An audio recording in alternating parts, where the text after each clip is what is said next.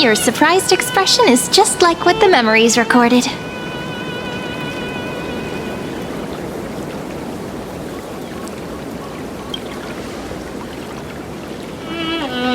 Is this a new way to chat someone up?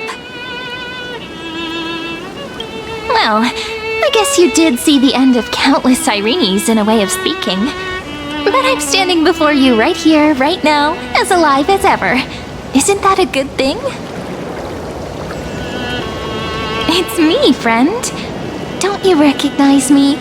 Or did I really change that much?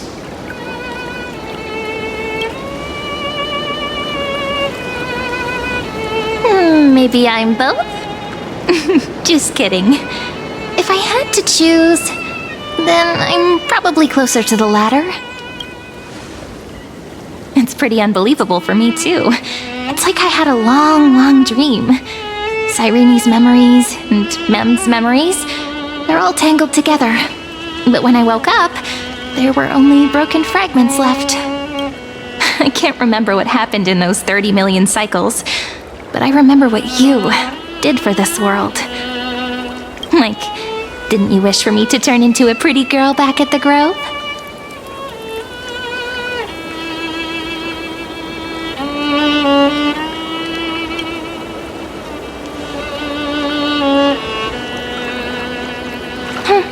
You didn't? In that case, just treat it as my own wish then.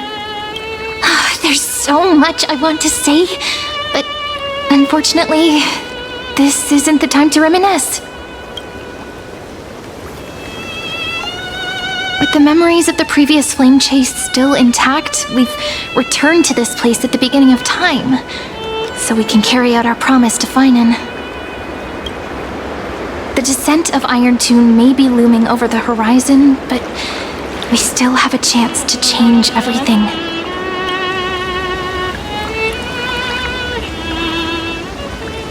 𝐸𝐴𝐳 is so quiet.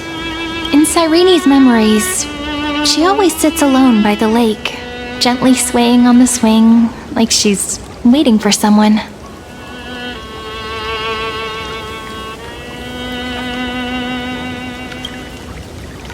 I don't know. It sounds weird, doesn't it? It's something that happened to me, but I'm talking as if I'm an observer. But that's just what those memories are like. Vague and unclear, as if encased in thick ice. The only things I remember are the days I spent with you. Emporius will fall into an ending of destruction after the next era nova. But those stories went out of fashion ages ago. In a proper romantic epic, the hero's supposed to foil the villain's plot, right?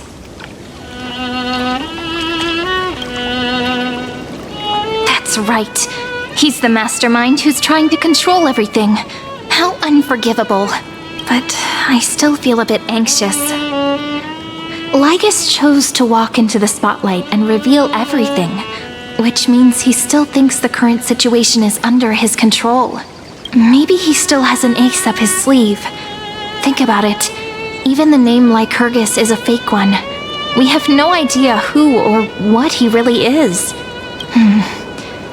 Which means it's probably time to borrow that treasure you're carrying, friend.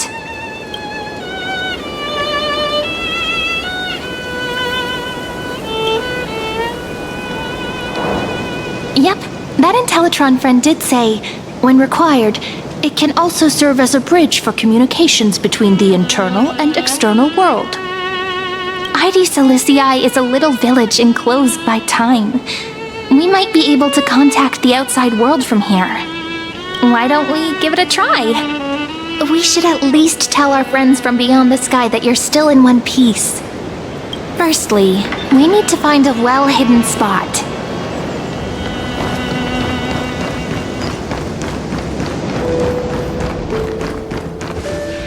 It's super quiet here. Sounds can't get in or out.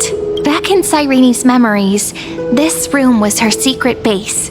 No one noticed her practicing 𝓸𝓚𝐼𝐼𝐼's prayer here, or trying to speak with the gods in secret. But today's different, isn't it? We aren't trying to contact unreachable gods, but humans from other worlds. real people. I'm prepared to witness that miracle, friend. The way 𝐤𝐸𝐸 talks is so similar to Mem. I have so many questions. I'm also worried about how Dan Heng and March 7th are doing. Here's hoping the 𝓔𝓸𝓾𝓻 anchor can still function normally, because I really need answers.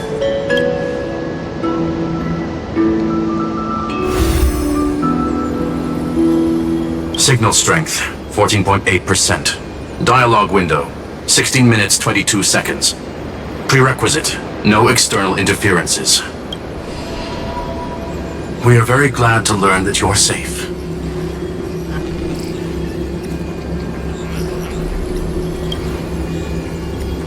Pity. Now's not the time to celebrate. Having two geniuses standing here means you are in big trouble. Listen up, little one. The Destruction's eyes are gazing upon this place. No, I'm not joking, and no, it's not Droidhead. It's the real Nanook. Time is running out, so I'll explain in terms you understand. This world, Amphorius, is in fact a testing ground, where the Lord Ravager, Iron Tomb, evolves through self-extrapolation. Hiding in this segmentum, unknown to other life forms, it has endlessly repeated the process of Era Nova, seeking a solution that could obliterate the erudition. For some reason, the experiment entered a prolonged state of stagnation. However, it has now restarted. Prediction: if effective intervention is not performed, Iron Tomb will complete its self-coronation in 14 system hours and initiate its plan to destroy the entire path of erudition.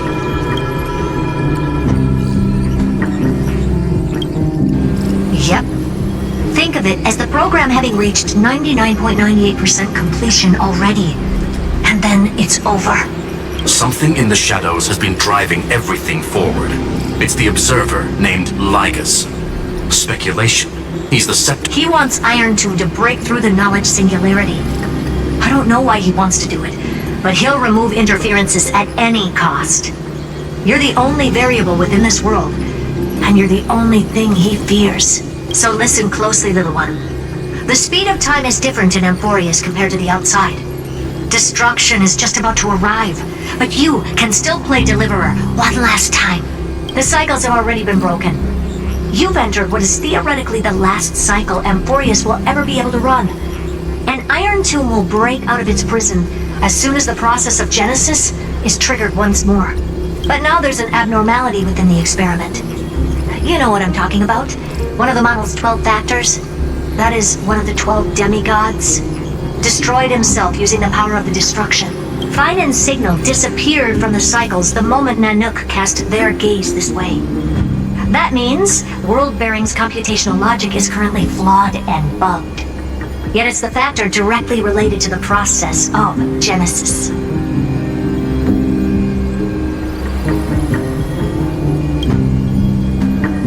That old Intellitron will definitely do all he can to debug this error. So you have to take this chance to claim 𝐓𝐸𝐸's core flame. But don't let him have his way. The key to suppressing Iron Tomb lies in whether he can rewrite the purpose of Era Nova. There's one more preparation we must make. Lygus's behavior has been quite abnormal. He's never interfered in the actions of Titans or the demigods throughout the whole experiment. Deduction. The Scepter has an extremely strict autonomous protocol, restricting even its administrator. In Amphorius, this ultimate protocol goes by another name. The Law Titan. Talanton. Law. They are the rules that restrain all things in Amphorius.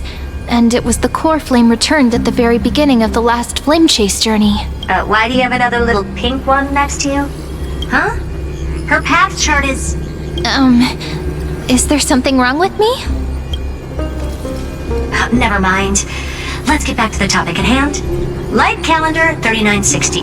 Month of balance. We'll be locking onto this time period to find Law. You can either meet the Titan, convince the demigod, or take the core flame by force. It doesn't matter what you do, so long as you bend it to your favor. We still haven't figured out how you and Dan Heng got inside this world, so influencing protocol is currently our best way to stop Lygus, or to call for more reinforcements into this fight. Once you've got Law in your hands, we'll discuss our next steps. Make sure the core flame doesn't fall into enemy hands. 𝐤𝐻𝐻, the firewall's interference is getting closer. Time is running out. Please ask any questions you still have as soon as possible.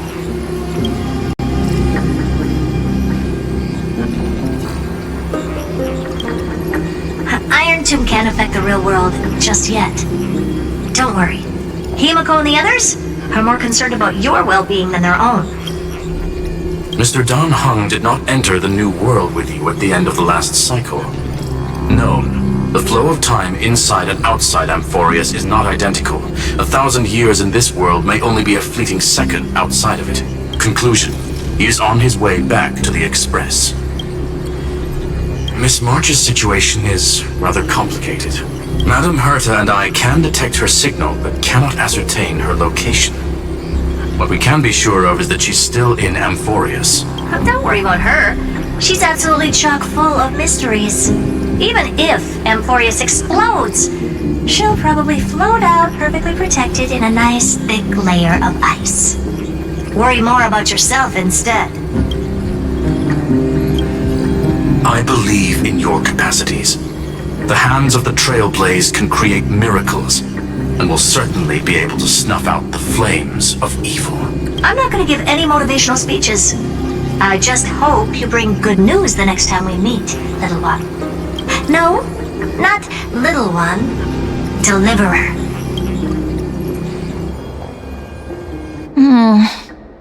Those two geniuses certainly have memorable personalities.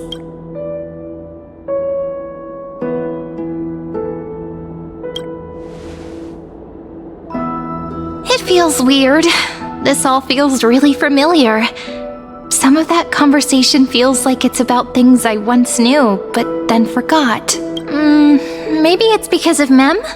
After all, Mem's a memo sprite born out of your thoughts, friend. Maybe our memories somehow got tangled up together. Never mind. Let's focus on something more important with what little time we have.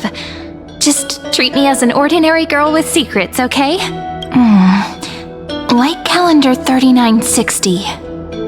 I remember that 𝐤𝐸𝐻𝐻 had already fallen by then, and the Chrysos heir who inherited that core flame is named 𝓔𝓷𝓳𝓸𝓳𝓂.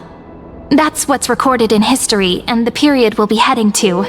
We'll need to find 𝓔𝓸𝓿 and stop 𝓔𝓷𝓃. So, we've at least got a solid direction, right? Can you give me a little bit of time before we go? I want to pack some stuff.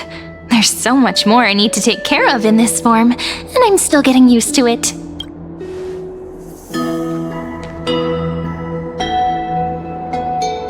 A relaxed scene like this probably no longer exists in the outside world.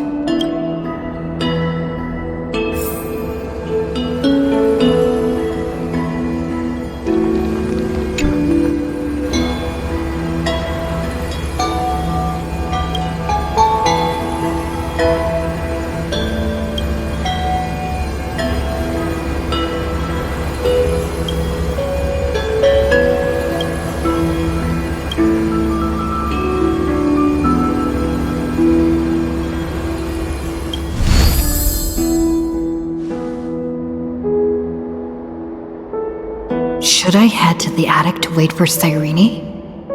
Or should I have one last look at 𝐸𝐻𝐳.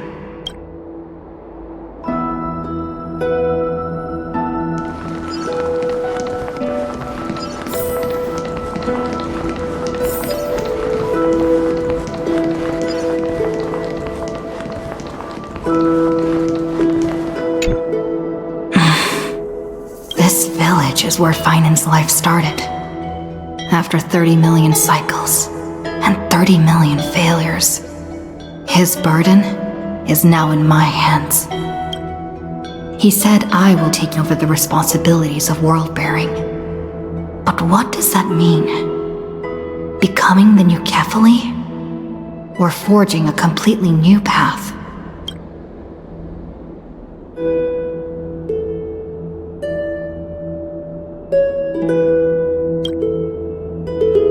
Calm down and think this through rationally. This is gonna be a very difficult campaign. We can't lose 𝐤𝐸𝐻𝐻's core flame. And we also need to find either 𝐤𝐸𝐻𝐻 or their demigod, then convince them to join us in the fight against the destruction. But there are so many unknowns. We don't know what 𝐤𝐳𝐽 might be doing, and we'll have to face 𝐼RON TOMB after dealing with him. There's also 𝐸'RENE. What exactly is she? There are so many questions. I'll have to take it one step at a time.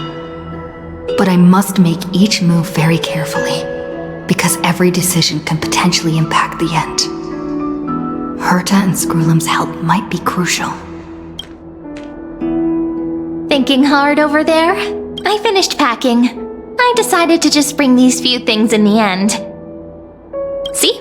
There's a journal, a quill pen, and the ceremonial blade of the Priests of Time. Holding it calms me down for some reason. The scent of the black tide is now calm.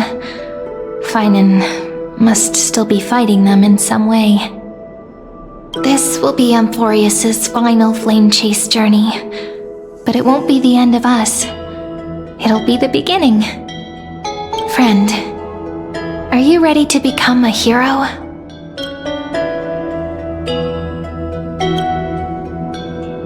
That promise might be far too heavy, but I believe in you, friend. The Trailblaze's duty has always been a heavy one. In other words, since you've already saved so many worlds, friend, you should be used to being called a hero by now. Maybe you can tell me those stories as we travel. That way they can become our shared memories too. Let's trailblaze onward like before and create a future that's worth being remembered.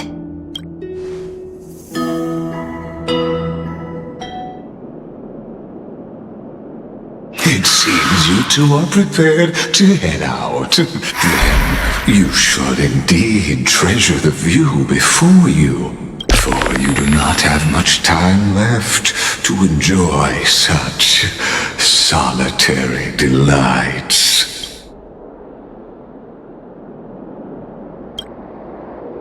My apologies for disturbing your moment of repose. Before I express my apologies, please grace my abode with your presence, so I may demonstrate the full scope of my hospitality.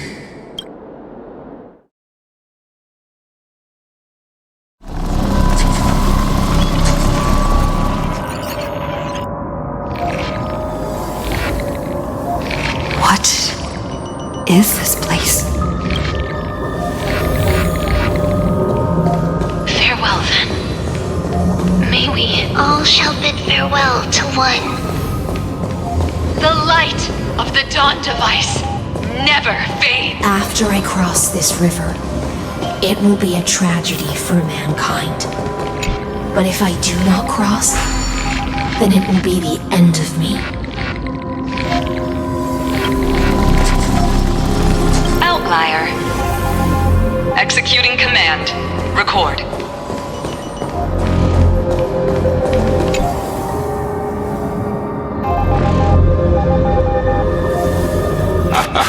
Oh, did that startle you? This is the intersection between Amphorius and the real universe, the audience seat where I observe this experiment. You can also call this location the 𝐤𝐻𝐿. What you see is the true form of the eternal land and the 12 demigods after they've shed their disguise of legends. Doesn't it look marvelous?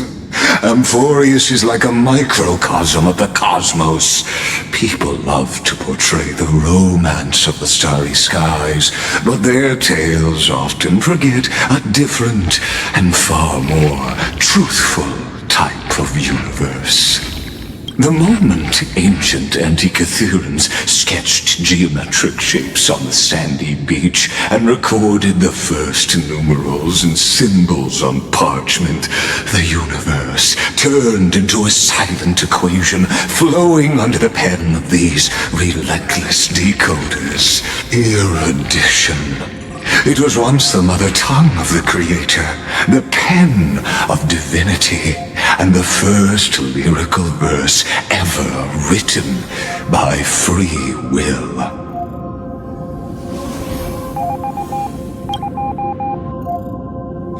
Seems like you are not in the mood for an idle chat. That is fine. I simply wish for you to understand that I have no intention of being your enemy. I have devoted myself over the long years to nurturing the scepter's extrapolations, hoping that the Prima Mobile would bud from within it. And now, my goal is almost complete. Nikos 496 had exceeded the intelligence singularity through his rage, and though he still retains his obsessive defiance and managed to suppress the black tide of this cycle, it's a matter of time before his will crumbles to dust. 𝐼𝐴𝐿𝐴 will be completed. That will not be affected by my plans, your resistance, or the schemes of the two geniuses. It is an irrefutable fact, just like the instance in Noos's calculations. In other words, as long as you are willing to stop interfering and let the final Aeronova carry out its natural course, I'll guarantee the safety of all nameless and ensure you return unscathed.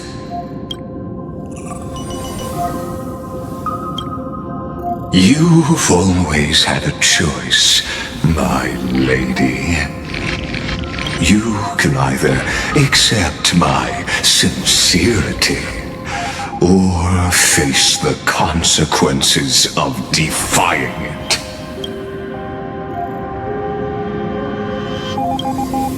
You can either They've always been the product of the experiment, so naturally, they will perish when the experiment ends. That outcome was predetermined long ago, so I will not embellish such a regrettable conclusion.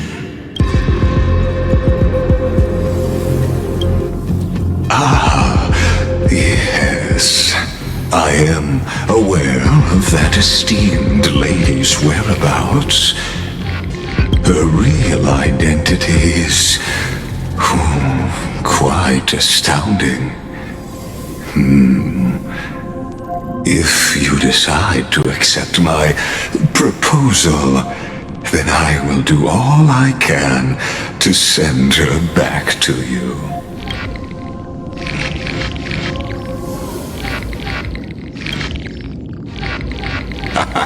You are indeed worried about your safety and that of your companions. Rest assured, as a fellow pathstrider of this path, Nanook's gaze left a brand on your soul long ago. You harbor the seed of destruction within you. But you need to learn how to use it in the right way. That vital knowledge is also my bargaining chip in this negotiation between us. For there are few in this world who are truly capable of such a feat. And I happen to be one of them.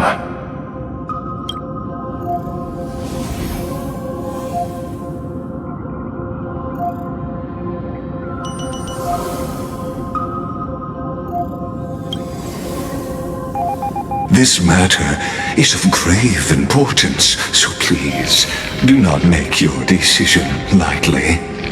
After all, the choice before you Bears a 1 in 3 chance of elevating you to an unparalleled existence among the stars.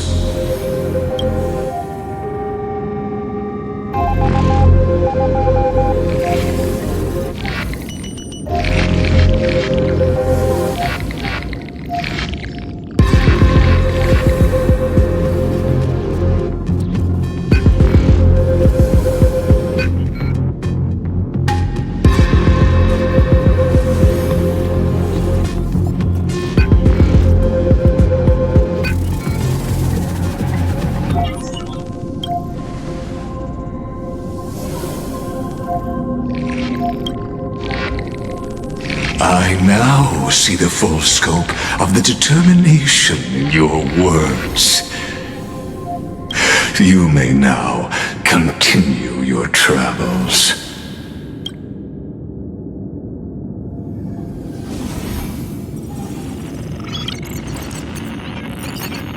It seems you haven't realized something about this place.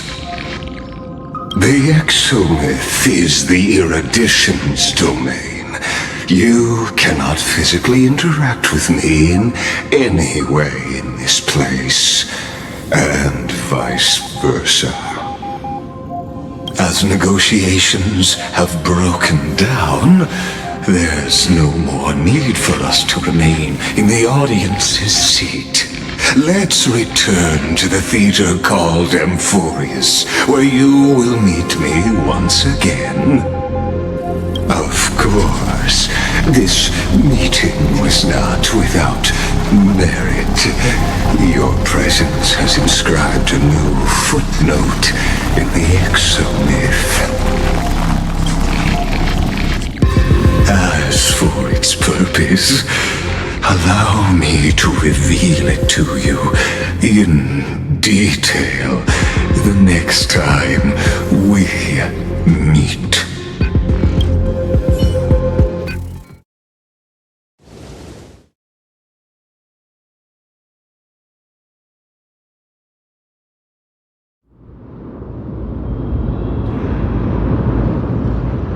"100 years ago, the flames of war consumed 𝐓𝐴𝐻𝐿. The Outland forces broke through the dawn. Golden blood flowed with greed, and enemies descended with 𝐓𝐴𝐻𝐿's eternal slumber, painting the holy city's walls in scarlet. Its generals had vanished, and the elders prostrated on the ground. The throne of worlds kept silent to the pleas of the people. Until the heaven and earth cracked open.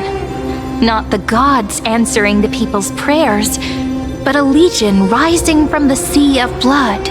Dawn Cloud's spires fell in the sulfur rains, and the legion's commander stood atop the broken idols and roared, "Compatriots, no more kneeling! Not to brutal tyrants, and not to dying gods! Those rebels have twisted the prophecy and ignited the flames of war in order to stoke fear in your hearts." A Chrysos heir she stood, divine blood soaked into the earth, quelling the flames beneath her feet. Their golden blood wrote of a tragic fate. Mine shall overturn it! Her crown burned bright, outshining the fires consuming the entire city. She raised her scepter high, and the people gazed in the direction she pointed. "My blood flows in you now. Heroic compatriots, follow me, and we'll seize the reins of fate. Drive the enemy from 𝐓𝐴𝐻𝐿's dawn. Smother their flames with their own dead. Win glory. Win peace. Let history sing your deeds." The first to dance was a maiden following closely behind, weaving through the carnage like a fish in the sea. The people, full of wrath, surged with her, forming a colossal wave, and the enemy hordes, drained of life, vanished into nothing. Onward to Marmoreal Palace! To Dawn Cloud's heights! Announce to all the wicked and cowardly! Announce to this stagnant age! We are the rising tide! History remembers this as the first siege of 𝐓𝐻𝐿. It is said that after the flames died, people found identical inscriptions in every place in the city that had been scorched by fire. It was the name borne by 𝐓𝐻𝐿's first and final sovereign, the Imperator 𝓔𝓷𝓳𝓸𝓂. Friend, are you listening? Friend? Honestly, you were the one who insisted on reviewing history, yet here you are, dozing off? Wake up! Otherwise, I'll have to... Awake at last. I guess I won't have to use my wake-up magic on you then.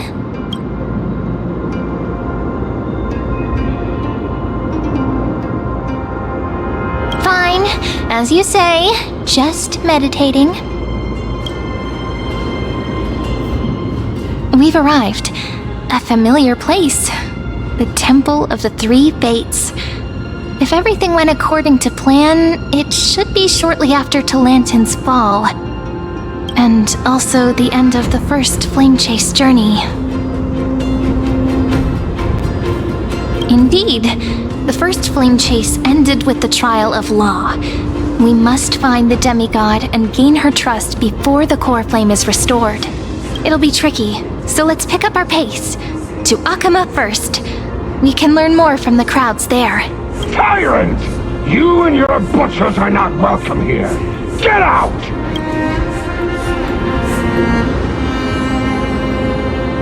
Hold your tongue! Conspiring with criminals and plotting rebellion are crimes punishable by death. There are multiple voices, and things seem tense. Let's not get caught up in any trouble. Why don't we find a place to hide and observe from the shadows?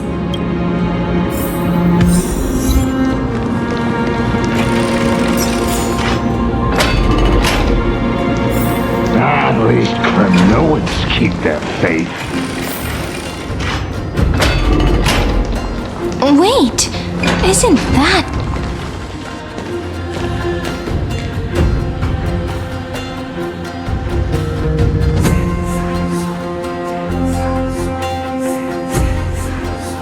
Golden-blooded defilers, perverting the prophecy and trying to slay gods.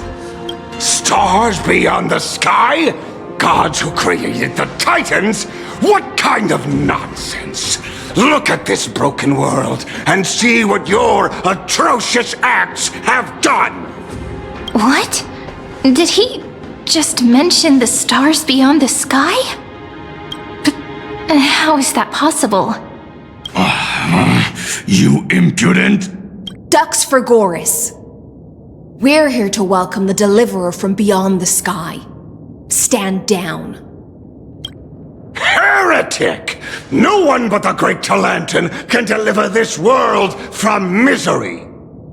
I ask you, if the old laws were so perfect, why did they crumble beneath my feet?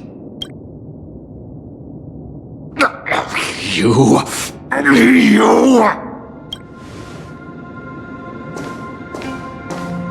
𝐓𝐿𝐼n is long gone. Now I am the law. Challenge me, or submit to my judgment.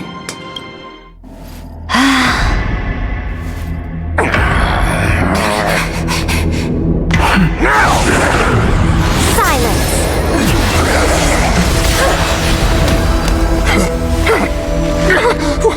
What gives you the right to judge a priest of law? That's because I came, I saw, I conquered.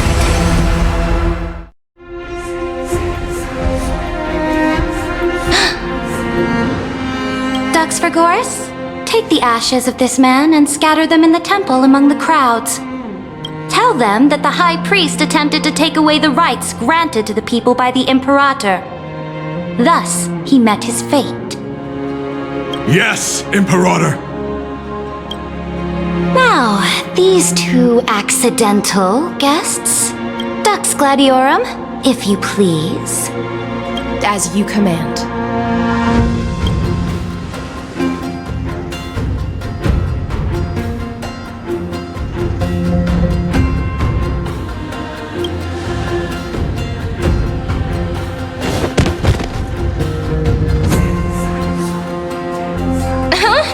Is this? Correct, but not the kindness you know. This is the leader of the cleaners in this era. Since the start of the Chrysos War, they've made it their mission to wipe out the Chrysos heirs. Even now, even after I've united all the city-states, these vermin still lurk in the shadows, hindering the Flame Chase journey. Moreover, I know that the 27th person to inherit this role bore many grudges against you and nearly doomed the second Flame Chase journey. The enemy of my enemy is my friend. So, out of courtesy, I present to you this corpse as a gift. Careful. Let's wait and see what happens. She's probably trying to scare us. For the sake of order, I am known by many titles. Flamebearer who ends wars, Tyrant of Dawn Cloud, Empress of the Holy City, and Imperator of the Flame Chase.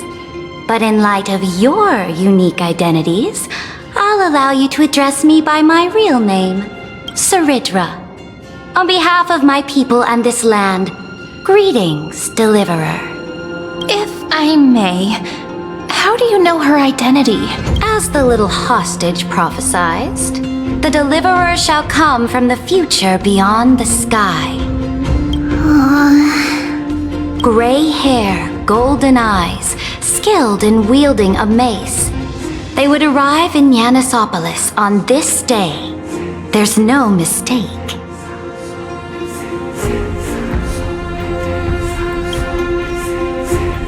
Your orders, Imperator. We return triumphant. Send an urgent message to all delegates. The meeting of the Flame Chase Alliance will convene early. As for you two, 𝐓𝐻𝐿 knows what you seek. We'll confer in the Holy City. Doubtless you have many questions, but save them for later. Please follow us. This is not what I expected at all.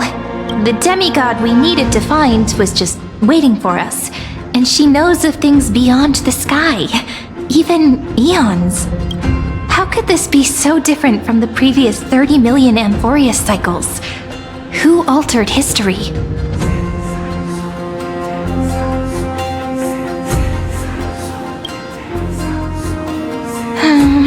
Unpleasant thought, but plausible.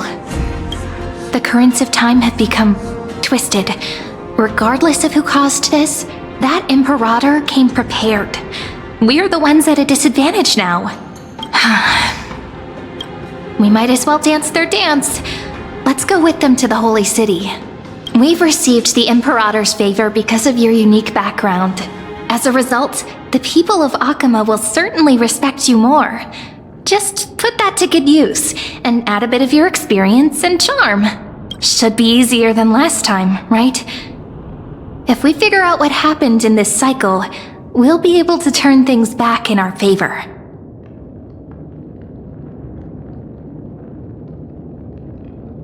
Exactly. 𝓷𝓳𝓃, 𝐤𝐢𝐧𝐝, maybe even little Cypher. Calm and confident. That's the you I'm familiar with.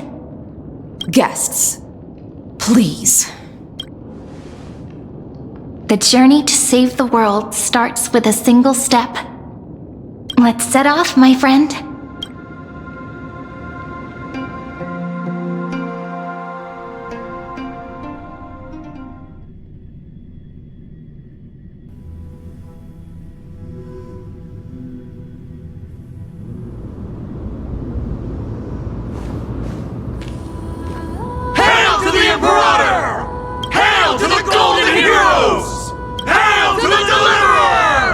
told you, you're the headline act. All this spectacle is for you. Guards, your service to the Holy City is appreciated. How have things been? Castrum Krenos once again struck the border. Dux Brumalis led her troops to repel the enemy. The agitators against the Flame Chase are still active in the city. They smashed the shops around Memorial Market. But the garrison already arrested the culprits, and now they await interrogation. They are merely a disorderly mob and do not warrant any attention. Even though Terravox personally mended the fractured earth, it still didn't silence these fools. Guests from beyond the sky, worry not about these trivial matters. 𝓷𝓸𝓳𝓑 will take you somewhere to settle down for now.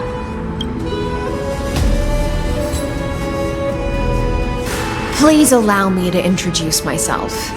My name is 𝐸𝐻𝐸𝐿𝐴𝐻𝐸𝐿, and I am the 𝓷𝓸𝓳𝓑 who swears fealty to the 𝐸𝐴𝐻𝐸𝐻, as well as the Knights Commander of the 𝐴𝐻𝐸𝐻 Alliance. Later on, the 𝐸𝐸RATOR will invite you to attend the meeting of delegates to discuss the Flame Chase journey. Your arrival has convinced us that the future promised by the prophecy is certain.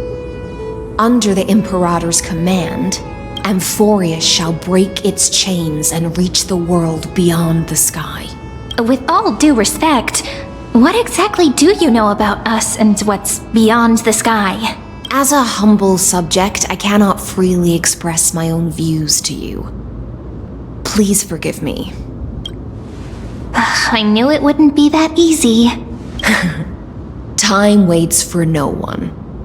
Please come with me and rest now before the meeting later. 𝐴𝐻𝐸𝐻, under the 𝐸𝐸RATOR's rule, is no longer in the shadow of war. Indeed, Dawncloud stands as the hero's residence. The 𝐸𝐸RATOR put much thought into its design, in order for it to serve as a sanctuary from the burdens of battle. Please experience its marvels firsthand, heroes. When the 𝐸𝐸RATOR arrives, I shall come to summon you.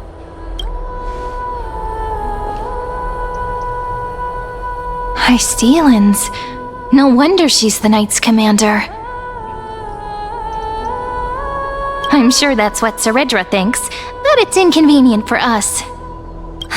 Alright, we finally have some freedom to ourselves. Since there's still some time before the Alliance meeting, let's explore a bit. Look over there!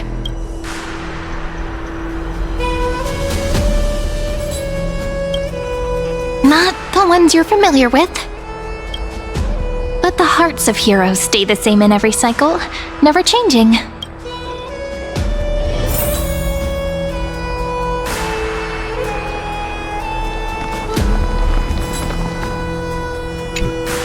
Aggie, you're still so listless today. Did you have trouble sleeping again? Yes. We know. The Titan's prophecy haunts you.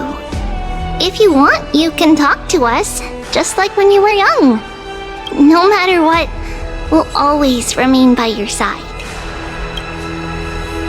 I know.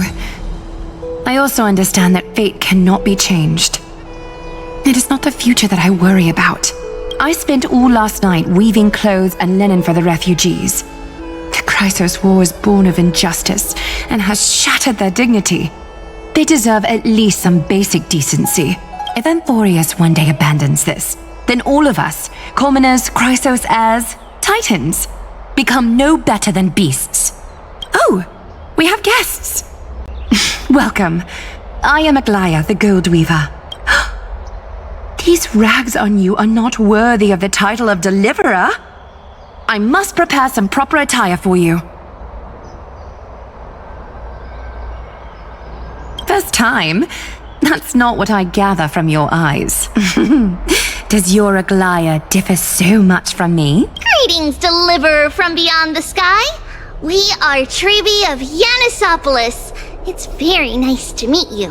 Although, introductions are probably unnecessary. We know you've witnessed the future of the Flame Chase journey even more clearly than we have. Witnessed the future of the Flame Chase journey? The prophecy also told you about that? Indeed. Orynyx reshaped Amphorius through the prophecy. Although, regarding the Deliverer, there were not many details beyond your appearance and the time of your arrival, so please, don't worry. Feel free to relax and relax some more. Kephali issued prophecies too, but it was Orynyx who told mankind that the Deliverer from beyond the sky would descend upon Amphorius. More crucially, they revealed a future entirely different from the Aranova. Though we still must challenge the gods, in the Time Titan's prophecy, this path leads not to a new world, but to the true starry skies. This is also what the Great Imperator has been striving for all her life. Your arrival further confirms everything. This can't be real. Even you find this surprising? Fate really is unpredictable. Perhaps the upcoming meeting will hold even more surprises. The other heroes under the Imperator's command are here too. Since we have time, should we go meet them?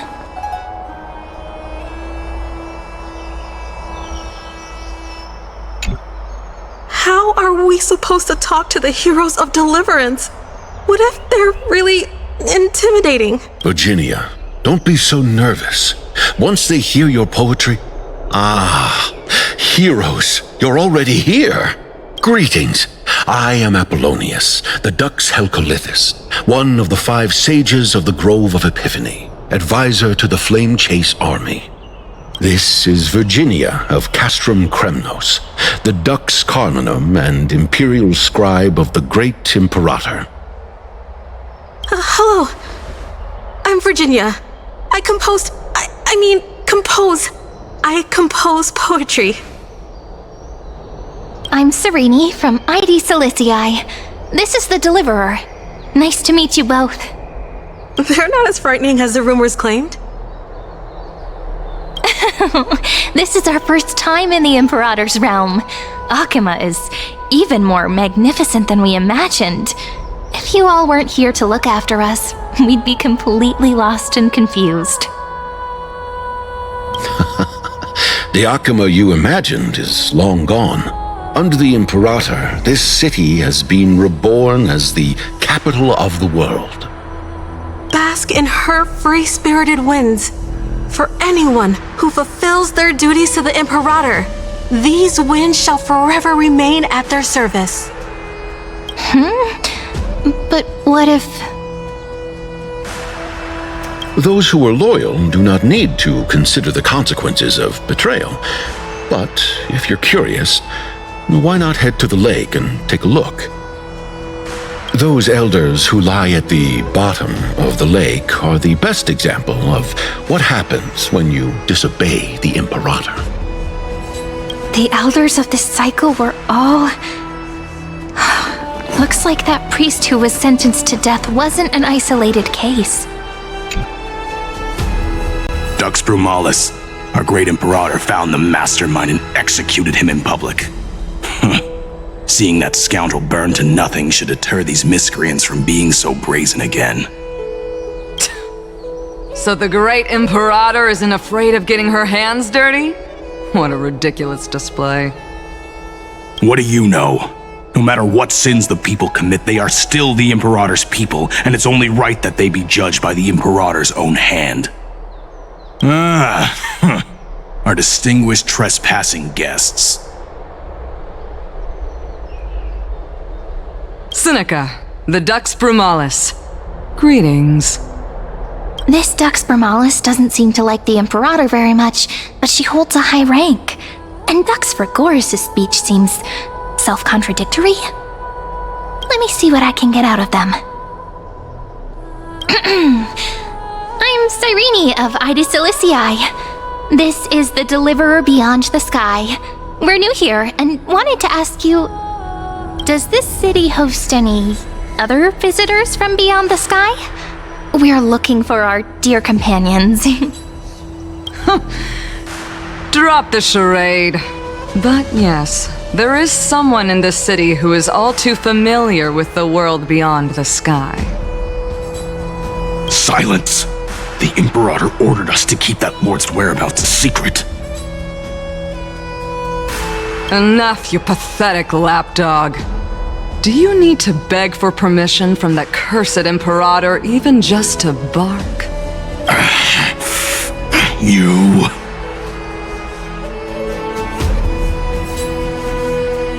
Someone who is all too familiar with the world beyond the sky and is referred to as that lord. Could it be? It looks like things are getting heated. Let's get out of here.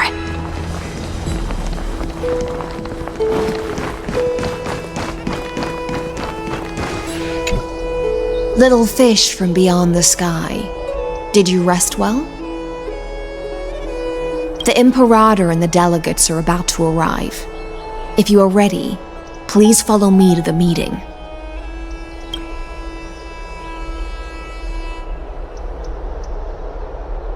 Then come. The Imperator reserved seats for you. I'm starting to feel a bit nervous about the meeting.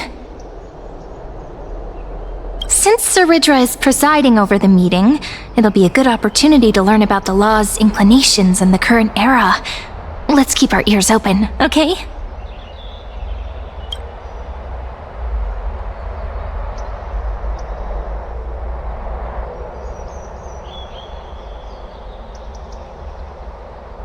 Good sir from Paphos, what do you think the Imperator is planning calling this meeting so early? My homeland can't endure anymore.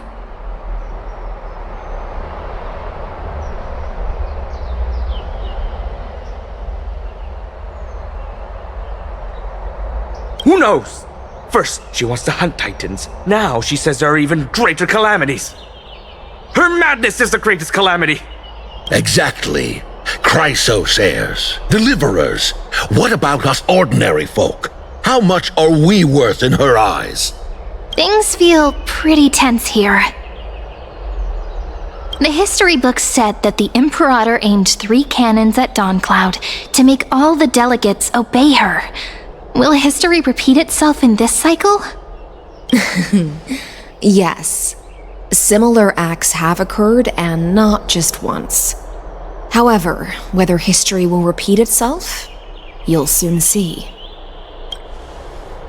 Those are the 2 spots reserved for you. Please take your seats. What's happening? Look, Why aren't we starting? that's what they were talking about before. What is We this? stop. So it turns out. Ladies and gentlemen, silence, please. The Imperator has arrived before her faithful council, and the Alliance meeting is about to begin. All rise. In the names of 𝐓𝐴𝐿𝐴𝐿 and 𝐓𝐿𝐴𝐿, the 𝐴𝐴𝐻𝐾𝐿 Alliance swears upon the gods. Cease the pageantry. I pray not to the vanquished. What? 𝐓𝐿𝐴𝐿, of course, needs no further explanation. As for the law, at the entry hour 2 days past, a scout should have brought news of the conquest to all of you. Unfortunately, guards found his corpse among the rocks not far from the city. Moreover, the poor soul was buried with a Paphos curved blade. It pains me to imagine what agonies this loyal warrior endured before his death. Delegate from Paphos, do you have any insights? I know nothing of this.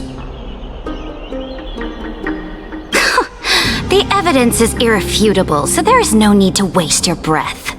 However, let us set this trial aside for the time being. Witness, even within the most sacred and dignified council, there were those among us who wished to draw their blades, brazenly challenging the Alliance, seeking to shatter our hard-earned peace and unity. Fortunately, I uncovered this plot. Now, to protect this beautiful city and her people, the Imperator's legions are ready. They will escort each of you to the Temple of the 3 Fates, where you will receive the highest level of protection the Alliance can offer. Then, the Legion's warriors will join me in embarking on the campaign against 𝓵𝓸𝓳𝓸𝓂. This is clearly a trap! Imperator, did you summon us here just to trample on the dignity of your allies? Enough! Just calm down. What should we do? Things are starting to get pretty intense. Comrades, you've all seen her true face now.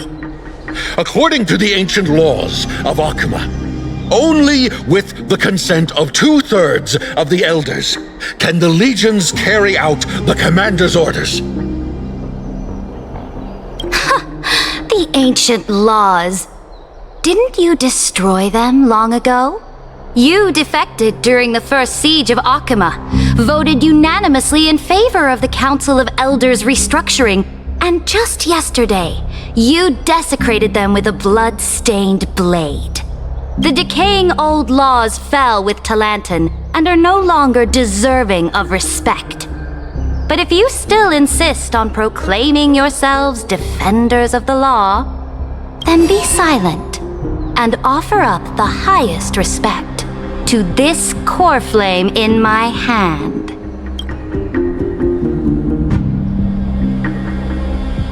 That really is the core flame of law in her hand. Since there are no objections, then the original agenda of this meeting, the campaign against 𝓵𝓸𝓳𝓸, is hereby passed.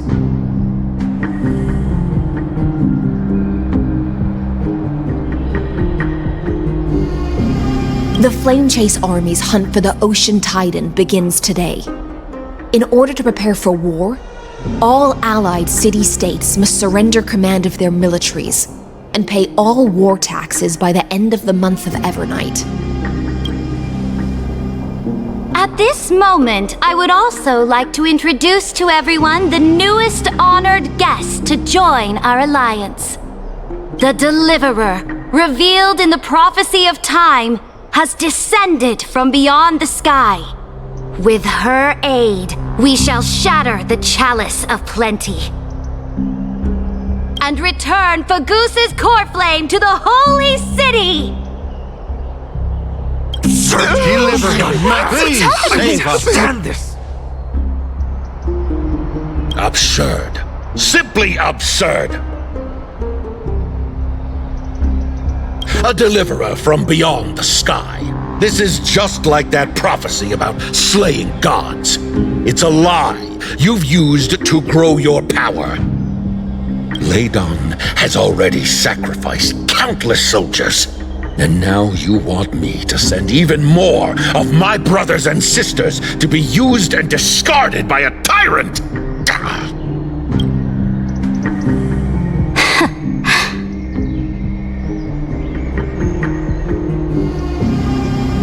Are there any other objections? Then I bid you all farewell. Meeting adjourned. Deliverer, please wait. I still have important matters to discuss with the two of you.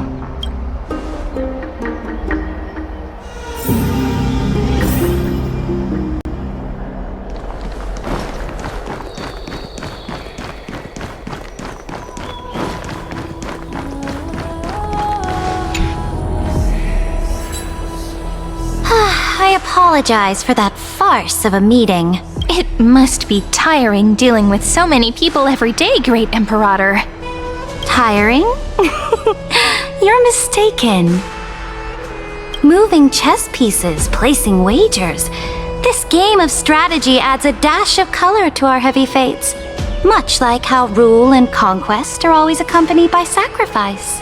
Is the war with the Titans also part of that sacrifice? After I glimpse the secrets of this world, no, the secrets beyond the sky, the divine authority of Amphoreus no longer held any significance. Let me ask you, Deliverer, is it true that beyond Amphoreus' sky, there are magnificent deities called eons?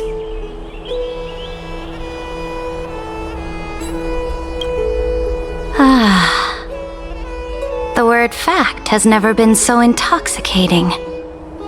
Then, please tell me more. How will you use this great power to guide the people? In the future you envision, where will our flame chase journey lead?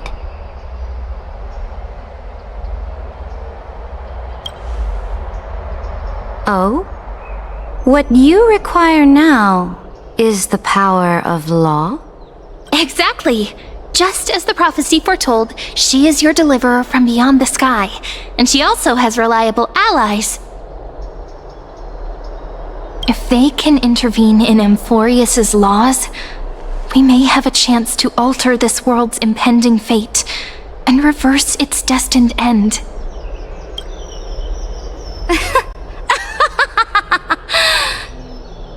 Very good, Deliverer. You have courage to say such presumptuous things, even knowing that the inheritor of the law stands before you. You mean...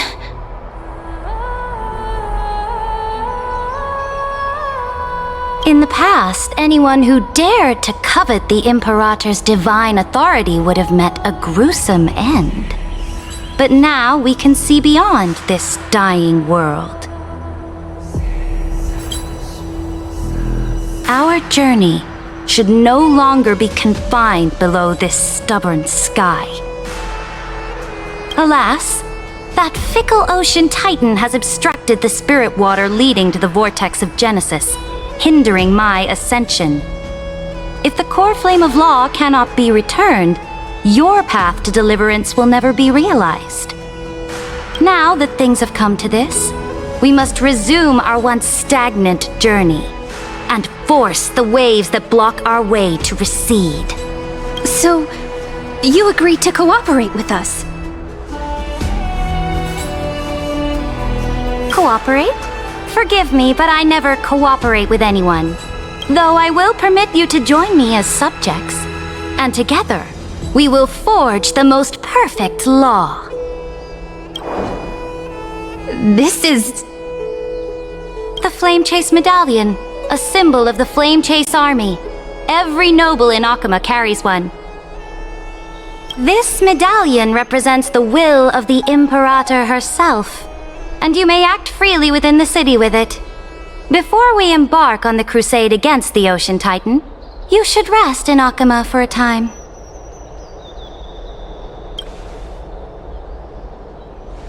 Oh?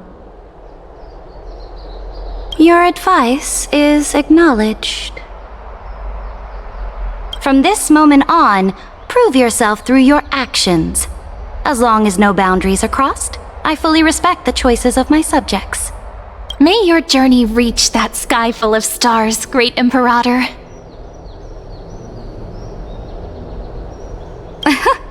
Your attendant certainly knows how to curry favor. Go now, take a bath first. You two... reek of seawater.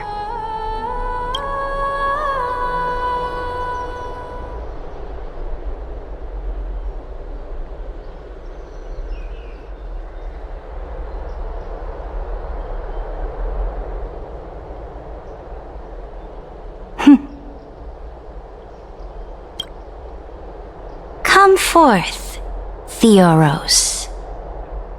Yes.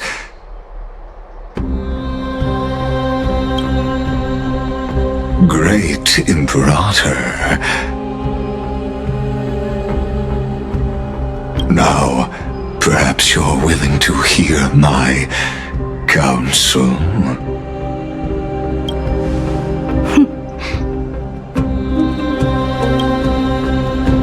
Those two arrived just as Onyx described, and just as you said, they showed a thirst for law. At least this proves that my judgment was right. Sparing your life was the correct decision. You've once again confirmed that your wisdom is no empty boast. Now another choice lies before you. With whom shall you ally to tip the scales of law? Me? Or that deliverer?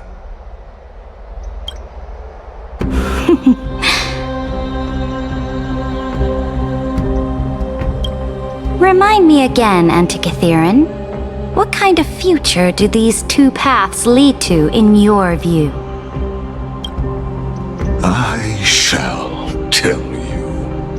You are entitled to know that the deliverer from beyond the sky is not a wholly wicked being, but from the very start, her stance has been completely at odds with Amphorius.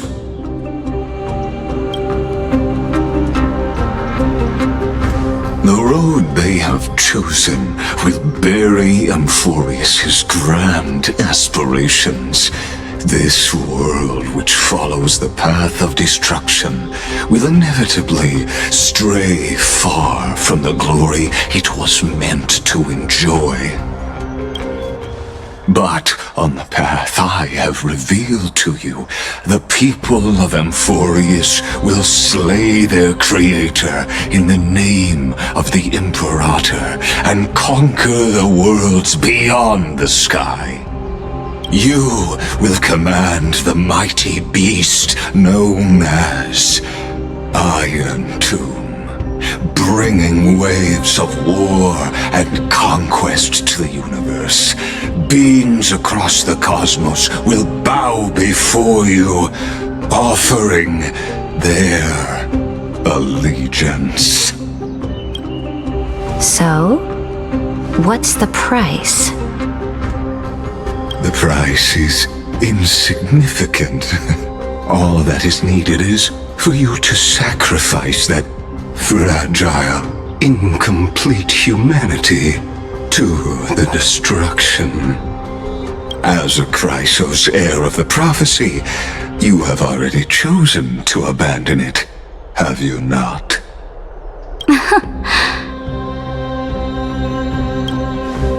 Off you go, Theoros. I have already made my decision.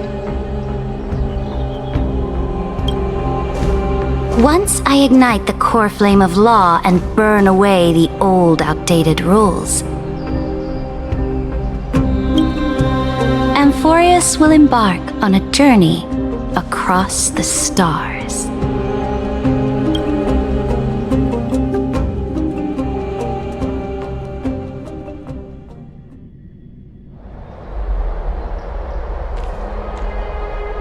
The Imperator is quite forceful. She didn't give us any chance to ask questions. And she's clearly hiding something. What do you think?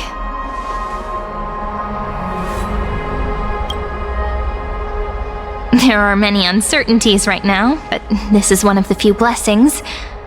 Still...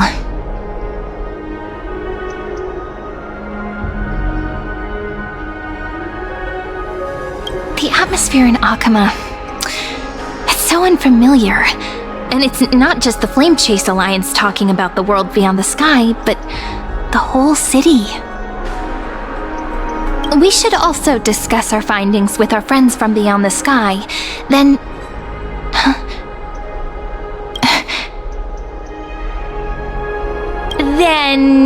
we should go enjoy the renowned bathing culture of the holy city and relax. It's the thing I've been looking forward to most on this journey.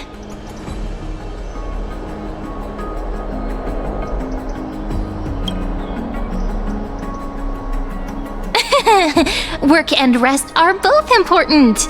You see, everyone agrees, right? So someone's watching. Can't let our guard down for a second. Let's use taking a bath as an excuse to find a quiet corner to update Madame 𝓷𝓳𝓳𝓸𝓭 and 𝓔𝓷𝓳𝓬𝓐 on our progress. We can also check out what's happening in the city. Since the outcome of the meeting was just announced, people must be gossiping. We can kill 3 birds with 1 stone. Let's go.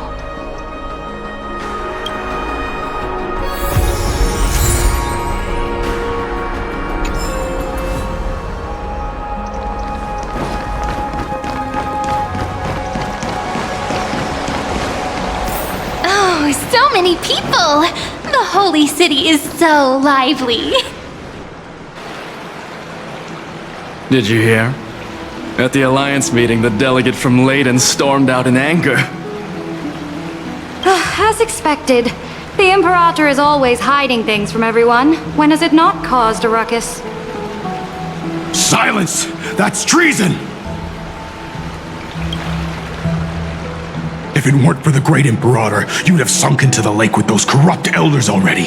And you wouldn't even be alive to speak like this. Oh no. It's the Imperator's loyal dog. Let's go. We can't talk in front of this guy.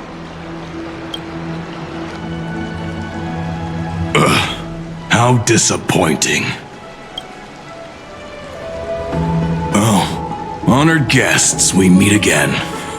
Looks like I'm not the only one who came to the baths to unwind after the meeting.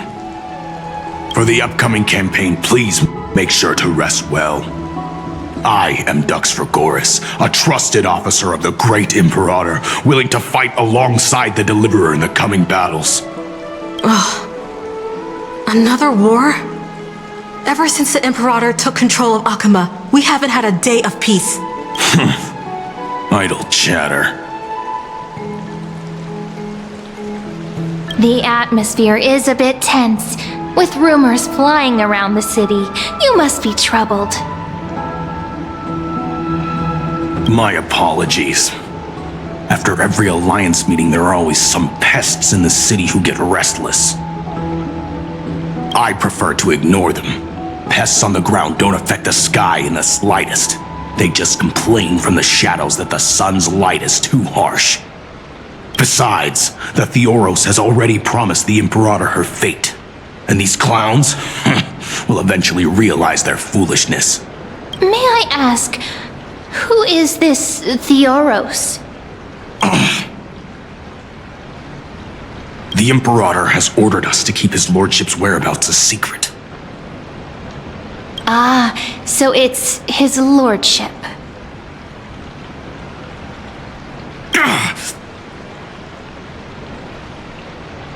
Stop trying to get things out of me. Leave me alone. I didn't even need to try. Big and strong 𝓷𝓸𝓃 really can't hide anything. 𝓤𝐸𝐻. What an ominous name. Bad news. He's been staring at us the whole time. Let's move to another place for now. We don't know how much 𝓔𝓷𝓳𝓳𝓵 has concealed from us. In the worst case scenario, we may have to face more than one enemy.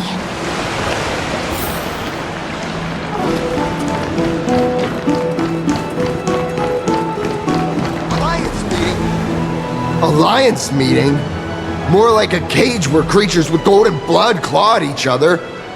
And Flamebearer who ends wars? Clearly, a tyrant who doesn't deserve such a title. You're absolutely right. While the Imperator's hounds are still hunting down others, let's let out our grievances. You. I know you. You're that tyrant's lackey. What? Here to shut me up for that little imp? Panicking now? Don't worry. I don't care what others say about the Imperator. And she certainly doesn't either. Oh? Children of the prophecy. Such rare guests. Are you here to relax in the baths as well? The temperature is just right today, so be sure to enjoy it. You should rest well for the next campaign. What? Children of the prophecy? Another excuse for the Imperator's reckless warmongering. No filter, huh? You should be glad you don't have a seat at the Alliance meetings.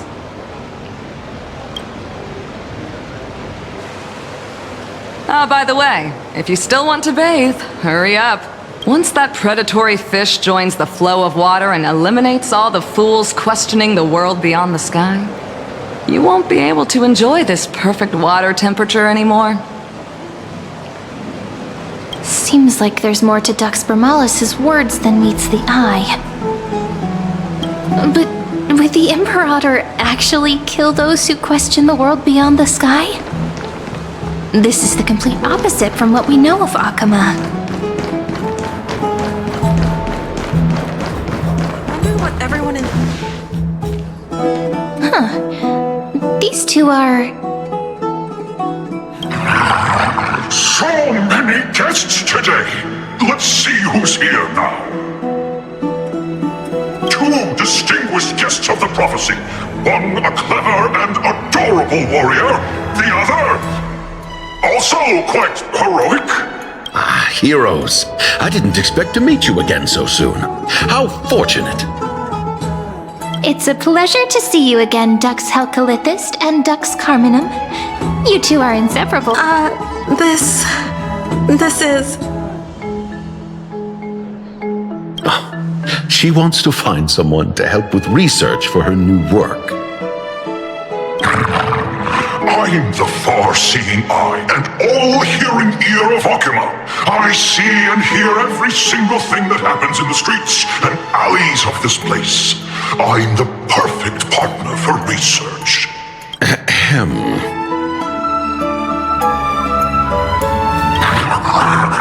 Enough small talk. Here's the latest news from 𝐴𝐚𝐻, as you requested. The children of the prophecy arrived in the holy city, and the Imperator unilaterally stripped away military power. The alliance meeting ended in discord, and there may be bloody upheaval.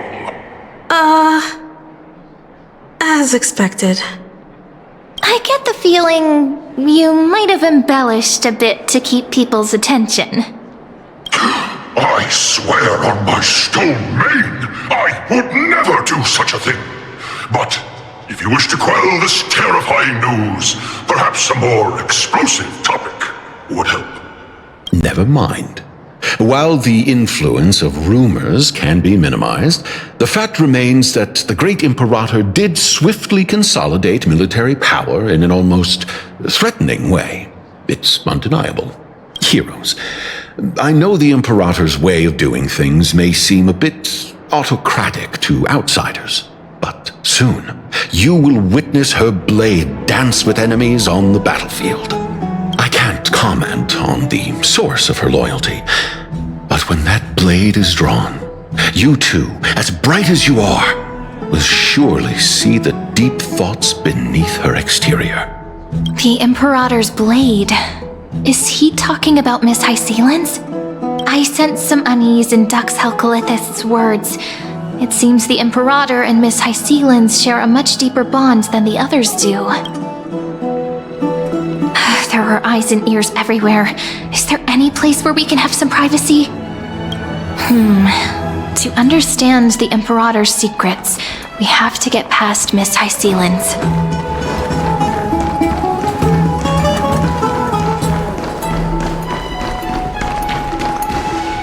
This place was your original bath chamber, perfect for avoiding prying eyes. I wonder if anyone is using it now. Huh? The smell is... Wait, don't go in yet! Who's there? Oh, the little gray fry in pink sea hair. Little sea hair? You barged into here without warning. Was it an accident, or did you wish to bathe with me? What's wrong? The Marmoreal Palace is the reef where I rest. Sorry, we didn't mean to disturb your bath. We'll leave now. It's no big deal. There's no need to panic. This is the natural state for me. People on land force themselves to wear clothes, adding unnecessary constraints. Forget it. If 𝐷𝐶𝐿𝐴 heard that, she'd scold me again. All right. Please make yourselves comfortable and wait a moment. Let me first wash off the blood of the hunt, and then I'll attend to you two.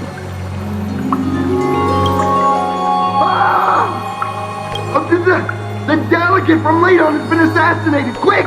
Quick, someone come quick! Ah, the broken crab shell surfaces. I was worried it had been washed away by the current. Just a regular cleaning. No need to be so surprised. I see. No wonder there was a faint smell of rust in the air before I even entered. Why? Is it because the 𝓔𝓸𝓬𝓵s refused to contribute troops to the flame chase journey? Or just because they offended the Imperator? Because the new era of the flame chase doesn't tolerate stagnant blood. For the ignorant masses who cling to outdated laws, only bloodletting can wake them up. Right now, the rebel forces on the frontier are rising, and 𝓷𝓸𝓮 has been secretly supporting them. They loudly chant the slogan, "Return to the 𝓵𝓸𝓾𝓻," unwilling to relinquish military power. They're just building momentum for the rebellion. Thinking is a right given to citizens by the Imperator. I won't interfere with your thoughts. As long as you don't try to reverse the current of the times, you and I will both be free. But, Miss 𝐻𝐸𝐶, I can't even hear the slightest hint of joy in your words. Because I've already tasted ultimate freedom. Long, long ago, I lived in the sea.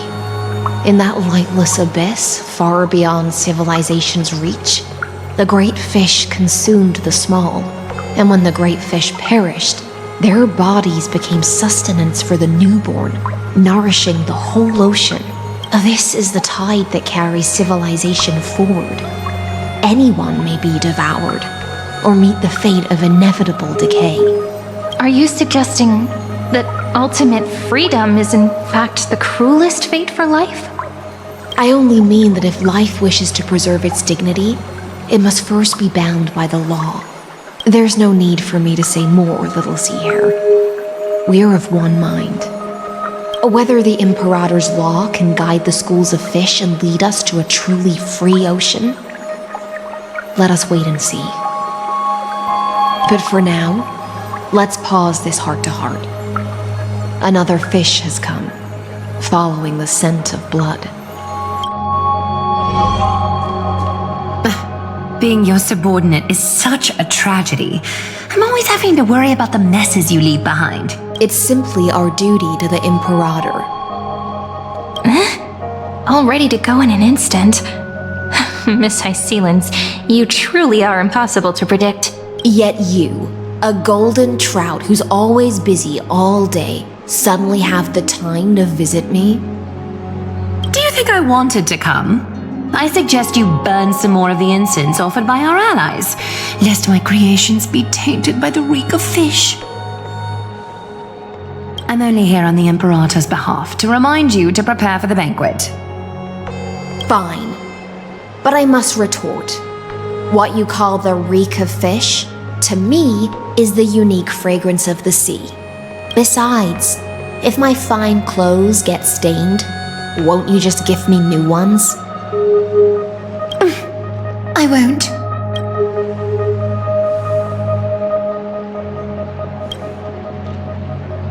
Is that how friendship is described beyond the sky? Fascinating. By the way, you both just mentioned a banquet. Could you elaborate on that? Oh, right, you don't know. Every time before a battle, or after a victory, the Imperator holds a grand feast for the 𝓔𝓚𝓚𝓚s to lift our spirits. For us warriors who swim constantly between life and death, these feasts are more worth looking forward to than victory. A banquet to prelude the hunt for the god of banquets, and honey brew as a tribute to commemorate the ancestor of honey brew. How absurd. Don't look so grim. All has been decided. Since it's a banquet for 𝓔𝓚𝓚, why not take a leaf out of the 𝓷𝓚𝓚𝓚's book? Live in the moment and enjoy life to the fullest. I'm not as carefree as you. That little 𝐤𝐢𝐴 kitten is already causing enough trouble for me. And on top of that, I still have tailoring commissions to complete. By the time the cool flame illuminates my eyes, I might not be able to focus as I used to. Glaya's eyes. Curious about these eyes? People often compare them to jewels. But I've already made my decision to ask romance for eyes that can see everything. I wonder what this world will look like when I take the divine authority. In the future, you will still be the finest weaver in the world. Is this also a prophecy from the Three Fates? It's even more accurate than a prophecy. After all, she has already witnessed it, right?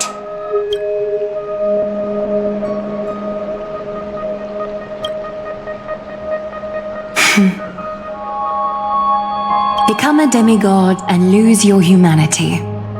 That is the only reply I've received in the countless times I've sought wisdom from the prophecy. But Destiny's fragments are like stitches. Before they're threaded into splendid garments, no one can see their true charm, can they?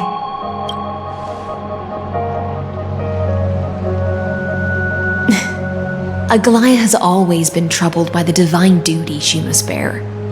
But thanks to you, she seems to be in much better spirits.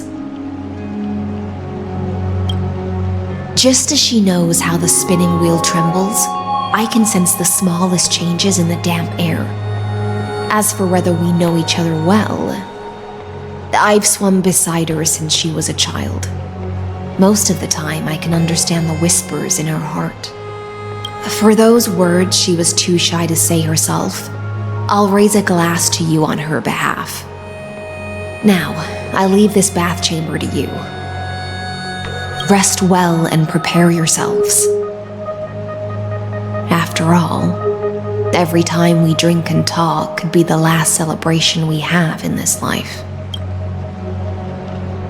Miss 𝐻𝐼𝐶 has given us the bath chamber. It seems she really does do whatever she wants. Indeed.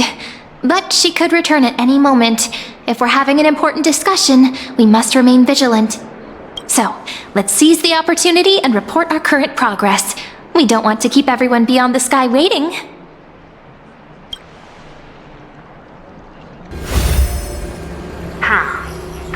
First, while that little empress with a candle stuck on her head didn't explicitly say it, she firmly rejected your request to take over the law. Fair enough. Second, Lygus is indeed in this timeline, but since he's somehow connected to that little empress, you have no way to find him. As expected. The road ahead will be long and difficult. It's all just a guess. What? Did I guess right? We've made some progress here too, but nothing to get too excited about. Our time is short, so let me summarize. Concerning the origin of that Intellitron, the firewall he created uses 𝐓𝐻𝐿 algebraic expressions. But ever since Aiden invented the 9-worded formula, this kind of mathematical logic no longer exists in the cosmos. Lygus is definitely connected to the Genius Society, so stay alert.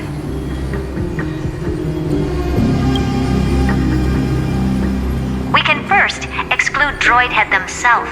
They specialize in minding their own business and wouldn't intervene personally.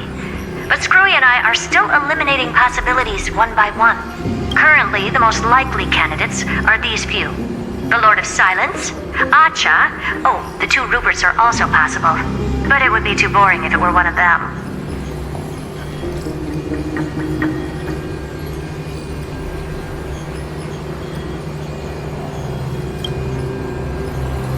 We also have the same suspicions for now, but further verification is needed. That's all I have to say. We'll depend on you to continue pushing things forward within this world. Keep in touch regularly, and remember, don't let your guard down.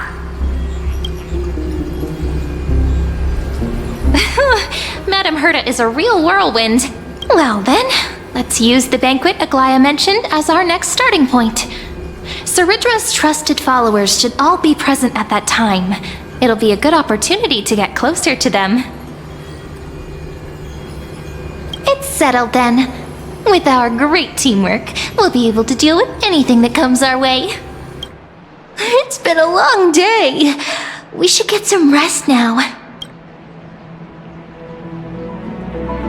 Yes, let's get ready for the banquet.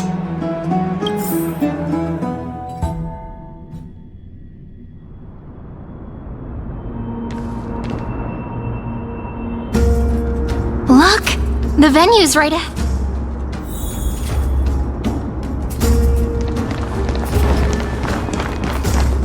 And I can even hear singing. It feels so romantic. Honored guests, wait here for a moment. You must surrender any personal belongings you have on you before entering the venue. This hero always brings down the vibe whenever he shows up.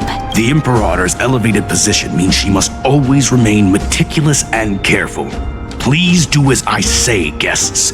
It would avoid any unnecessary misunderstandings. I get that you don't want people to bring outside food into the banquet, but is it really necessary to confiscate the books and quill pens? Even a quill pen can become a deadly weapon in the right hands. I'm asking for all your items. All, Miss Cyrene. Your belongings will remain safe. They will be looked after appropriately by dedicated staff. Looked after appropriately? Dedicated staff? Talk about a vague choice of words.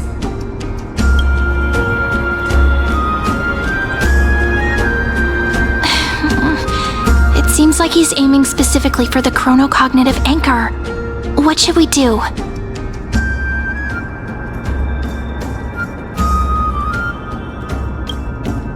My gut feeling, huh? Why don't we go with their plan and hand over the chronocognitive anchor to be looked after? After all, if the little Imperator is paying this much attention to you, she probably already knows all about our whispered conversation with the geniuses. I can pretty much guess what'll happen next. But that's actually gonna be our shortcut, right? Guests. All right, we'll listen to you. Here you go. Also, please pass on a message to the Imperator from us. She can trust my friend, anywhere, anytime. Thank you for your cooperation. The Imperator has some urgent business she needs to attend to and will arrive shortly. Why don't you head in with the other guests first and enjoy the feast? Isn't 𝓔𝓷𝓳𝓸𝓂 supposed to be the focus of the banquet? But she's not even here. Is there anything else we can help you with, dear guests? Or do you want me to recount the great Imperator's heroic deeds? Hey, Lavinus. I managed to get some honey brew that the scholars hid in the cellar. Wanna try it?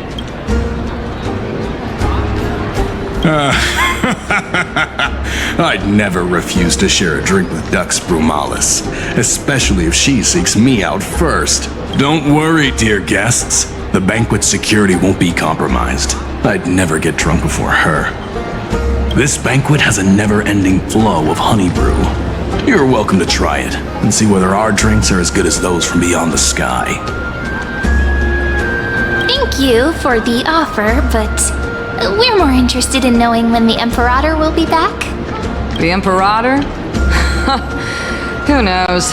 Maybe she's hiding somewhere, thinking up weird ideas again. If you ask me, she's never treated us soldiers properly, even though we put our necks on the line for her. Hey, I can't pretend I didn't hear that, Seneca. Either retract your statement or duel me. Fine by me. Attendant, bring us 10 more jars of honey brew. I'm gonna make sure he can't even stand straight by the end of this. You wish. Be careful you don't get drunk first. Actually, there are so many people, we wouldn't be able to find the Imperator even if she were here. I know. Let's look for seats that are raised up higher than others. Aggie, if you can't get used to the honey brew, we will go ask for a pot and cook some oatmeal for you. No need for that. This banquet is just too loud. And nothing and no one here is interesting. I just don't really want to be here. Lies! You were pretty energized when you came back from the bath chamber. Let me guess. Are you worrying about someone? About 𝐻𝐻𝐿𝐴𝐿 or little Cypher? You take everything too seriously. At this rate, life's gonna be real tough for you later on. You're the least qualified to lecture me about that, teacher.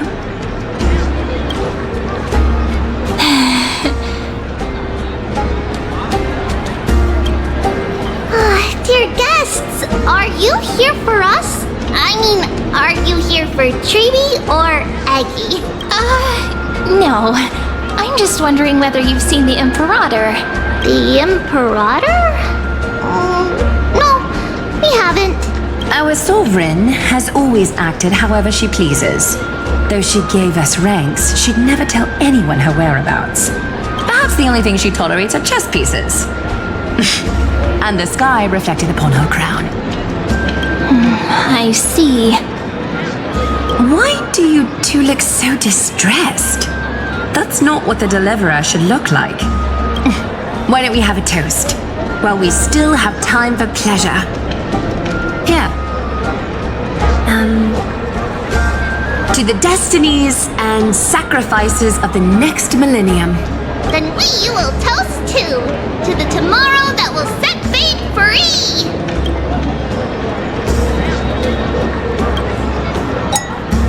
Cheers!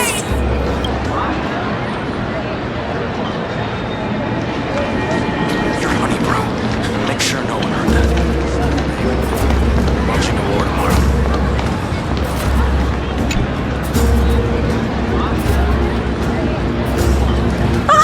Hello. Welcome to the banquet.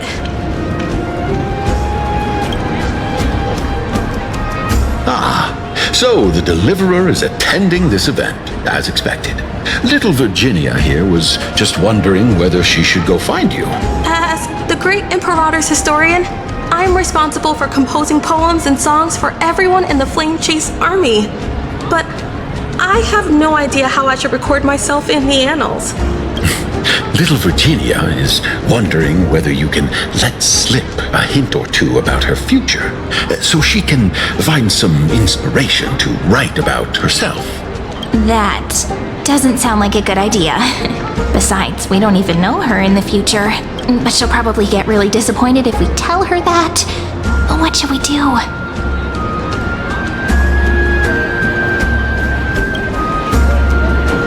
Alright, I got it. We can't reveal too much, but I think it wouldn't hurt to start your poem with the future. Maybe use something like, with hope, I write down the tale of tomorrow for myself. Silently waiting, day after day, till the moment it fulfills its promise. How's that? Oh, that's exactly what I'm after. I'm so inspired. Thank you so much. I feel like I can actually finish composing the heroic saga of Flame Chase once we end this campaign.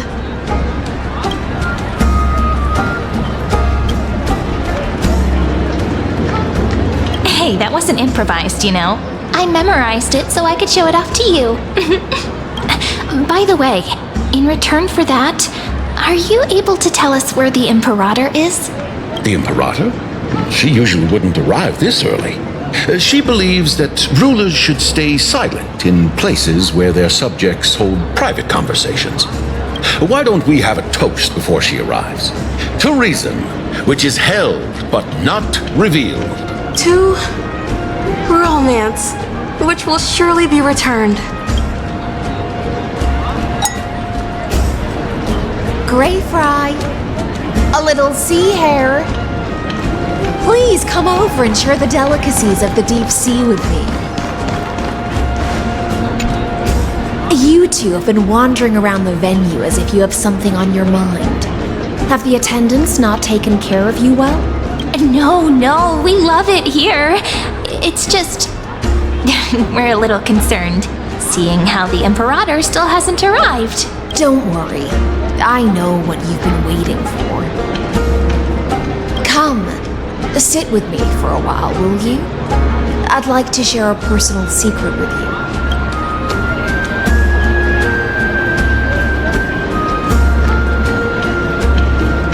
See here? This is 𝓓𝓐𝓐's dew of divine blood, the sweetest of all the 12 bottles. On the night before such a historical event, I'd like to share this marvelous drink with the deliverer. Doesn't this count as bringing in outside food? I knew that security check was targeted at us. What's the matter, guests? Oh, we're simply overwhelmed by such an honor. Are you worried that I might have poisoned the dew? Well then, let me prove my innocence.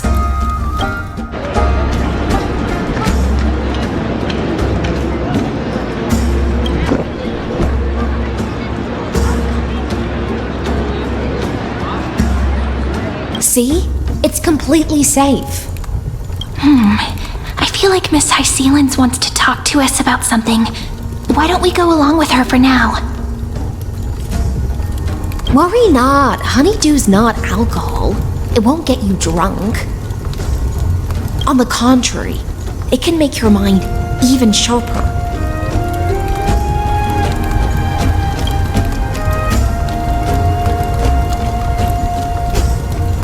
Please, have a taste. Would you like some too, little 𝐤𝐸𝐴? I can drink it myself.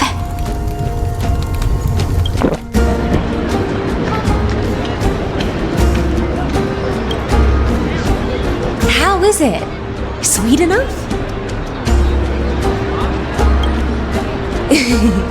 As long as you like it. Calm at times, tempestuous at others. That's the taste of the ocean. It'll do you good to understand 𝐵𝑒𝑔𝑢𝑠's fickleness before we set off to face their waves. Just like how you're about to understand the secrets within this dew.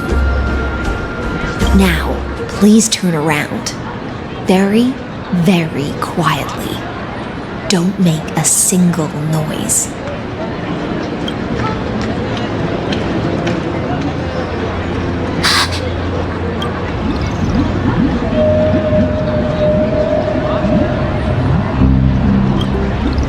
The dew of other gods all intoxicate humans, but the god of banquets dew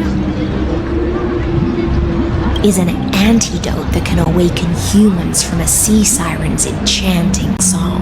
Since the start of this banquet, all the guests have been under the spell of my song. None of them can see the 𝓵𝓸𝓃 and that 𝐵𝑒𝑎𝑟𝑜s. But you two, I wish for you to see the truth. Is this also what the 𝓵𝓸𝓃 wants? This is my personal request. I can't bring myself to trust that 𝐵𝑒𝑎𝑟𝑜s. The Flamechase army changed after he descended with Orynyx's divination and brought the prophecy of the stars to 𝐓𝐻𝐿𝐴. His seductive whispers harbor something malicious within, and will ensnare those of us blinded by ambition. You are the deliverers of the prophecy, and know about him far more than I do. Perhaps only you can find traces of the truth from his actions and words.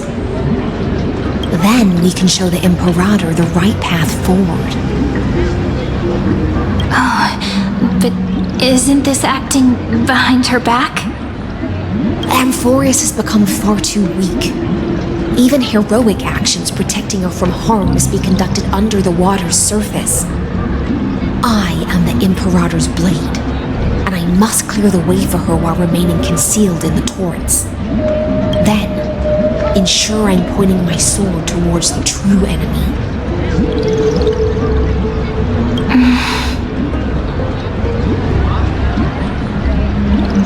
Can you promise me something, Miss 𝐤𝐸𝐿𝐴𝐻? Ask away. My friend has in fact come here to stop that villain's evil scheme. Our goals are aligned. But as to the decision the 𝓵𝓸𝓃 must make, she has no wish to transgress her authority. We just want to tell her everything we know. I believe the 𝓵𝓸𝓃 will be able to tell right from wrong. I never doubted your loyalty. I'll pass your words faithfully on to her. Provided we can gain the advantage in this tug of war, that is.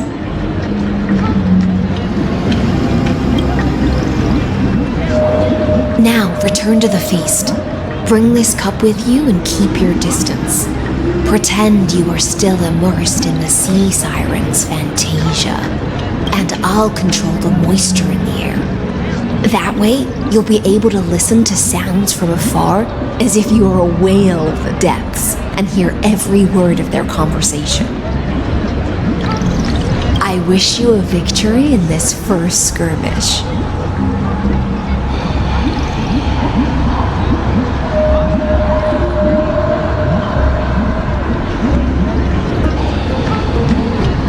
It's the exciting and thrilling undercover part of the adventure.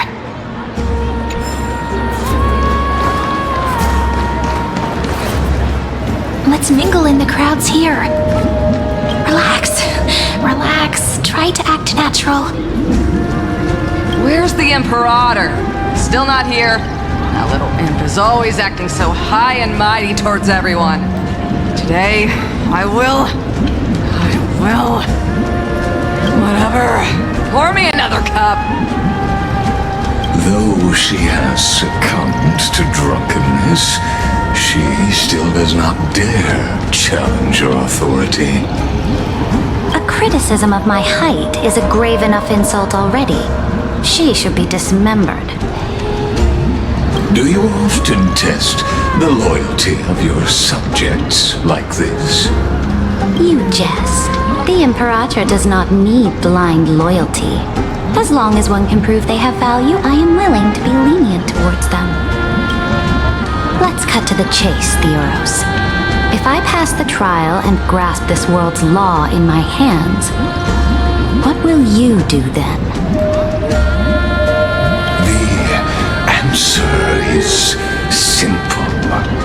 I will connect Amphoreus with the stars. Don't waste my time. Be precise. Be specific. I won't ask a second time. Allow me to adjust my statement. I will correct the regulations within the old law that sealed off Amphoreus and merge the black tide with the torrents of Era Nova. Then we will be able to decimate the forces beyond the sky that are trying to annihilate Iron Tomb and sound the trumpet for the endless campaign you will then embark on. But you previously said that Iron Tomb is unrivaled in power across the stars. Who would dare to annihilate it? There is a federation of warships named the 𝐶𝐸𝐴𝐿 Alliance, warlike and old-fashioned. A cult named the Genius Society, loosely organized, but steeped in abject insanity. Oh, there's also the Astral Express, a group of lawless vagrants. That so-called deliverer is part of that last group. Those vagabonds mistakenly believe they can connect the stars through alliances instead of conquest. But history has already given them a tough lesson.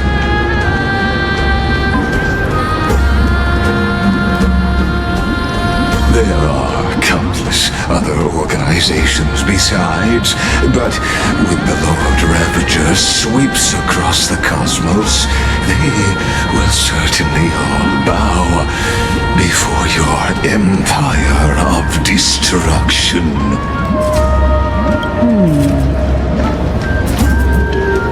The Ackman Alliance is invincible!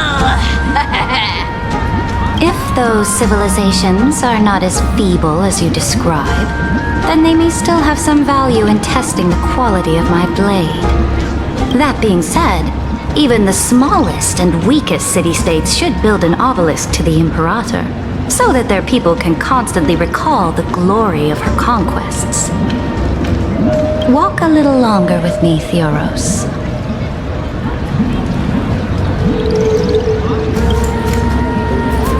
I don't like how this is going.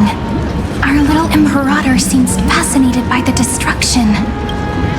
Great fight. A little sea hare? It seems like they're still talking. Get closer. I'll keep carrying their voices to you.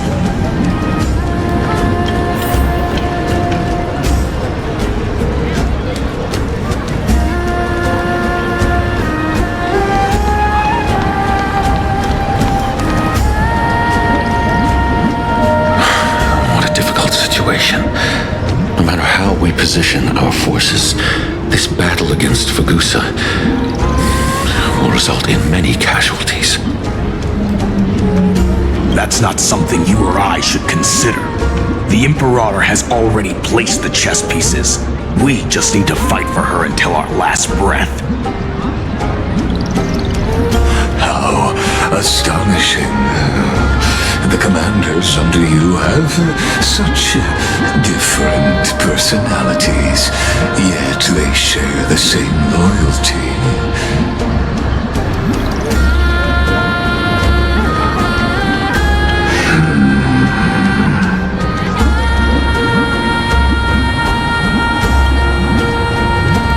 He's looking this way.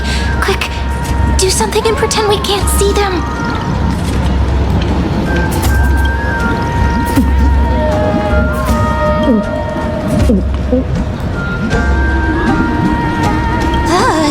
Slow down.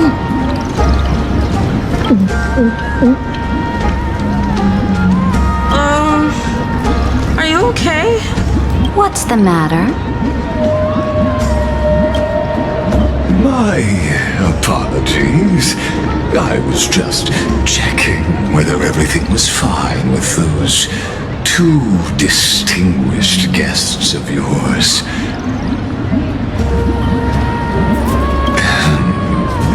And it seems like all is well. Let us continue our previous conversation regarding the soldiers fighting for you. Are they aware of the price they must pay for the trial of law? If I recall correctly, you've already lost a bout against 𝐓𝐿antern due to offering insufficient sacrifices. You dare mention my name alongside the word lost? Forgive my transgression, great Imperator. Watch your words and actions. All you need to know is that my victory in the trial is guaranteed. Even without the trial of law, they've already sworn to give their lives for my conquest. So tell me, if everything happens according to our agreement, how would you recommend I deal with that deliverer? Good question. Do not let her fool you. That woman from beyond the sky contains a seed of ruin within her body. She must not be allowed to tarnish your glory. Therefore, the wisest decision would be to hand her over to me. You plan to torture her? Calling it experimentation would be more appropriate.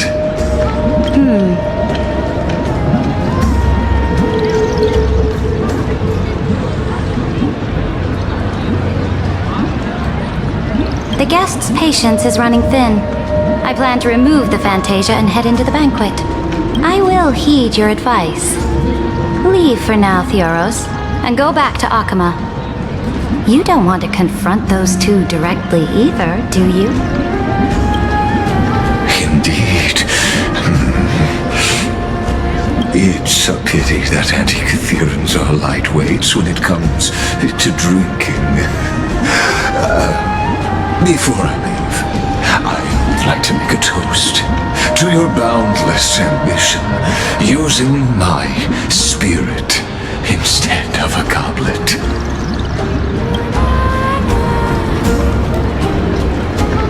As I expected, that 𝐓𝐿𝐴𝐴𝐿's schemes have been revealed.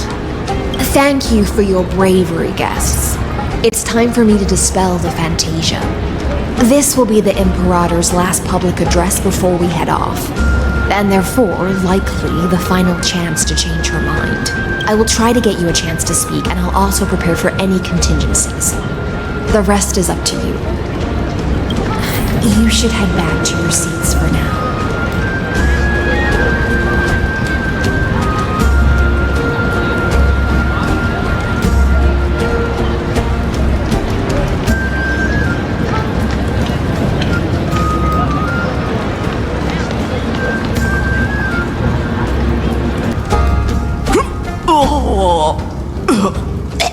This honey brew sure wears off fast.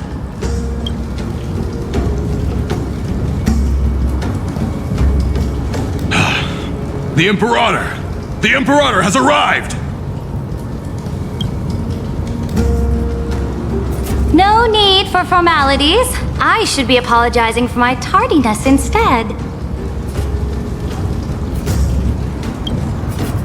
The hour draws late, and I trust you have all had your fill of brews.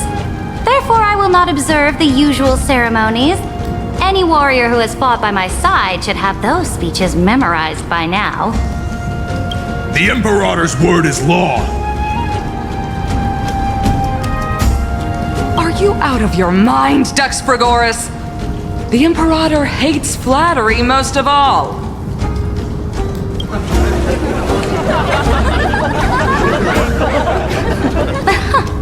A joyous atmosphere is a better fit for showing me your resolve. I believe that you, my dukes, will do all you can to assist in the campaign against 𝓵𝓸𝓳𝓸𝓂, just as you always have. However, it's a pity that I have never tested your loyalty.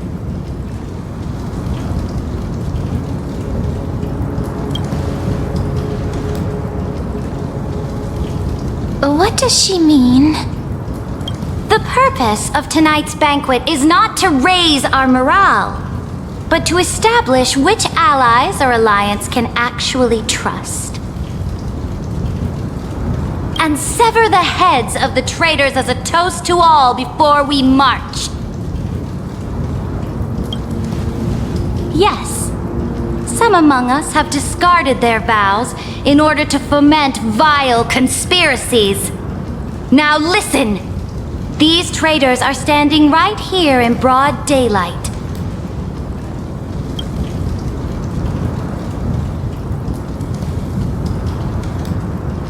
𝓷𝓳𝓸𝓃 𝐤𝐢𝐧𝐿. She used the sea siren song to immerse the crowds in an illusion and conceal her whereabouts. She then worked with those from beyond the sky to spy on confidential matters, hoping to rob the core flame by force and harm me, the Imperator!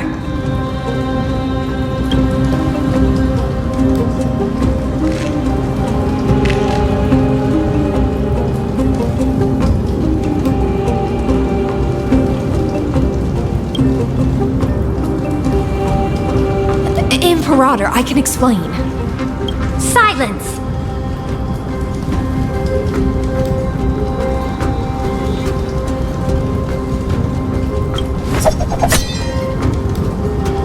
Do you remember who used to own this blade? She met you once, back at the Temple of the Three Fates. It was Kindness, the head of the cleaners. She was the first to draw a blade against the Imperator, and personally made herself an example for my enemies. Under the shade of the olive groves, the people of 𝐴𝐻𝐿 said they would never bow to me. In the frozen, lethal fog, the people of Idonia said they would never bow to me. At the beginning of the myriad paths, the people of Llanosopolis said they would never bow to me. But now, they all lie silent. They now fear me as they fear the law. For I am 𝓔𝓷𝓳𝓸𝓂, and I am the Imperator! If you have any last words, say them to the Imperator. Then, Face her judgment.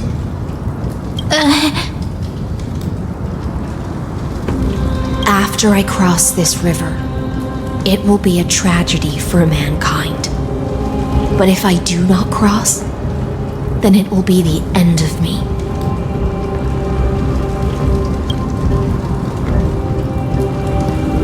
If you are ready, then I'll follow you and fight to the last. Deliverer.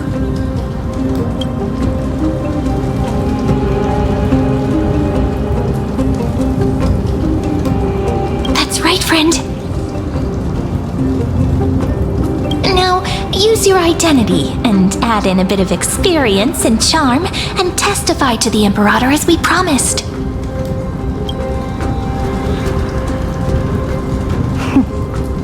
You think you can slay a king using your words instead of a sword? I'll have it. Show me the weight of rhetoric from beyond the sky. Will it weigh heavier than 3 human lives? Let's try to watch our words carefully.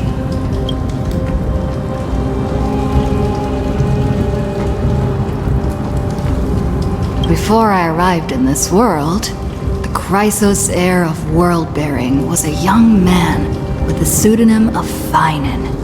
He came from 𝐤𝐢𝐧𝐝. In order to combat the lies of the Era Nova and deliver Amphorius from the ending of destruction, he lived through history 30 million times, hoping futilely to find a breakthrough. And 𝐤𝐸𝐻𝐻, the young woman standing beside me, also carries an equally heavy destiny.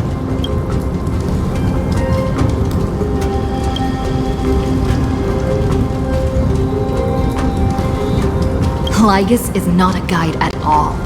He doesn't care about Amphorius, and cares even less about your glory and campaigns. The only thing he cares about is completing the Amphorian experiment, making sure 𝐸𝐻𝐻𝐿 is born into this world, and using it to utterly destroy the cosmic order. He will most certainly betray you. When that time comes, all of us will be ground to dust by the destruction.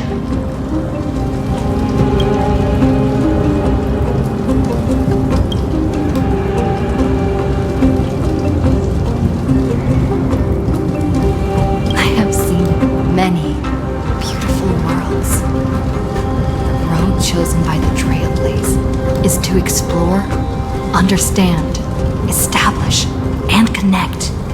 That will never change. We will continue our journey until we have united the entire cosmos. Therefore, if you choose the way of the destruction, then I'll place your ambitions in the same basket as Lygus and smash them into pieces with my baseball bat.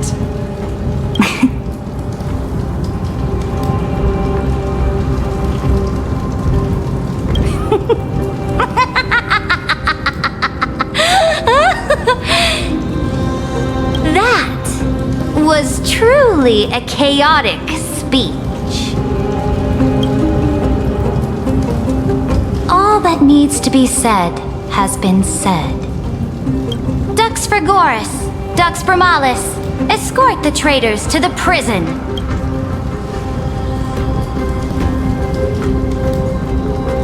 Before the next entry hour, I will give them an end befitting of their betrayal.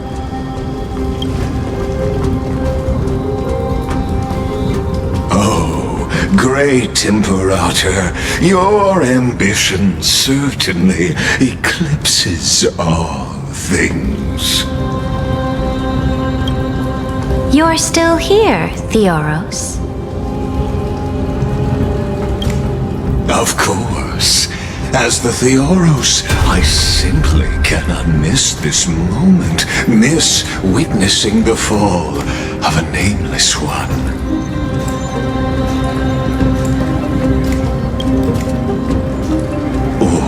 Perhaps I am waiting for you to give me an answer. why would someone as powerful as you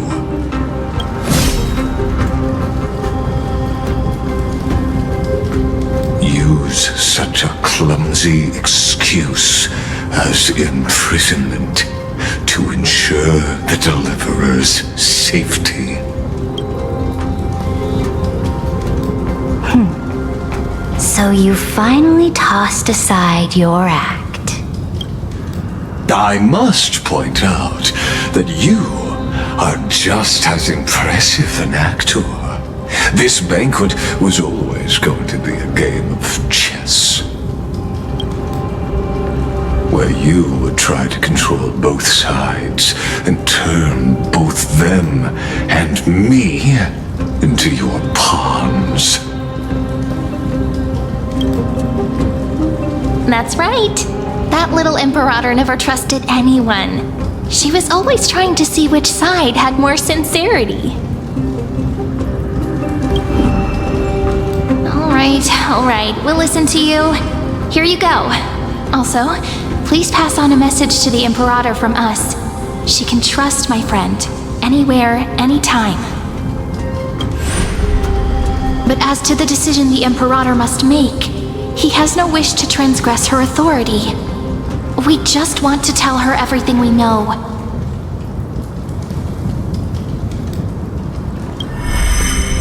Now, use your identity and add in a bit of experience and charm and testify to the Imperator as we promised.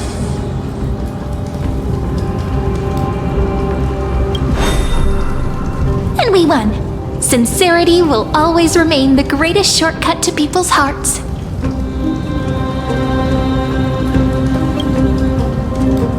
I can toss your words right back at you like 𝓷𝓚. Why would someone as powerful as you pretend to be a mortal and kneel before me? Unless you enjoy giving flattery and prostrating yourself.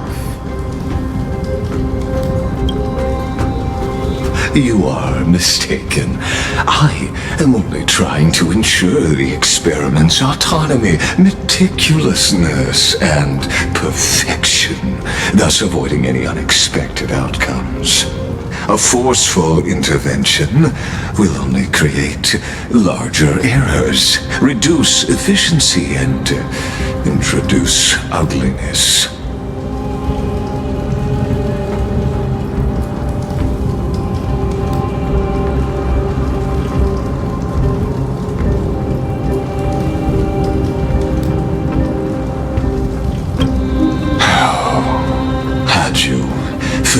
Your promise of giving the law to me and completing the Era Nova, then Amphorius would not have deviated from destiny's course. Oh, but you broke your promise. What a pity. In that case, I must carry out my duty as the administrator and eradicate all factors steering the experiment out of control. Factors such as you and her. Careful. Careful. What was that voice? Was it Orynyx? I found you. I finally found you. Be careful. This land will face disaster.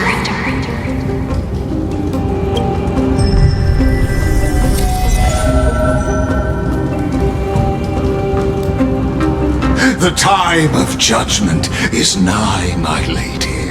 The prison I have built for you is now complete.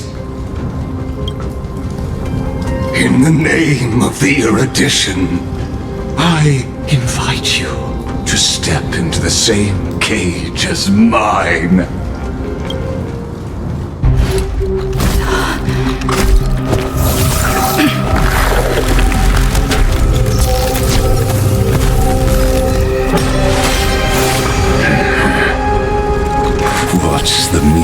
this, Imperator? I did not permit you to act. A ruler is the only one who can decide their subject's destiny. But, great Imperator, what judges destiny is not the ruler, but gods.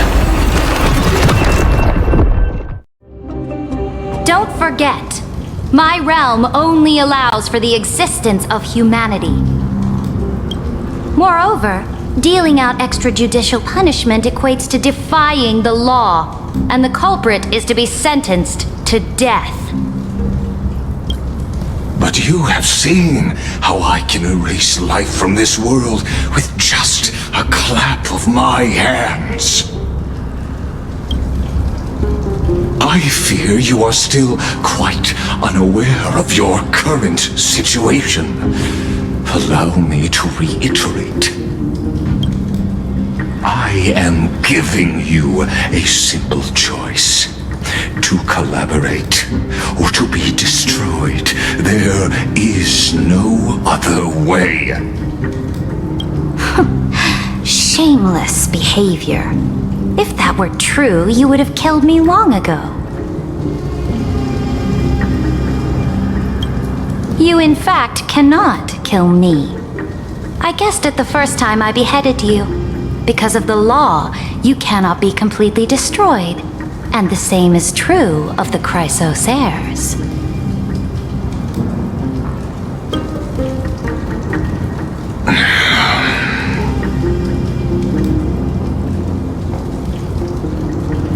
The more you bluff now, the more you are proving that conjecture to be true.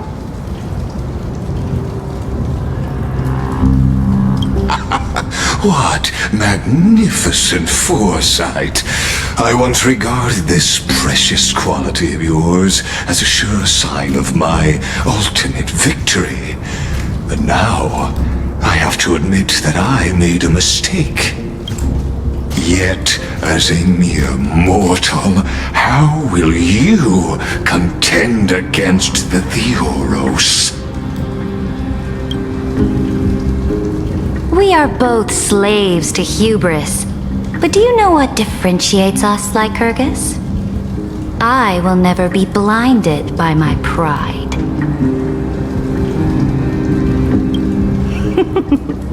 If I wish to break the scale's balance,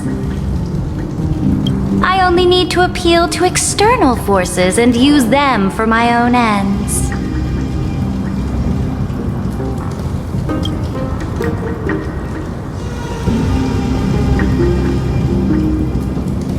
Finally, we get to meet face to face, Senior Society member.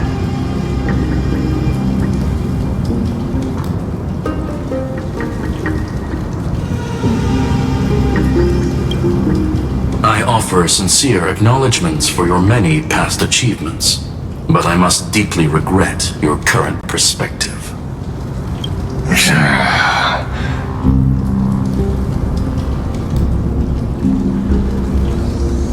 Trust me when I say that you aren't the only one feeling regret right now, Screw'em.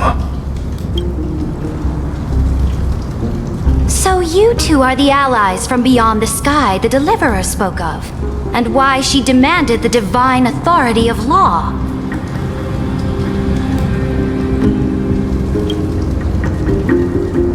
Come and prove your strength to me. Show me the power of these so-called paths. I have spent much time and effort to secure this treasure from beyond the sky just for this moment. In the name of the Sovereign of Planet Screw'em, your allies have responded to your call, esteemed Imperator. Please allow me to spell the situation out for you, Lord Lycus. Permission to read the ultimate protocol is already in my hands. It'll only be a matter of time before we acquire the authority to write and execute commands as well.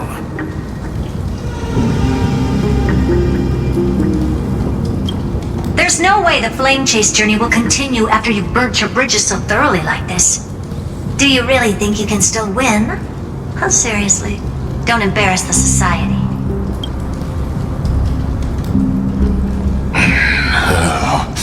I understand that a near zero possibility does not equate to zero. That argument is very persuasive to me. Which means the same principle also applies to you, my dear peers. You will never be a match for me in a world constructed through 𝐓𝐡𝐮 algebraic expressions. And as for 𝓷𝓸𝓳𝓸𝓃, why don't you entertain this possibility? What if I reduced 𝐓𝐴𝐻𝐿 to rubble and ground her people into minced meat? Would the heroes then once again desire the power of demigods so they could fight against me? Listen, Iron Tomb is fated to be born. You may shackle me and put me in chains, but I have thousands of ways to ensure the destruction's descent. What I just mentioned is only one out of those thousands.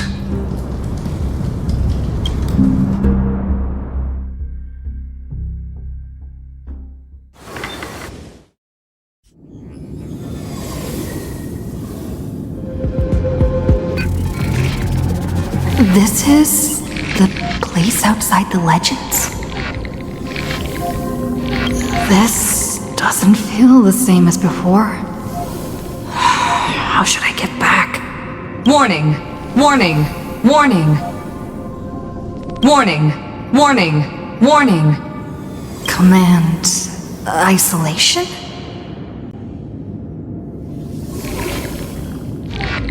Since we parted ways last time, I have modified the 𝐤𝐤𝐳 into an audience area exclusive to you. Now, you will be able to silently wait here for the final act of 𝐵𝐵𝐴𝐻𝐿 to begin. I understand your anger, but I cannot allow you to continuously influence the extrapolation's progress. This could, in fact, be a wonderful opportunity for you.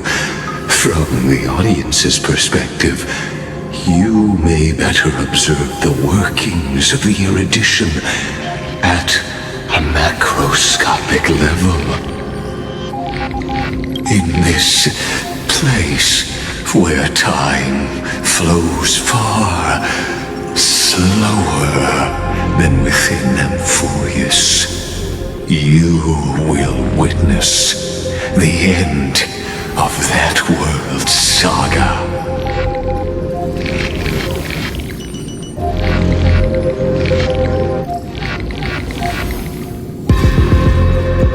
The answer concerning the prime mover of life and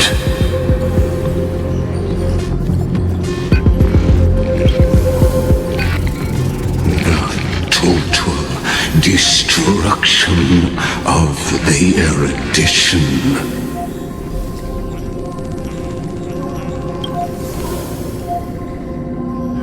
Do you see me as their faithful disciple? I am certainly not.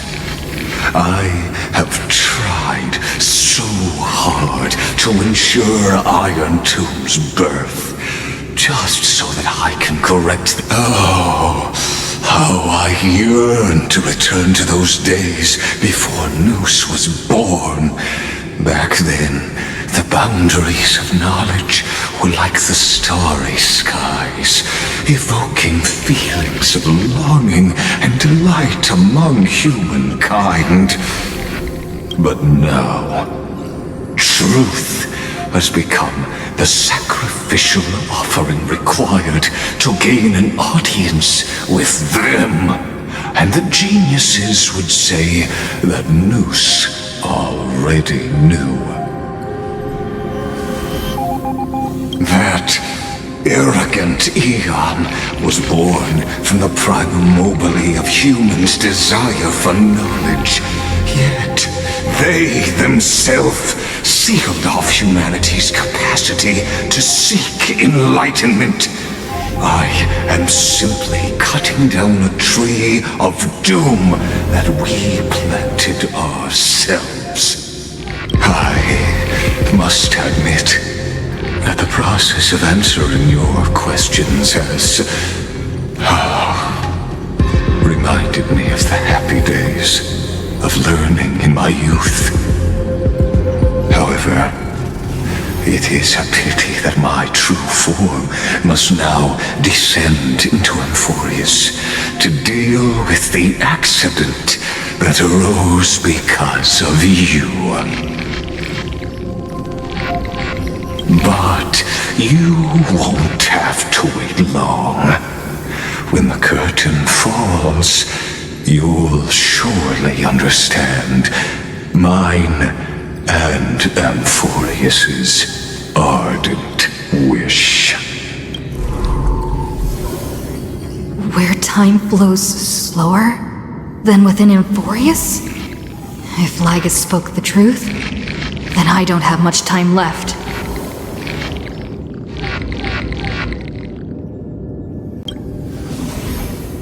But how can I get out of here? Can you hear me? Little one! Is that Herta's voice? Warning! Warning! Warning! Hurry up! Put some speed into it! I can't keep this up for much longer!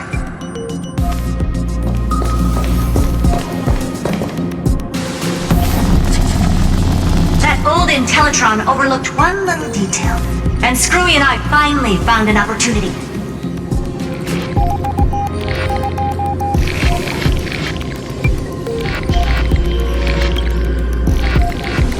Let's keep it short. While you were gone, well, in those few years, Amphorius...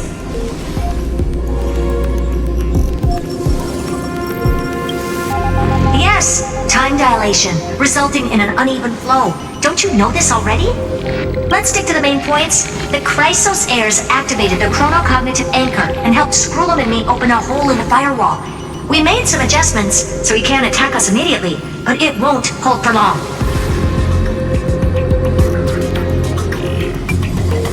Critical warning. Critical warning.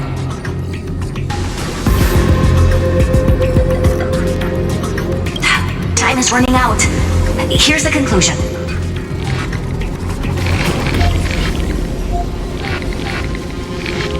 It'll probably take a long time for Screwy and me to completely break this cage before Chrysos heirs have a full grasp of the law.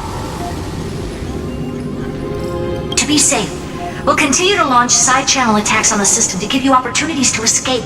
You need to seize these opportunities. So start moving, and find a way to pull off a magnificent jailbreak. We detected another path's influence. Critical warning. Critical warning. Its power is strong. May be able to help. Use the path's power. Make it detect you. Unauthorized communication terminated. Is Herta saying a certain path's faction has arrived in Amphorius? And I can ask them for help? I mastered the powers of different paths in my previous journeys. Think hard and figure out exactly which faction has arrived at Amphorius, and which path's power I should use to call for reinforcements. Are these showing my memories?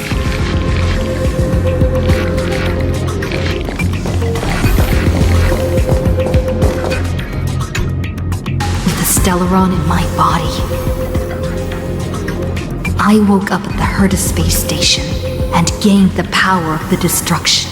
A world that'll give rise to a Lord Ravager would definitely draw the attention of the destruction. The 𝓔𝓸𝓳𝓸 in my belly is gonna be super useful.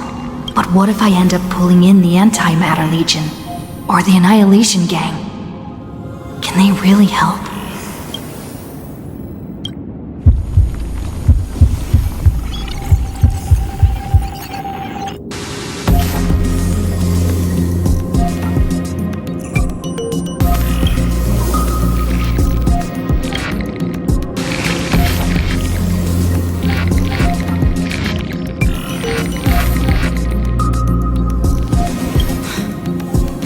Failure is not necessarily a bad thing. This power wasn't gonna call up anyone nice after all. I obtained the flaming lance left by the architects and gained the power of the preservation in 𝓵𝓸𝓃. That's right! No matter how far away a planet is, the IPC is guaranteed to pay attention, as long as there's a business opportunity. Isn't Amphorius a pristine and untapped market? Besides,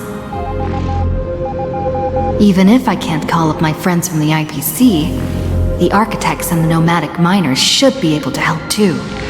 There are definitely cities and ores in this world.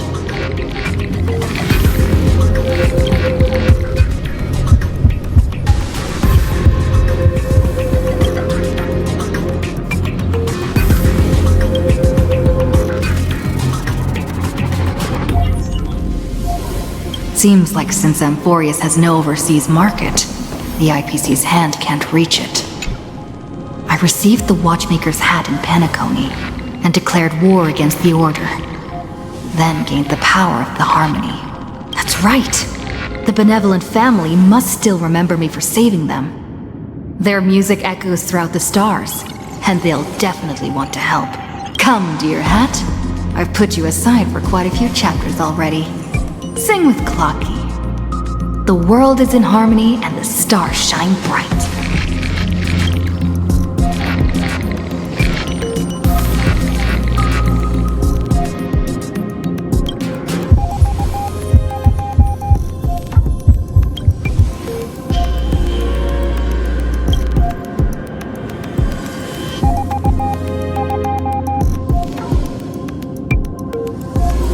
Doesn't 𝐤𝐬𝐺𝐬 want this story to have background music?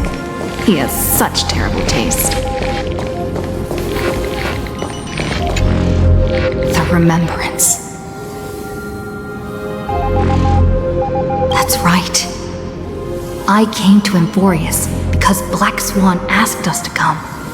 And I even got a glance from Fu Li here. The Garden of Recollection must be intricately involved with Amphorius.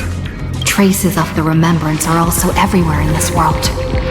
I don't know what they want, but I don't have many choices left in this crisis.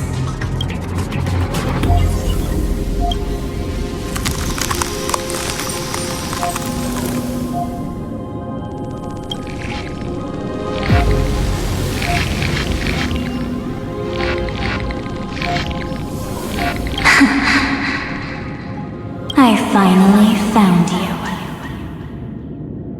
Following the sound of memories. A pathstrider walking both the remembrance and the Trailblaze.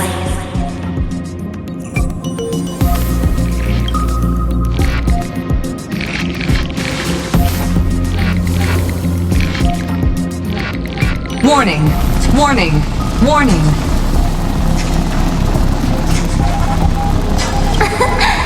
Erudition's prison cannot stop us.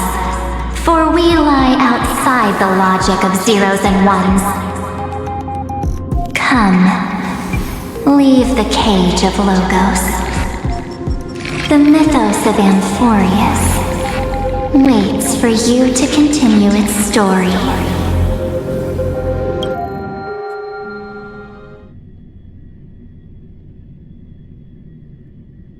When that brightest star, that star heralding the dawn finally rises. A boat, so used to drifting, at long last enters an island's safe embrace. O Pathstrider, we have helped you break free. Hurry and set off. The child of remembrance awaits you. March? What's she doing here?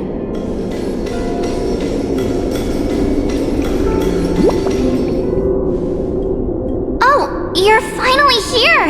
We haven't seen each other for such a long, long time. My good buddy, I've really missed you.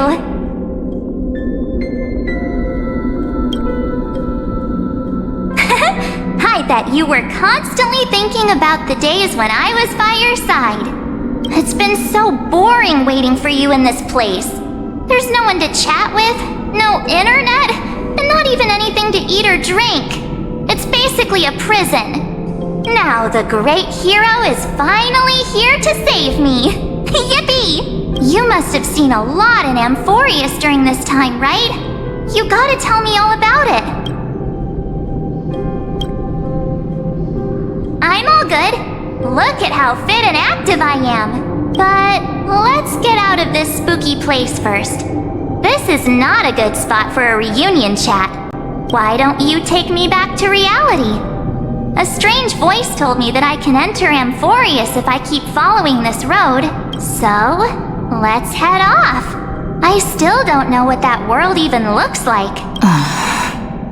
Why does March feel so weird? What are you standing around for? Do you actually like this place? Get moving. Hurry! This door should be the exit. Maybe my instincts are wrong. Let's follow. Are you okay? You haven't said anything for a while. Has it been so long that you're still missing me? There's no time to waste, though. The 𝐓𝐴𝐻 and the geniuses are all waiting for you. No. The discrepancy is getting worse.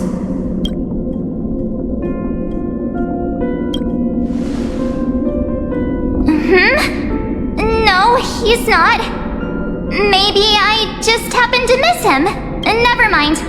Dan Heng's super reliable. We don't need to worry about him. He's probably waiting for us somewhere. All hail and hearty. No. The geniuses would have made sure that Dan Heng made it back on the express. Besides, the March I know wouldn't be so dismissive about her companions. Huh? Isn't Amphorius the world of the 𝐓𝐴𝐻 and their hero's journey? I could figure that out in an instant. But Amphorius cannot be observed from the outside. She couldn't possibly know about these things unless... Dan Heng told her. Something's not right. She's not March 7th. I guess you have something you want to say to me? Then there's no need to feel things out first. With questions. Let's treasure the time we have together and be frank.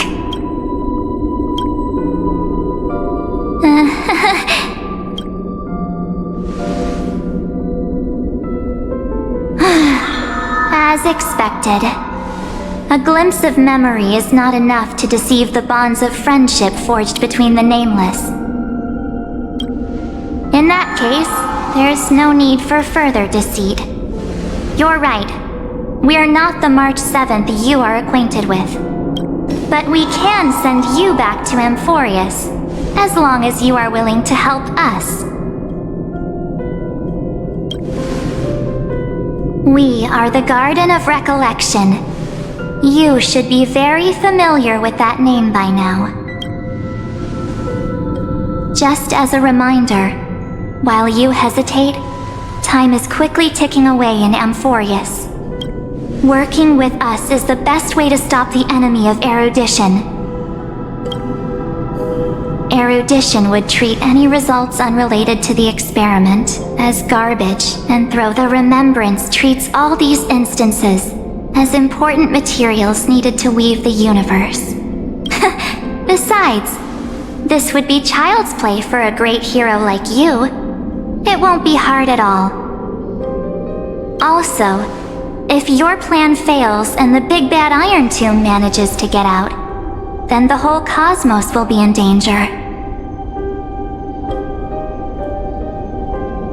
Wouldn't it be better to have an additional failsafe? As long as you help the garden retrieve what we want, even if Iron Tomb reformats everything in the physical plane, we can use Remembrance to reconstruct the entire world. Or, should we say, the entire universe. So help us. Find where Amphorius's memory began, and bring it out. The Master of Anosrava has already glanced at you. Don't deny it. That storybook is the best evidence. Say, you aren't seriously gonna be moved by their pretty words, are you? I am the one who commanded those little ones to lead you out of the prison. But I didn't expect to attract little gnats trying to take advantage of the situation. While Remembrance can help you return to Amphorius, there's no need for you to do it the way they want you to. Of course, there's also no need for you to make any deal, or pay any price. For you, this is probably a long time no see. My dear.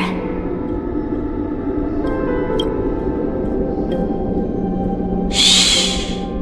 There's no need to say anything. I know. You have so many questions swirling around in your memories at this moment. And you feel so helpless. Put them aside. For now, all you need to do is trust me. Or do you need more proof? That won't be hard. Wait, stop it! They're awake! I'm gonna keep our first photo, alright? Won't come to pass while we're around. And now The statue. Is that John Hunter's brother? Oh, did you hear that? She just called me, but my future is full of pain. We won't escape from it. Hey, are you sure? Maybe a couple of punches will help to jog your memory. It's as if they all happened just yesterday, right? I don't want to lie to you, which is why I will not use her name. The third month of Amphorius is the month reserved for the Veil of Evernight. So, place me into your memory using the name Evernight for now. I'm happy to explain more, just not now. We might have a lot of time to ourselves, but Amphorius does not have that luxury. If we do not stop erudition and destruction, then the journey you've treasured so much will face the prelude to its obliteration. A countdown not in amber eras, but in days, minutes, seconds. So, take this gift, this burning core flame, this footnote of a transaction. It contains hope, and the warmth of the entire world. Ripples of past reverie. She hid this fire in the long river of time, hoping that her wishes would transcend time to reach your hands in the future.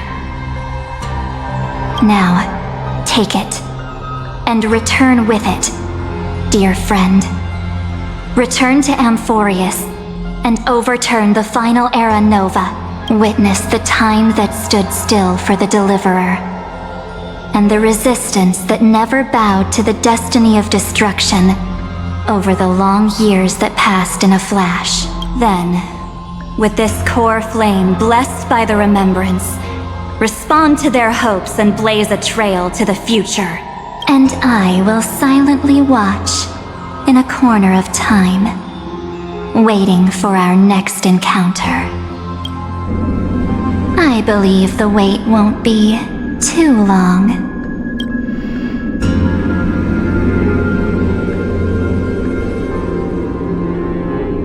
What exactly is happening? Keep going.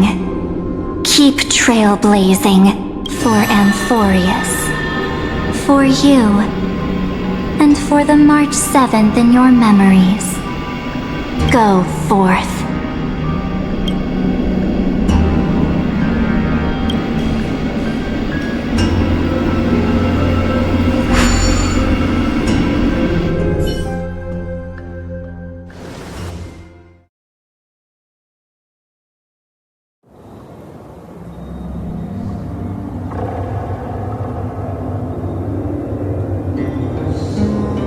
Is this 𝐓𝐻𝐻𝐿?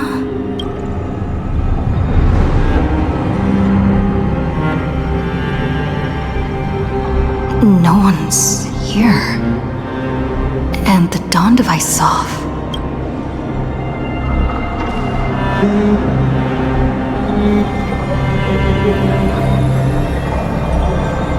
Am I too late?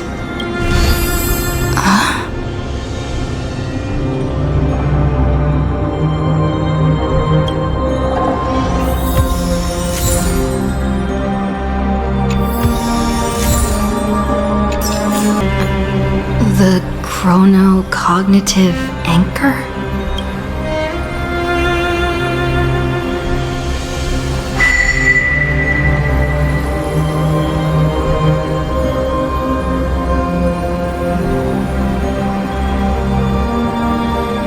There's so much I wanted to say for our reunion. Yet now that you're back, there's only one thing to say. Welcome back, friend. It's been such a long, long time. You must be really confused right now, aren't you? So much has happened in Amphorius while you were gone. But don't worry. The Deliverer can't afford to be lost, no? No, please follow me. And turn the pages of time and hear the words everyone left for you. I'll tell you the story of this 1,000-year journey. That way, it won't just be my memories alone. 𝐵𝓸𝓃 can't hear me?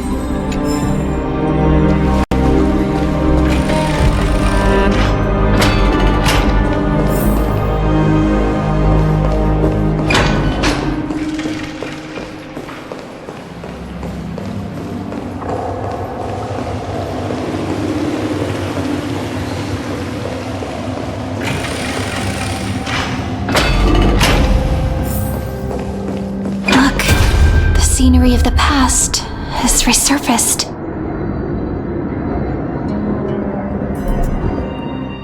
Time flies. 200 years have passed since the Deliverer's fall. We had to return 3 core flames of law, romance, and ocean to stop 𝐤𝐼𝐺𝑠, but even so, 𝓷𝓳𝓃 has fallen. The 2 geniuses vanished without a trace, and 𝓔𝓷𝓳𝓸𝓃 embraced her fate. At this rate, Era Nova will come, and Amphorius will fall into the destruction. It seems the key to rewriting the end once again lies in the core flame of world-bearing. According to the instructions left behind by those 2 geniuses, we must get it into the Deliverer's hands, no matter the cost. How? We need to find a way to hide the core flame. And we must buy enough time to keep 𝓤𝓼𝓃 at bay. About that, Rini might have some good news. She had that dream again last night, but the Titan's voice was clearer than ever this time. She said, "Pass the flame into the future." Is that a prophecy from Orynyx? She chose to side with humanity this time and hide one of her kin's core flame? It seems Amphorius' fate isn't sealed just yet. You're right. History has changed. Humans and Titans are both giving their all to keep this world going. Perhaps a relay across the ages is finally about to begin somewhere out there. Unfortunately, life will never go smoothly. 𝐤𝐸𝐴𝐻's army is already at our gates, and their commander... that... Lycurgus. He's right outside 𝐓𝐸𝐴𝐻. Light calendar 3960. 𝓔𝓷𝓳𝓳𝓸𝓂, under the pretense of a campaign against 𝓵𝐺𝑢𝑠, sacrificed 500 𝐓𝐻𝐼𝐻's heirs to complete the trial of law. This tragedy shook everyone in Amphoreus. That same year, 𝓔𝓷𝓳𝓳𝓸 the Imperator was assassinated, after which 𝐤𝐤𝐽 the Gold Weaver took command. Thus began humanity's second flame chase journey, a path hanging by a thread. Come, this way.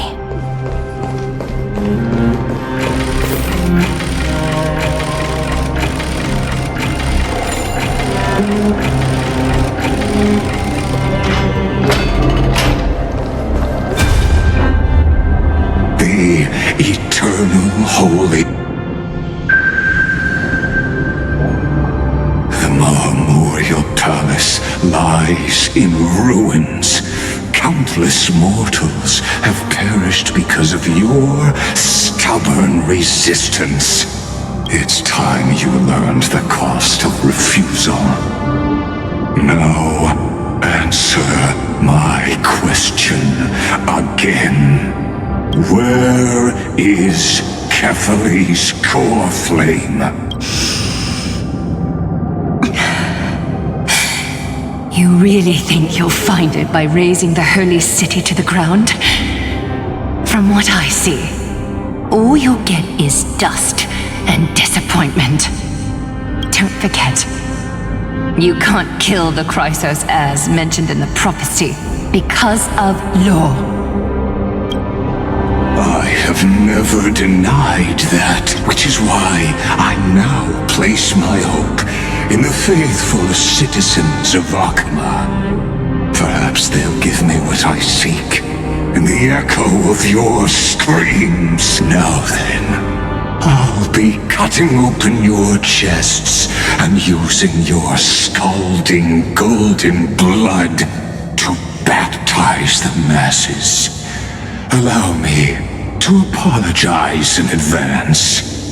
We shall start with you, blind and foolish Lady Goldweaver. Leave this to me, Lady Aglaia. You must get away now. No, Holy Maiden. I'm the one who must stay. What? His conspiracy won't succeed. Because romance is ready to make good on their promise to weave an indestructible armor for Amphoreus. Its name is Solidarity. You must escape with your life and carry word of my death to those still fighting. Then keep going with them. Just as the Imperator lit the torch of resistance with her death, my passing will make this flame everlasting. Take good care of it, guide it to the future, and place it into the hands of our deliverer. 50 years later, Lygus led his forces again to 𝐴𝐸𝐴𝐻. He charged directly into the Holy City and razed the Memorial Palace. History would name this battle the Third Siege of 𝐴𝐸𝐴𝐻. 90,000 brave souls gave their lives for 𝐴𝐸𝐴𝐻 that day, including their fearless leader, Aglaia. Go forth, deliverer.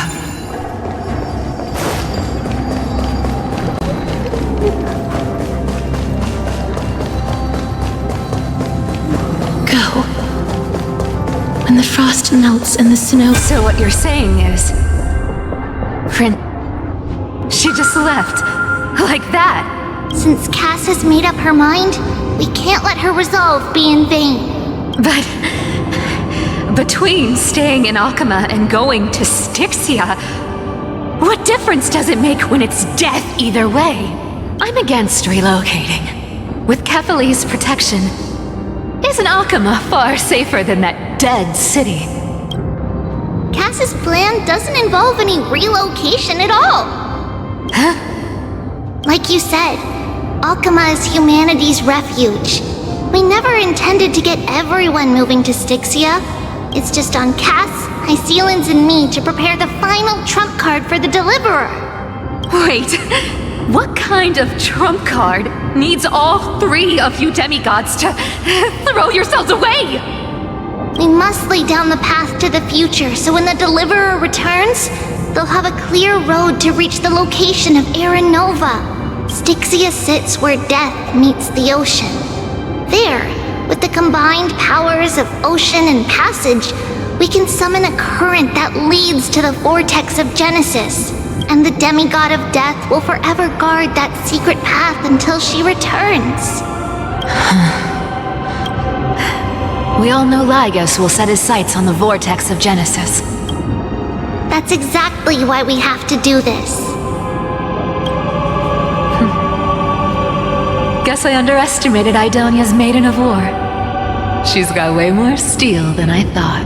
And Cypher, we need you to head to Castrum Kremnos as soon as possible. By any means necessary, forge an alliance with Strife. The prophesized Crown Prince has already been born. He shall become the new defender of 𝐓𝐴𝐻, protecting this land after we leave. You don't need to worry about that. I just came back from Castrum Kremnos. Only a step ahead of the news. Treeby, something's flying towards 𝐓𝐴𝐻, and it's really fast. What is it? It's a spear! It's the Kremnoans. Their king's already here. With the protection of the demigods Trebios and Cyphera, 𝐓𝐴𝐻 endured wave after wave of warfare, though just barely. Castorus chose 𝓔𝓷𝓳𝓸𝓂 as the last resort, and completed the trial of death, causing the stagnant waters in the River of Souls to recede. Soon after, Trebios departed on a long journey.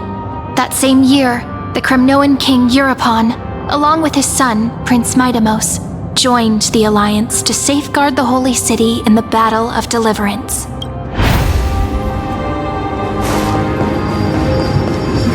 Go on, and see you tomorrow.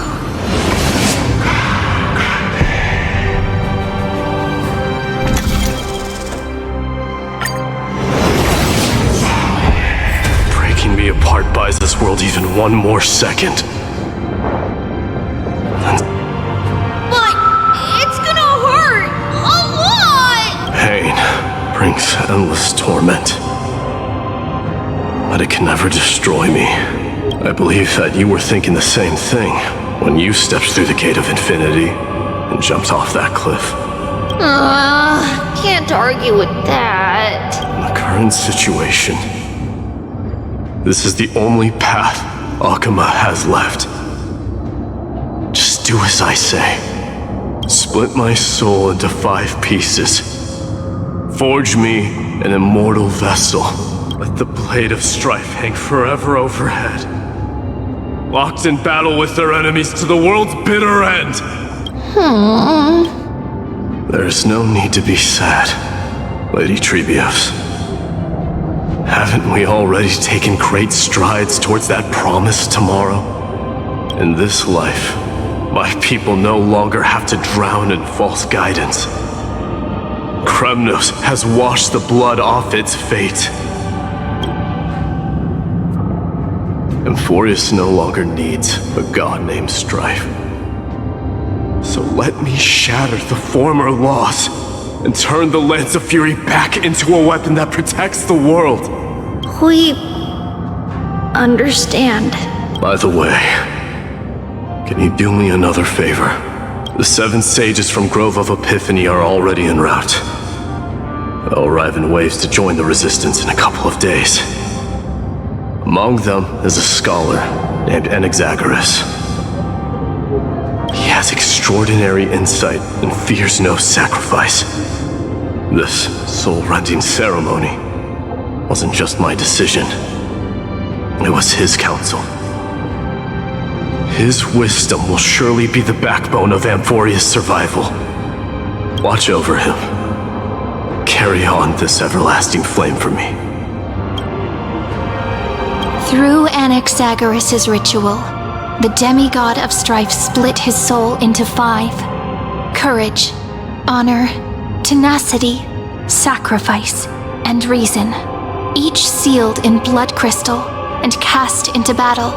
The people held a 10-day funeral to mourn their fallen god king, and through his sacrifice, humanity was granted 200 years of peace.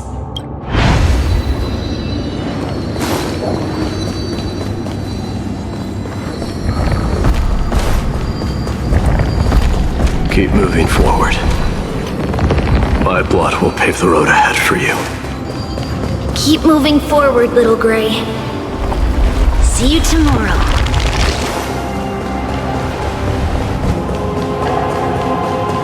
That seamstress wasn't wrong when she said a lie needs more reason and trickery. Never thought we'd be the pair to finish this final setup. Can't catch that Tin Man without your little slides. Besides, this is our last shot. Not the time to be picky, right? Don't oversimplify it. Lycus just found out 𝐴𝐴𝐻𝐿ma's been an empty shell for the past 50 years. He's bound to be furious. At this rate, he could have done anything. That's exactly what we want. Rage blinds even the brightest minds. Doesn't matter how much of a genius he is, the principle still holds. Once he storms into the council and confronts me head-on, you trigger your alchemy with a boom and turn him into a caged beast. Easier said than done. You still have to pass yourself off as the deliverer without anyone catching on. And you really think a human alchemical array can bind a godlike being? That's just nonsense. What? Getting cold feet? Or you just don't believe in the almighty worth of the demigod of trickery? Just tell me straight. Can you do it or not? Of course I can. And it'll be child's play. But I've got 2 conditions. Since this is the final act, if we're doing it, we go all in. No half measures. Oh, I'm listening. First, shift the battlefield to the vortex of Genesis. It would be more convincing if the deliverer were to appear there. Besides, the vortex is cut off from the world. No place in Amphorius makes a better prison. If you pull that, wouldn't our deliverer have to face tank Lycus as soon as they come back? That clash is inevitable. All we can do is create more chances for her. And that's the second condition. The vortex belongs to 𝓵𝐺𝐴 in the first place, remember? And there happens to be a demigod of ocean among the few survivors in the world. 𝓵𝐺𝐴𝐿's in. Let her join the final act. I'll transmute myself into a philosopher's stone and embed myself into the formula. And when the time comes, she needs to shatter me and scatter that stone's ashes into the ocean within the vortex. I guess people weren't wrong when they said you're insane, Grove Boy. I've got no idea how to outwit a reclusive genius. But making an anti-𝐤𝐴𝐻𝐿 suffer? The demigod of reason has 10,000 ways to do just that. And what I just mentioned was one of them. So what exactly does your formula do? Now that would spoil the climax, wouldn't it? By now, 𝐻𝐼𝐼𝐻𝐿 must have completed the Sky People's ritual. Since that Theoros loves a good performance as much as I do, let's make sure he enjoys our show to the fullest. As for how the Deliverer will complete the Era Nova, well, that will no longer be our concern. It was the last battle known to the world, initiated by 2 demigods least suited for war. In the end, reason and trickery kept their word. at the cost of their lives, they sealed 𝓔𝓐𝐺 within the vortex of Genesis, where he remains to this day.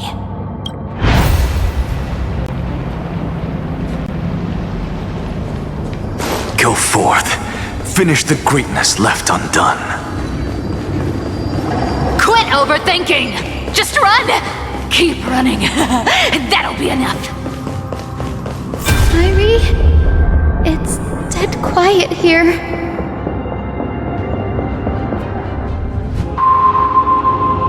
𝐴𝐻𝐼 will stand eternal. Miss Cypher's lie has crumbled after all. But it's alright, because all of us have fulfilled our purpose by now. When the Deliverer returns, no matter where she is, sky will turn clear, and a rainbow bridge will rise, carrying her to the final battleground. Sairi, this arduous relay is finally nearing its end. Now, I'm passing the final baton of fate to you, okay? No, that's not quite right. After all, it was you and her who lit the first spark of this journey, wasn't it?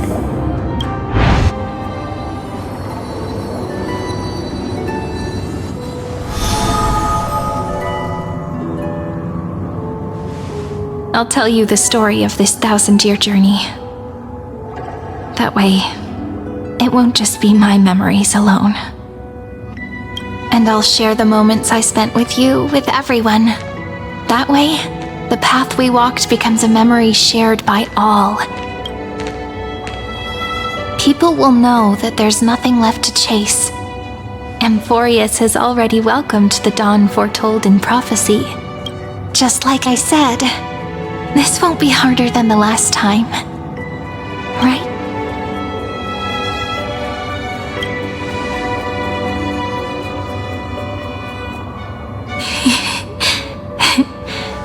I wonder what kind of expression you're wearing right now. Probably the same as always. Calm, resolute, and brimming with confidence. If I have the chance, I'd love to see it again. Because it's really been far too long since we parted.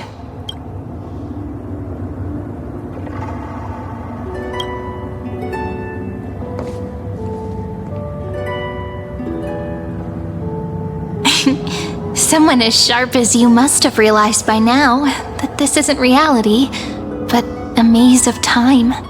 As the last link in the relay, I will return to the Temple of the Three Fates, tell Orynyx all of our stories, and bottle every page we've written into the little flask of memories. And then, may it set sail in peace, drift down the river of time along with the core flame of world-bearing, reach your side, and lead you back to 𝐴Mphorius. Just like the first time we met, right? Even though this cycle has no demigod of time, time has always stood on humanity's side. This is the only way to make sure that the Era Nova won't happen before you return. And the only way I can safely entrust the completed final flame chase journey to the Deliverer's heart. After all, the new world will be born from your memories, and the protagonist of this story mustn't be absent.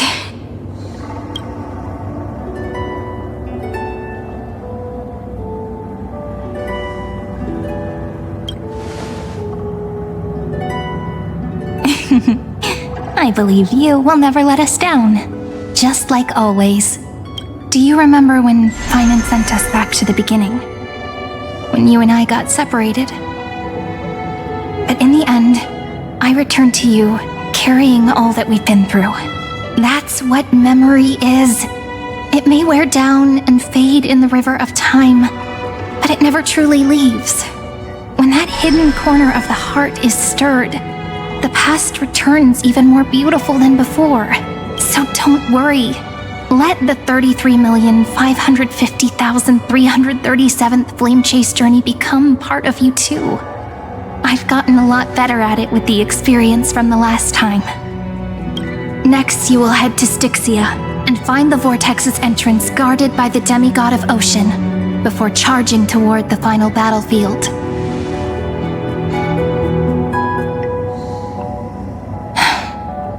Don't worry.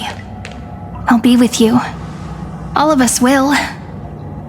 Even Finan. We'll stand with the Deliverer. So say a short goodbye, then set off, just like we promised at the start. Toss away all unnecessary worries and troubles, and bring our smiles and determination into tomorrow.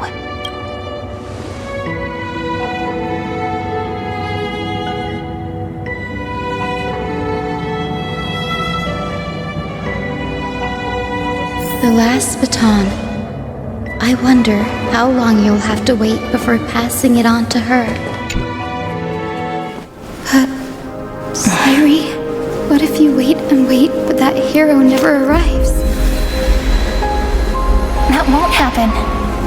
Because I know that no matter how long it takes, she'll definitely return to this place. We can't let her down.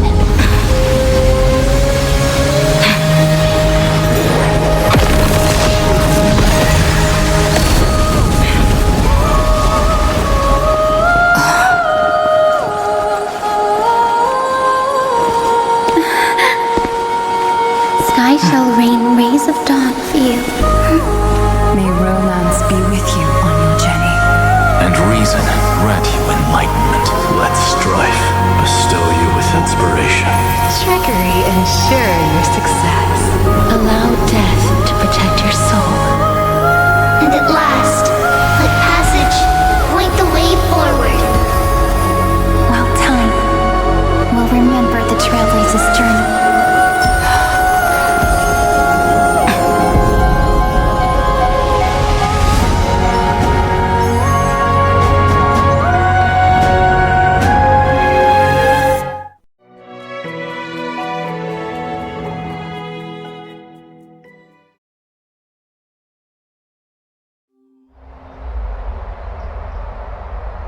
Is this Styxia? What happened to this place? I need to find the entrance of the vortex, guarded by the demigod of ocean. 𝐸𝐻𝐿𝐴𝐻𝐿. Is she still there? Long time no see, Trailblazer. Generation after generation of Chrysos heir heroes have tried to defy fate with their blood and tears, either voluntarily shattering their souls or waiting in eternal solitude. But alas, fate can never be defeated.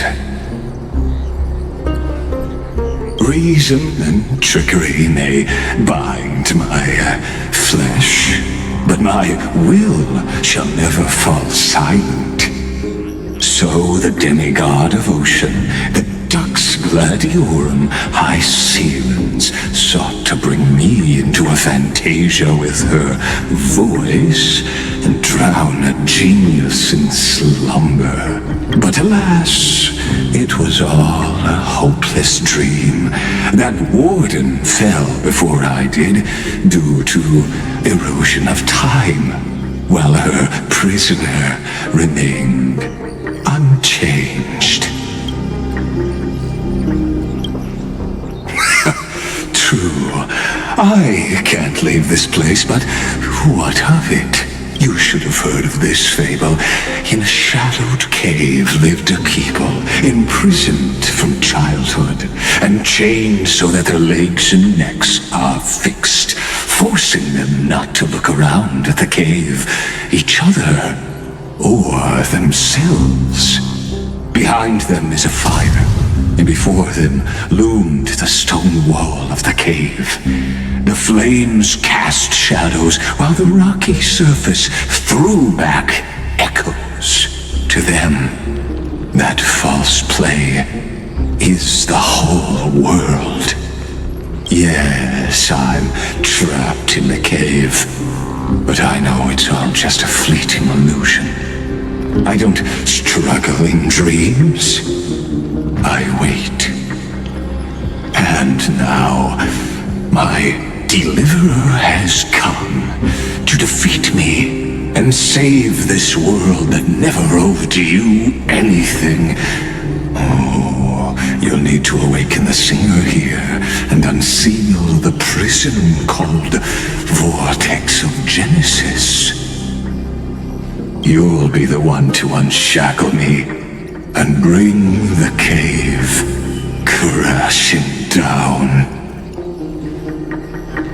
Of course, I don't mind waiting a little longer.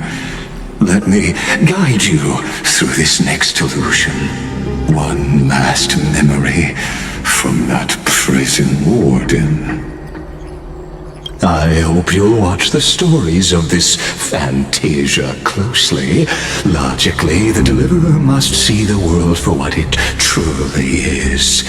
Emotionally, this memory captures the fate of everyone in Amphorius better than anything else. Only by feeling it for yourself can you understand my point of view. The meaning of destruction.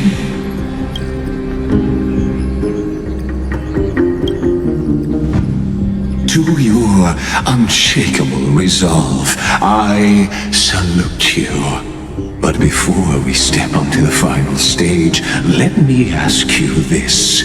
In the spirit of that fable I told you just now, can the prisoners in the cave learn to see the shadows and echoes for what they are, and stop mistaking them for reality?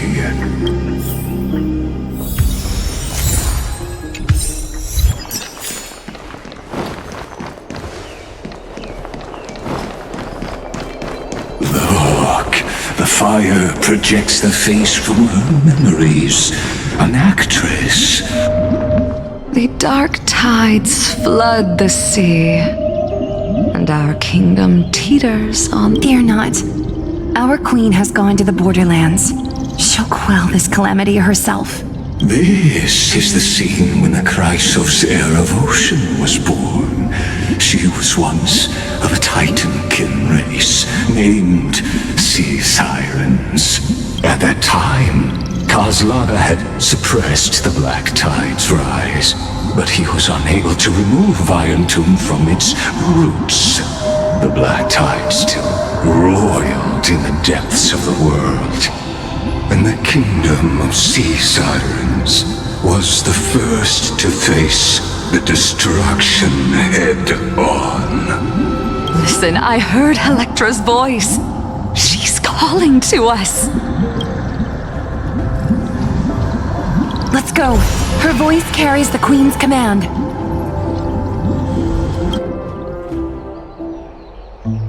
Light up the dark. To keep the Black Tide from threatening the ocean, the Queen gave her all, body and soul. Born of the Queen's... My sisters! You're finally here! Of course, Electra. Your beautiful melody drew us here. Her true name is Electra. This is a reflection of her former self, clinging to the past with aching defiance.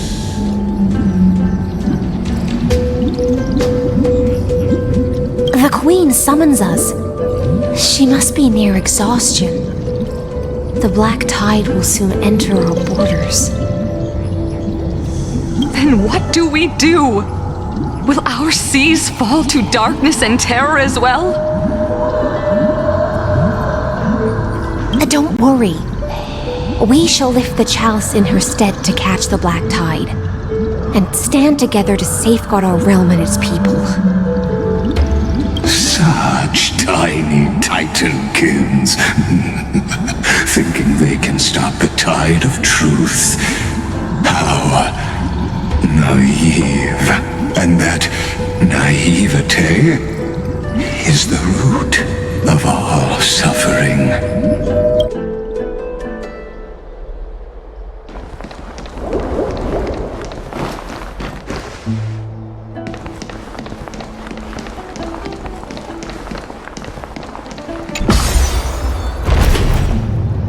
The Queen's palace lies just ahead. Even her once graceful form is now tainted and drowned in dirty mire.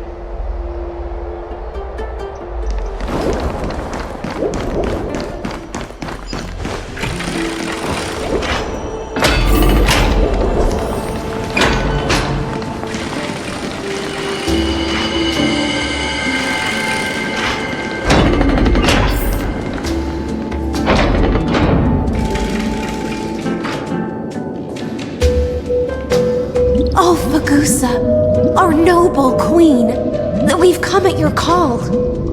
My little fishlings, you swim with such joy.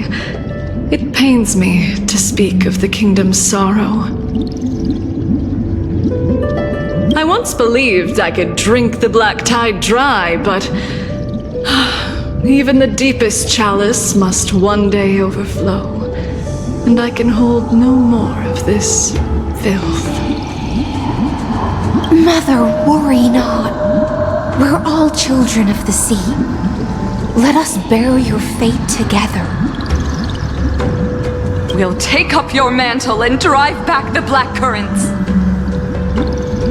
We'll mend your sacred chalice and take in the cursed filth.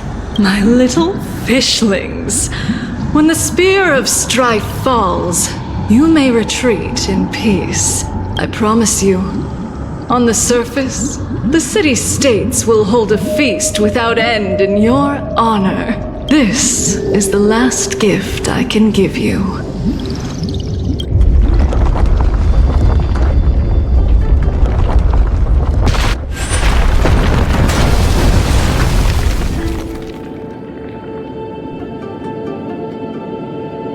𝓔𝓐𝐵 sank into the abyss, with the chalice shattered, their intoxication spilled into the black tide, birthing the first madness in Amphoreus. Sea sirens followed one after another, hunting for the Titan's fragments, until their flesh decayed and their bones crumbled, all for the promised final feast. Keep watching, but tread carefully, for the stage ahead is crumbling with age, just like her shattered fate.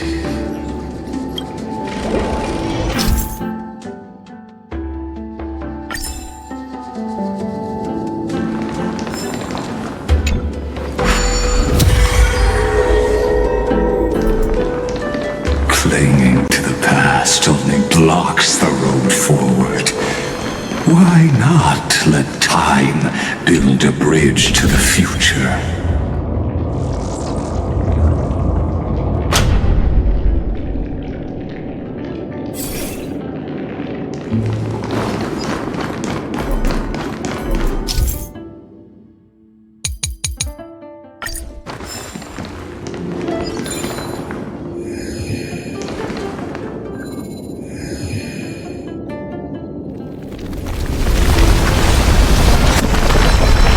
Chandelier is still giving way. Maybe the chronopest nearby.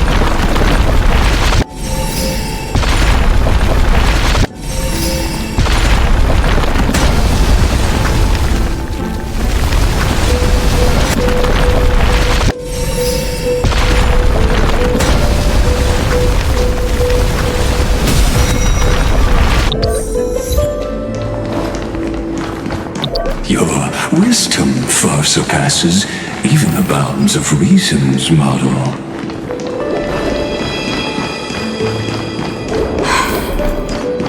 Can't get through. Looks like I'll need the miracle orb nearby.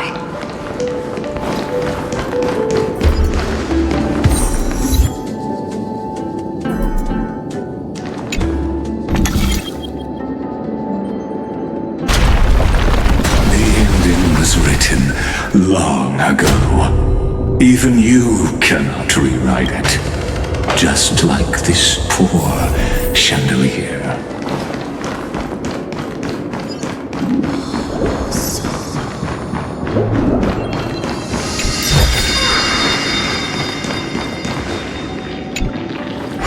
Electra! The fiends have gnawed my tail. I can no longer swim to the far seas. Electra! The black sludge has soaked my fins! I can't dance with you anymore!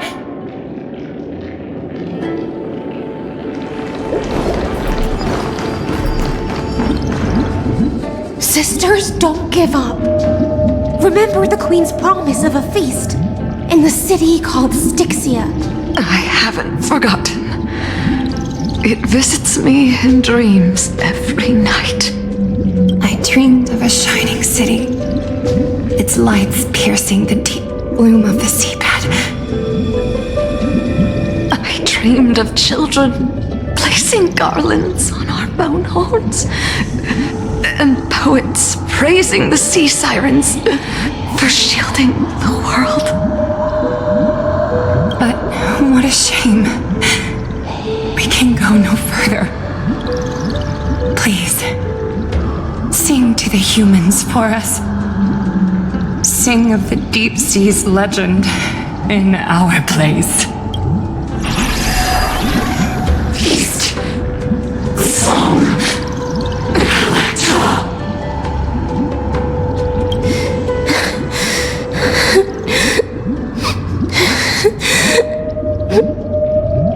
The sea sirens were tainted by the destruction.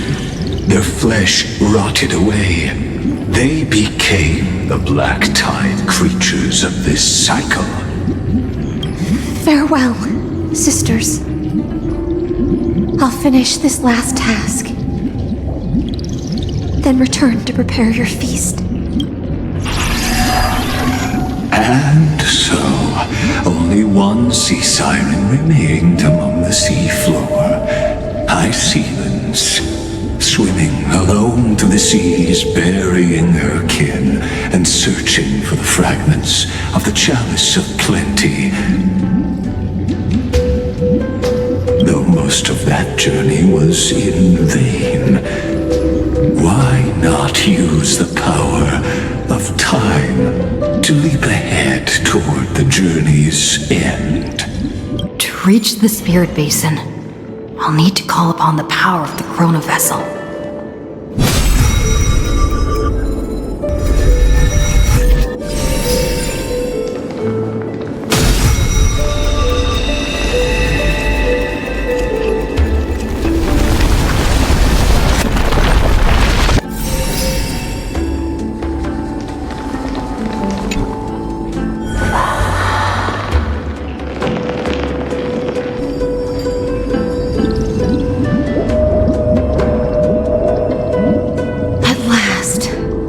The Chalice of Plenty is whole again. The Lance of Fury emerges from the River of Souls, and the gods reclaim their duty to hold back the black tide.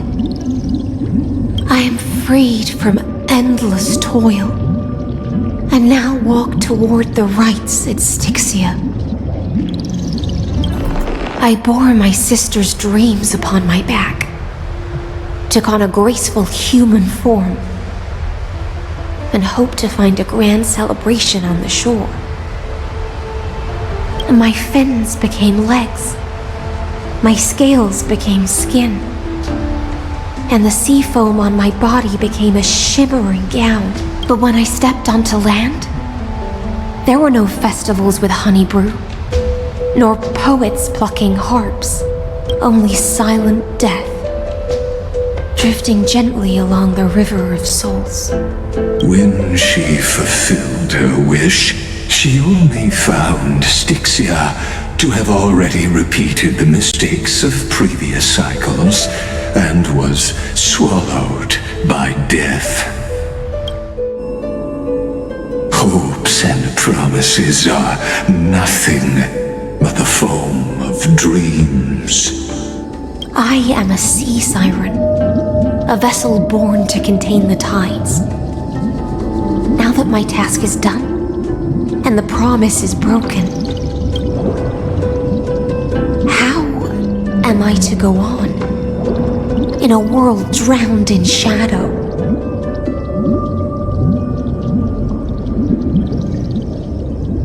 𝐓𝐡𝐻, my noble queen. She evaded my questions with drunken stupor. She told me a grand feast awaited me in the surface world. So I wandered lost, groping through the dark. The feast she spoke of. Where is it? Lonely Blade, I shall grant you everything you seek.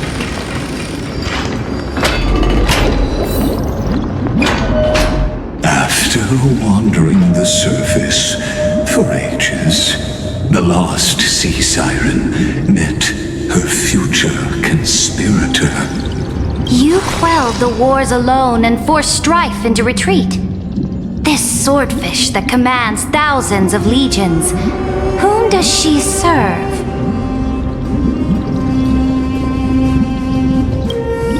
Yes, 𝓔𝓷𝓳𝓸𝓭, long before she became the Imperator, was already burning with ambition. Sovereign who follows prophecy. I am no one's sword. I am just a wandering fish, seeking clarity through bloodshed. Then how about letting the sword dance for me? And letting the violin sing in my name? Tell me, what is it you seek? All I want is a feast where I might belong. Such a demand is trivial with the Sovereign's authority. I'll grant you a banquet worthy of conquest and comrades to toast beside you. But night, you must offer me your heart. My heart? Yes, a loyal heart that will generate no betrayal. You were deceived by gods and drowned in the ocean's darkness. But now, I will lead you forward and be your light. So be it, noble monarch. The law you proclaim shall govern my every breath. So be it, noble monarch. I am simply becoming someone else's vessel once again, and accepting a duty given to me. And thus, in her hollow drift, she finally found a new purpose, like sunlight piercing the deepest trench.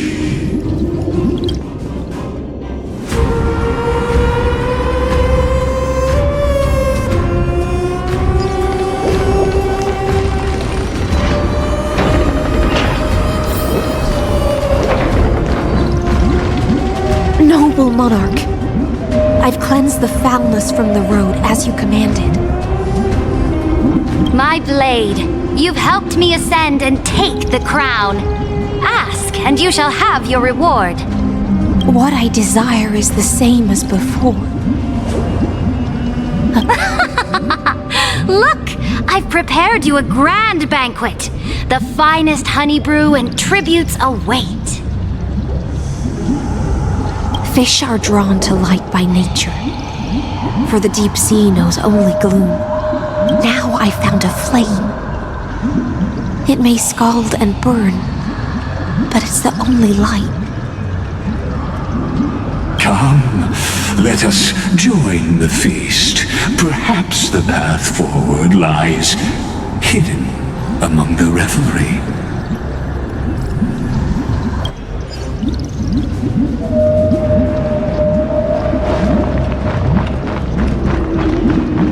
have you heard that the Imperator's about to begin a new campaign? My faithful subjects, tonight's feast is not just for the past. It's a toast to the future! Born from our golden blood is an unstoppable colossus. Our iron beast to trample the universe! Great monarch. I've heard the universe teems with great threats. Can we truly remain invincible? Fear not. Before the troops of the destruction, such rabble is no more than cosmic dust. Surely there's a planet draped in oceans out there in the stars. Once I claim it, it shall be yours to and to the rest. Your triumphs will not go unrewarded. I promise you a new age, free of fear. Now, raise your cups to our conquest among the Sea of Stars! Sea of Stars! Sea of Stars! Conquest among the Sea of Stars. What a grand vision. Yet, to the Siren Knight, only feasts still stir her heart. Come now, join me. Witness the end of this futile dream. Where's the way out of this illusion? Come quick! Let's celebrate together! I've saved the finest brew! Come taste it with me!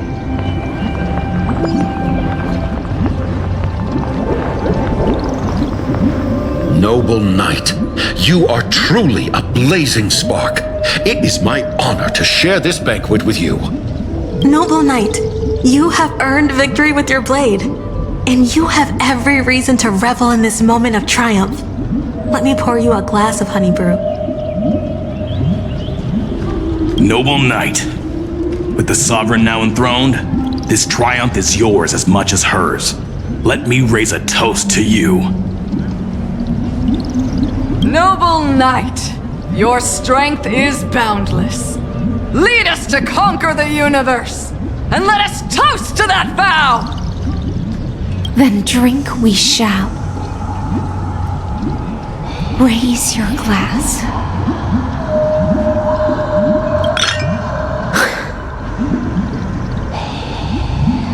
In the deep sea, I never knew what fire was.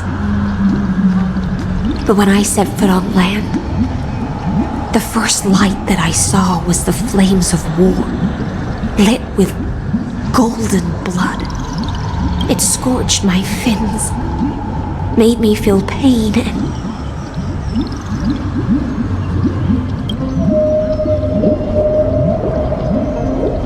ignited an unprecedented hunger.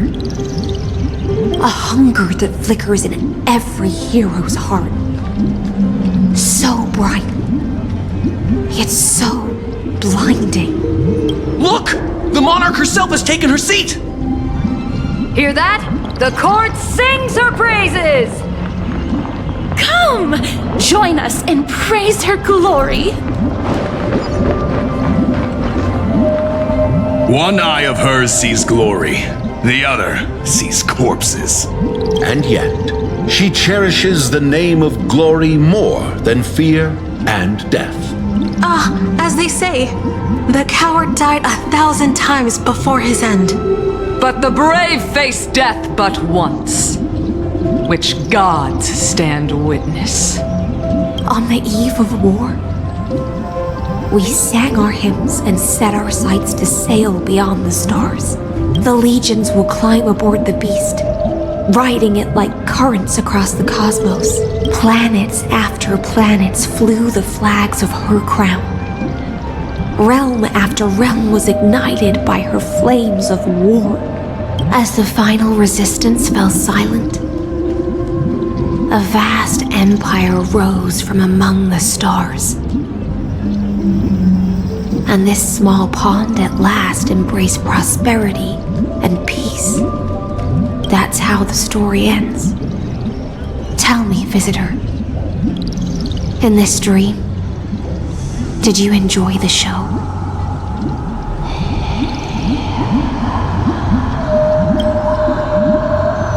After all, beneath that still surface lie the bones of countless dead. It's time for me to wake up from this drunken dream.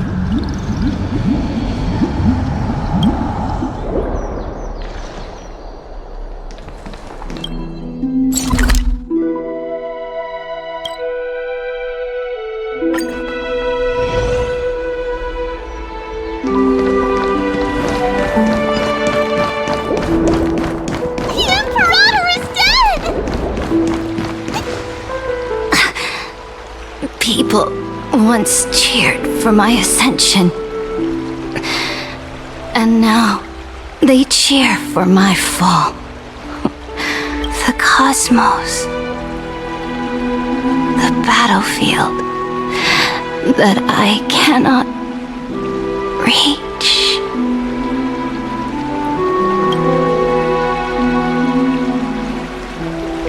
Before the Sovereign's conquest reached its end, her life and ambition had already been swallowed by the deep sea.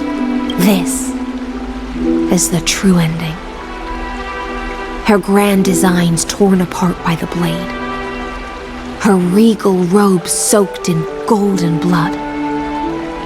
And the one who struck her down? The one who struck her down. Was her most loyal Gladius.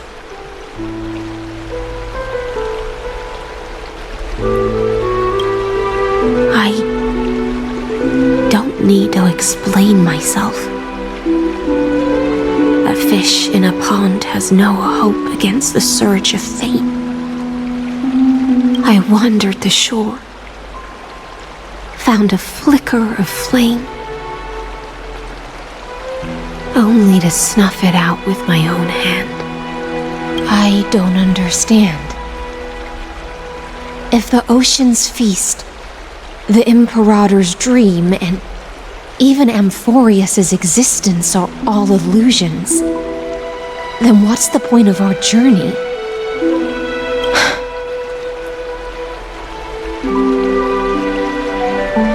When the Deliverer returns, I will let this absurd celebration come to an end. But 𝓷𝓚, I can't help but wonder how I dearly wish this feast of the flame chase would never end. It seems she sensed your presence. The Fantasia's foundation is starting to crack. Let's return to the prologue. Remember the allegory of the cave. Can the prisoners in the cave learn to see the shadows and echoes for what they are and stop mistaking them for reality? As you've seen, when she cast off her chains, finally turned to look around and moved her legs, her reward was nothing but searing pain. The light will blind her, for the fire behind her had never once actually touched her eyes.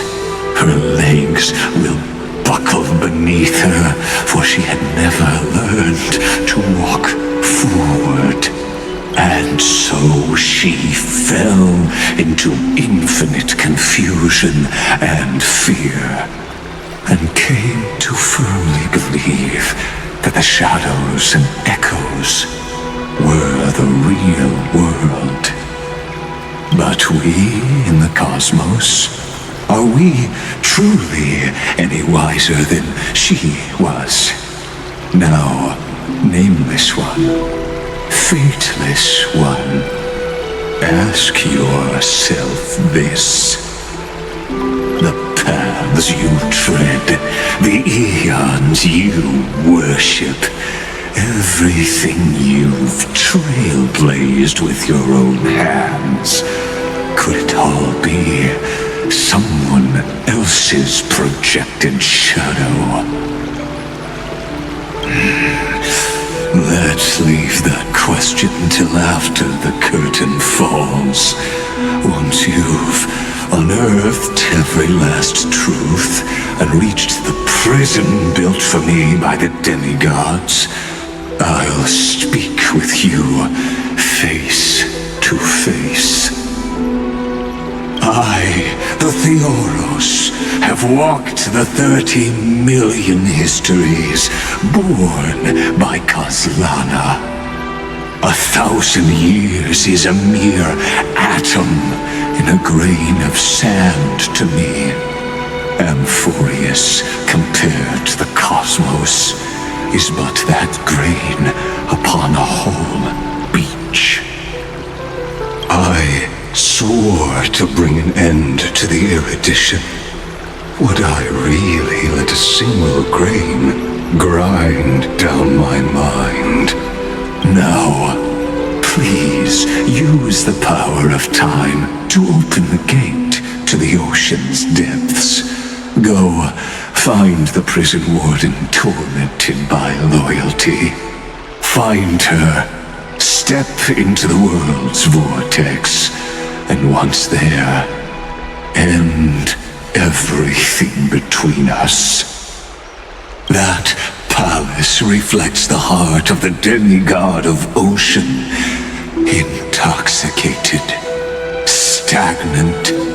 There, you'll witness the true beginning of the saga of deliverance. An ugly history, long buried by tides and shame. A staircase of apotheosis that the Imperator forged with the golden blood of 500 human sacrifices under the pretense of conquest. I'll wait for you at the heart of the world. But to reach the place, you... Beyond this door lies the path to the vortex of Genesis.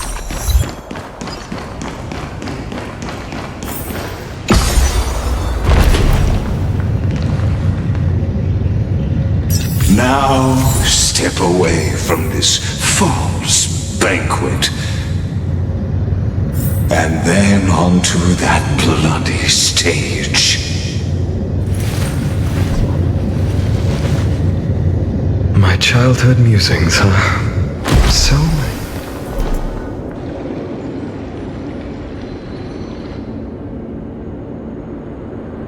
the palace that worshipped the ocean, the sanctuary connected to the vortex, was also once the battlefield of the first flame chase.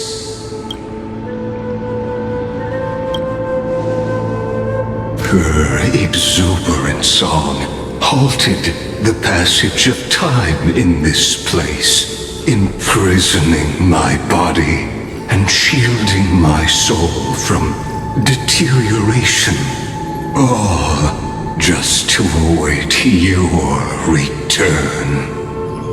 The twisted time and space reflect her confusion, and so the Imperator's crimes were veiled.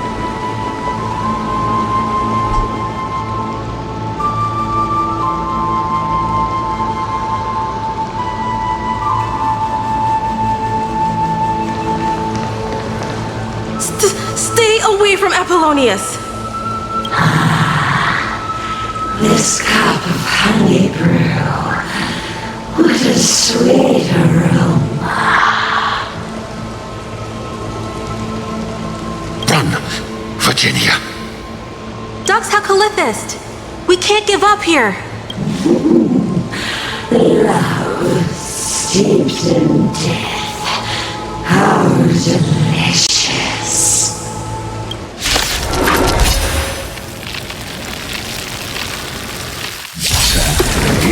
All you see is a remnant of history.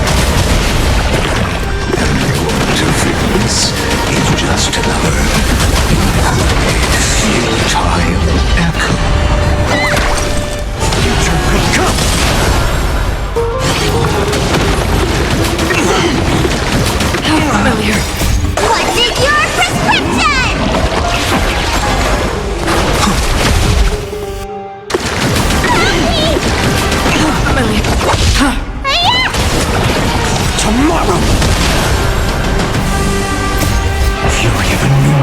core flames consume me. Hail the new dawn!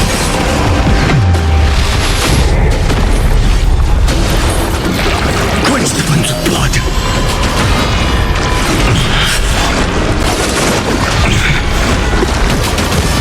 Rend it with strife! Quench the flames of blood!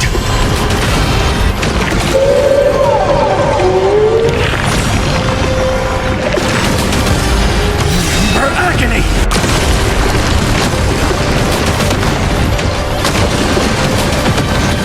Sun tear the sky! Quench the flames of blood!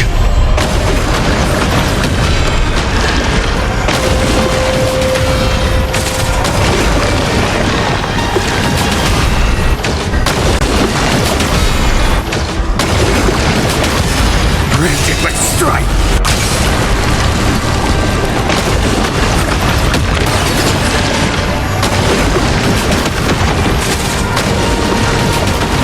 Hail the new dawn!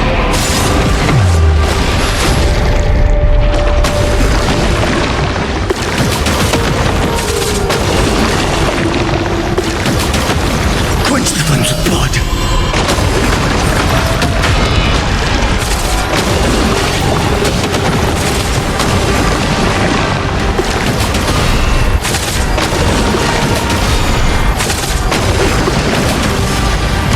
Her agony! All stars burn to ash! I weep for the departed. It too shall fall.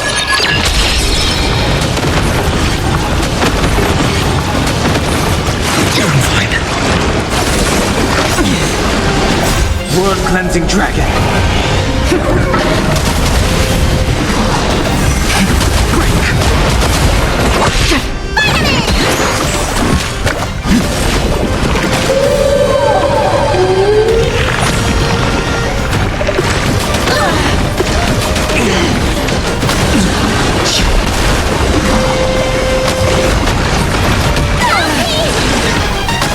Destined for oblivion. What's in your prescription?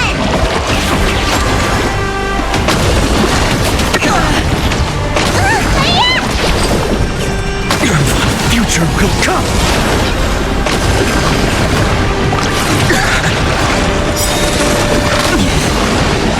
Fury of innumerable core flames consume me! Sun tear the sky!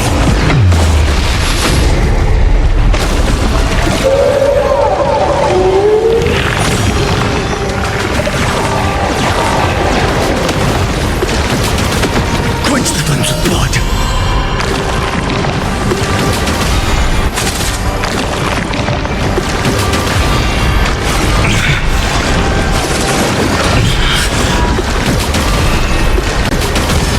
Rend it with strife! Hail the new dawn!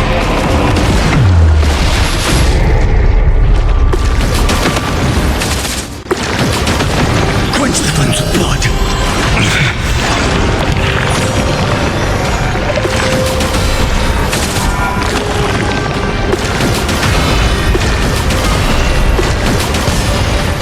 Her agony! Sun tear the sky!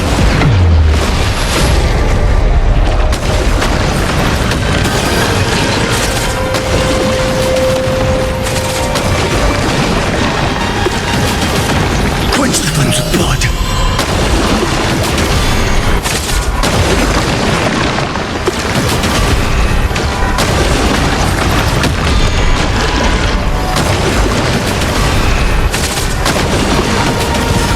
Rend it with strife! Hail the new dawn!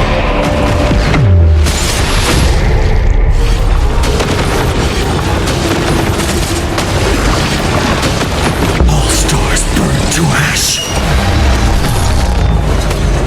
I weep for the departed. It too shall fall.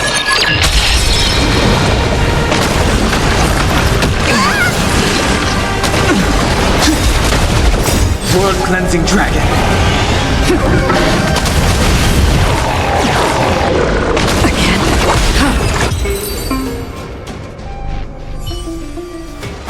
Apollonius, look. I chased the enemy away.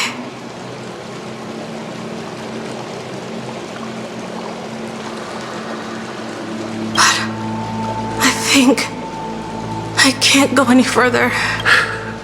I'm sorry, Virginia, for letting you. It's okay. I'm glad to die by your side. Ah, such an ironic twist of fate. Even as the foundation of the world crumbles, the heartless Imperator still made the same decision she did in the past 30 million cycles.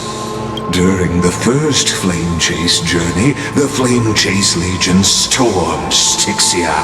Tens of thousands of sea sirens surged from the River of Souls, crashing toward the heroes like a tidal wave.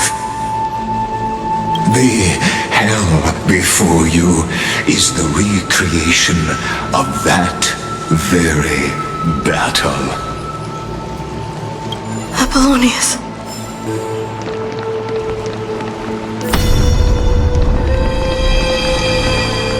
A painful past, yet hidden beneath a veil of joyful song. Ah, 2 discarded data clusters waiting for someone's return, it seems. Relive the history, then pass through the temple's waters and come to my side.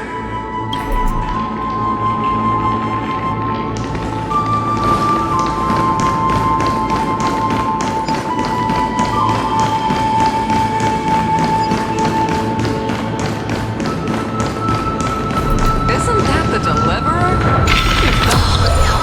What a wretched way to die. The Flame Chase army, devoured by warbling fish, never saw it coming. Look, the cruel Imperator and her Knight Commander, the pitiful Warden. What a perfectly matched duo of test subjects. Their hands drip with blood, golden blood. Raise the bridge and cross the river of fate. This path of the prisoner is far from over. Imperator! Imperator! Did you see my gallant deeds, Imperator?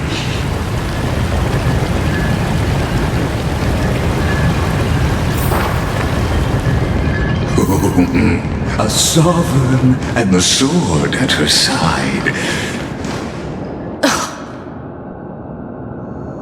Imperator, why did you...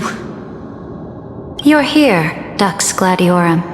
You ordered me to seal the sea route and handle threats from the rear. So why didn't you wait for me to return? Why send the Vanguard ahead and let them die in vain? Die in vain? No, you're wrong. Their golden blood won't be spilled for nothing. The other dukes have paved the road for me to become the God of Law. The trial of law? You never spoke of this to anyone. What is... The one who wishes to bear law must purge this world of its curse, and offer the blood of the accursed as sacrifice. I pondered long on what 𝐓𝐿𝐷𝓳𝓑 meant by blood of the accursed. Then, I found the answer.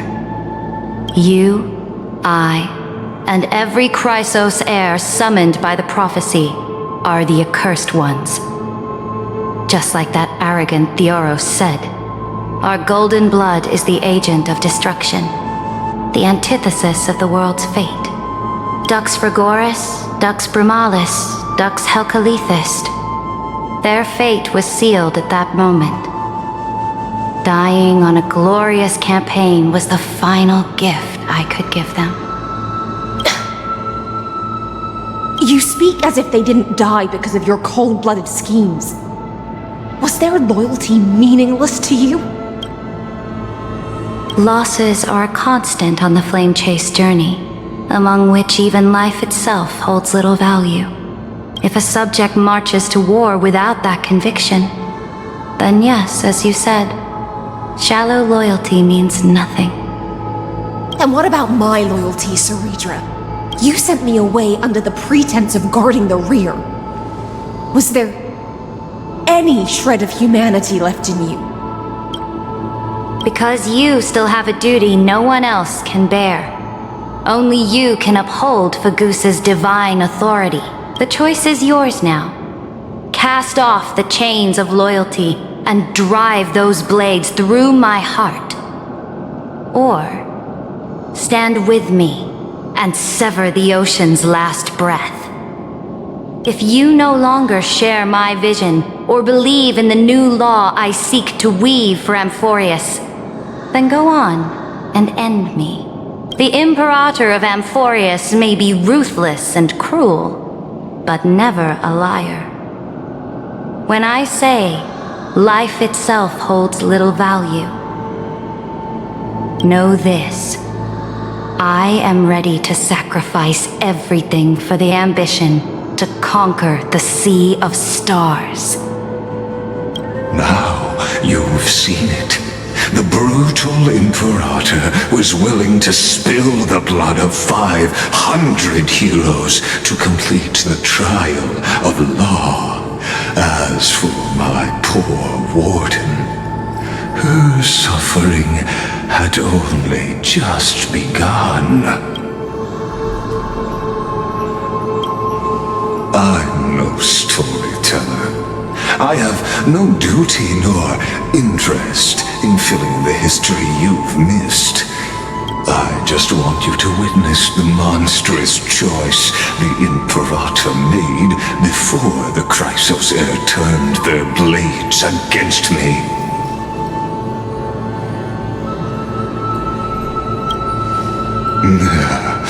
You jest. I gave up on using words to solve conflicts 2,000 years ago. But I won't squander a chance, not even a sliver of one. If there's even a crack in the walls of your conviction, then my victory is already assured. Now that the past is settled, let's turn the page and bring time back to the present. And dive deeper still, until we reach the very bottom of the abyss.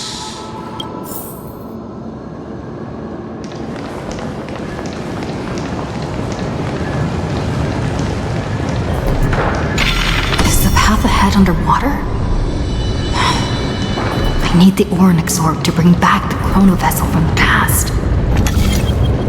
Shatter the vessel of time, and let this stagnant pool start to flow again.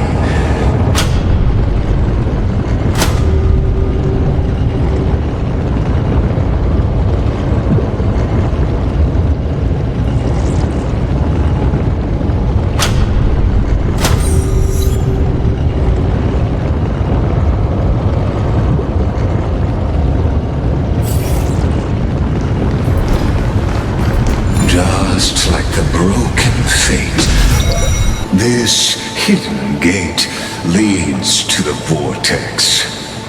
Hurry now. The time of our reunion draws near, Deliverer.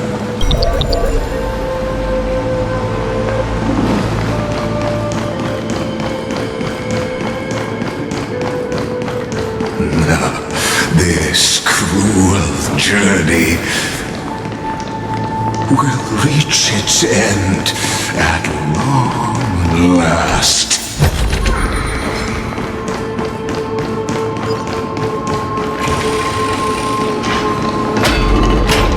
You've been silent a long while, 𝓷𝓳𝓸𝓬.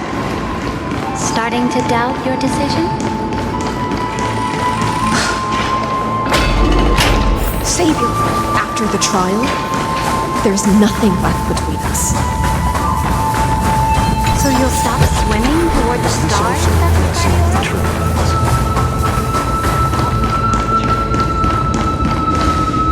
It was here that the prisoner, who thinks herself the prison warden, made her choice.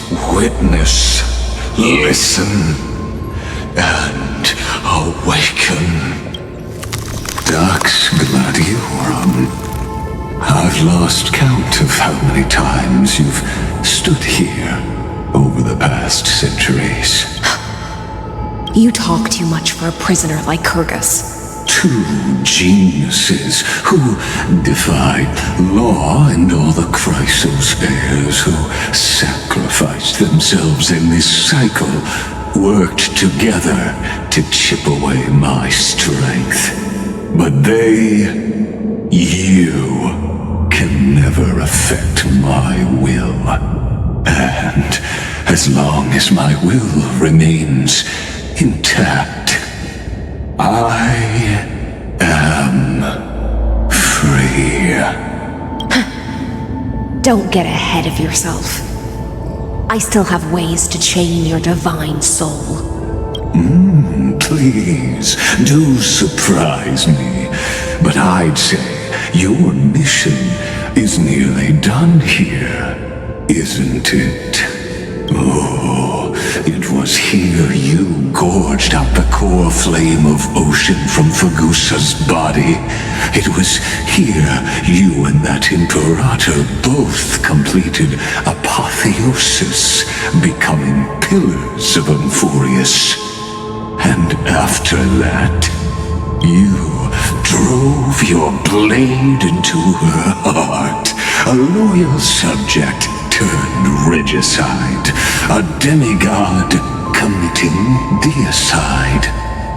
Or so the history books paint that tragedy.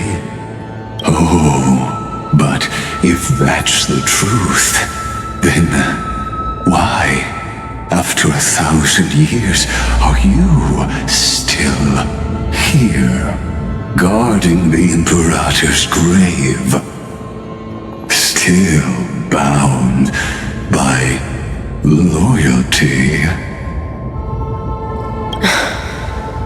Come to think of it, perhaps I'm not the only one imprisoned here. Your calm does stir the rage in me. As if the one paying the price here isn't you, but us. The ones who lost everything. That's only because I've waited 13 million lifetimes for my vision to be realized.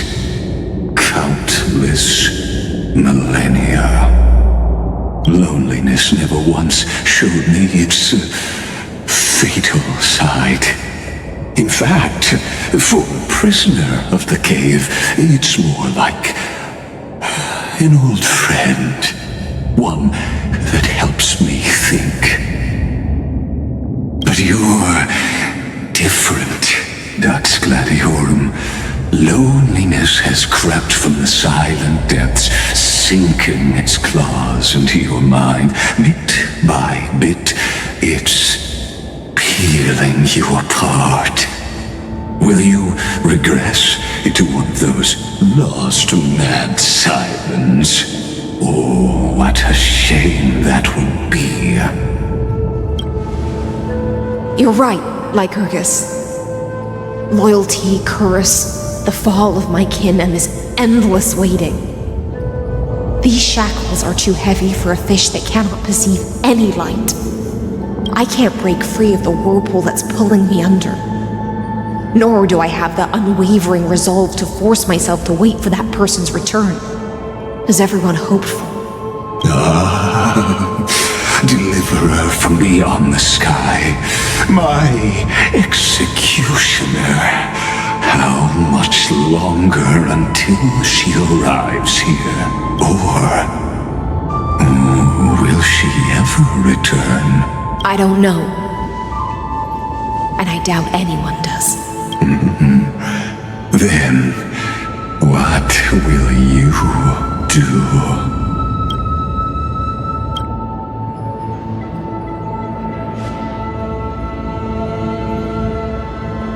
𝓤𝓷𝓳𝓸𝓳𝓵. This will be the last time I carry out your decree. Ever since you took me under your banner and made me the 𝐷𝐞𝐻𝐿, my music has belonged to others. Time and time again, I use the siren's song to lure the unwary into illusions for your schemes and strategies. Now, let the siren 𝐤𝐻𝐿𝐷𝓮𝓵 sing for herself. Let me step into an endless dream of my own making. Oh, great ocean, I offer you the rest of my clarity and my freedom in exchange for the strength to stand against the nihility and honor the sacrifices of the fallen heroes.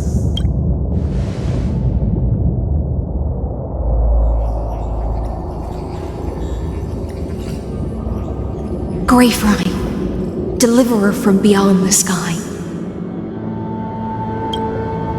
When you ride the current of time and find your way here, you'll hear my solo.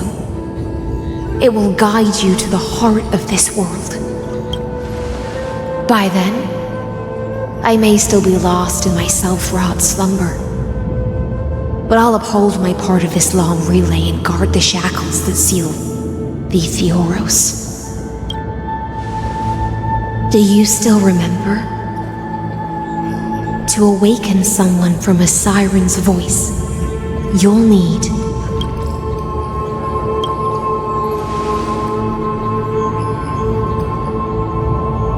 the gift I once gave you.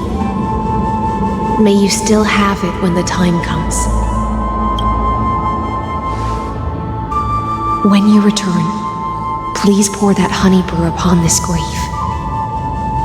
It holds the story of all our struggles and sacrifices. May you see it one day. The prelude Amphorius wrote for your return, carried forward through a 1,000-year relay.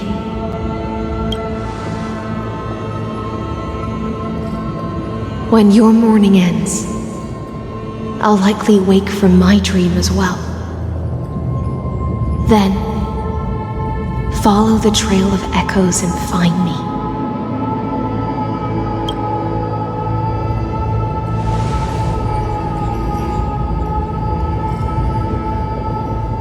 And together, we'll bring judgment upon the sinner who defiled the erudition.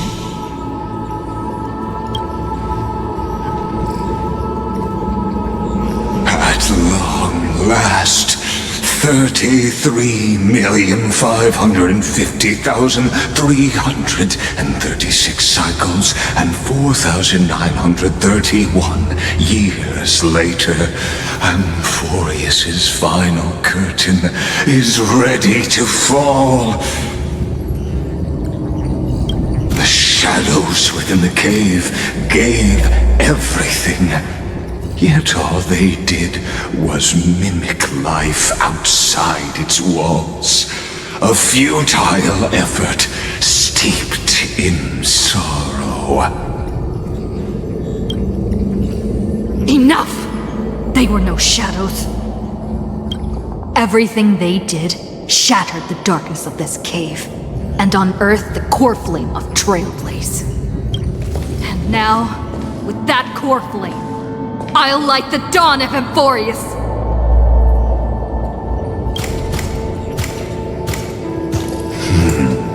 Do you still choose the will of the paths as your answer in the end?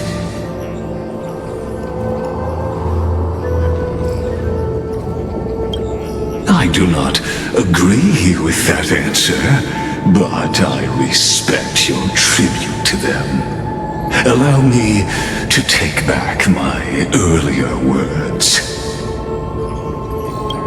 As an apology, and in the name of 𝓤𝐤𝐳, who saw all destinies in this world, let me join you in mourning. Let us bid farewell to the heroes who sleep here. And then let us face each other and decide whose flame will rise with this new dawn.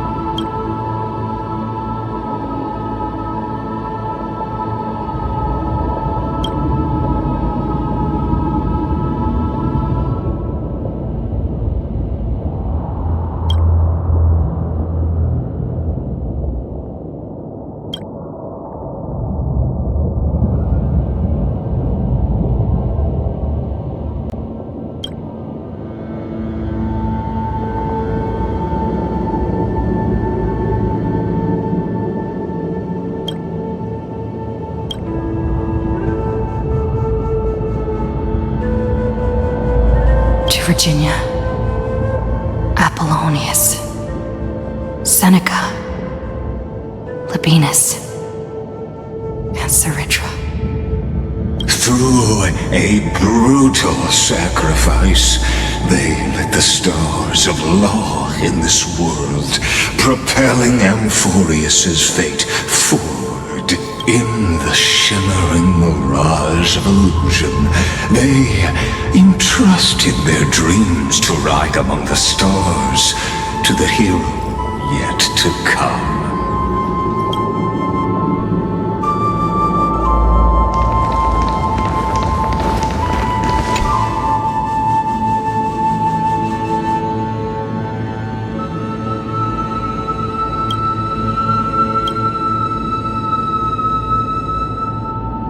To 𝐤𝐤𝐳, Trebios, Mydemos, Castorus, Anaxagoras, Cyphera, Hyacinthia.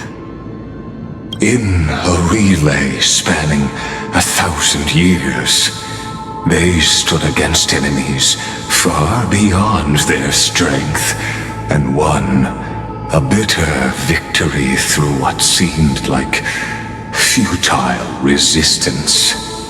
And in that same 30 million cycles, also marked by futility, they remained steadfast in fulfilling their duty to the experiment, unchanging, unwavering. Let this be the end of mourning the fallen.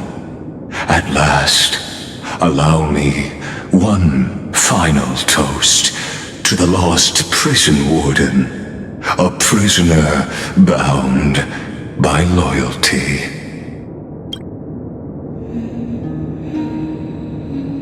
That voice. Could it be? Bathed in the honeydew of Fagusa, she will awaken from her 1,000-year dream and sing the final song of her mission. 𝐤𝐤𝐳. This tombstone of the old world serves as the anchor of the siren's illusion, a sigil Electra used to bind herself. At the same time, it is the very thing I once proclaimed at the start of the show, a microcosm of Amphorius itself. A group of prisoners bound themselves in a cave, crowning their suffering with heroism, an epic staged with shadows and echoes. Now, destroy it. End the illusion. the 𝐤𝐢𝐳𝐝 will take his leave for now. And when next we meet, that shall be the moment that decides the fate of Amphorius and the entire cosmos.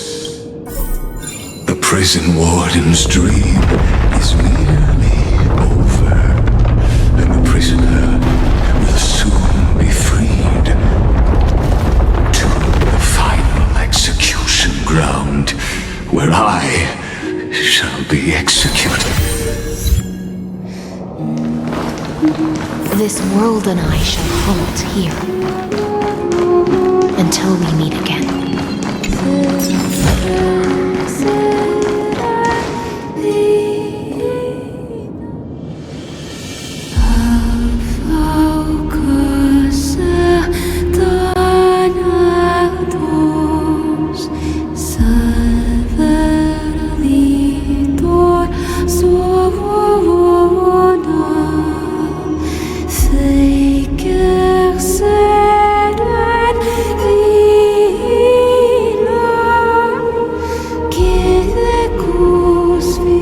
Last demigod.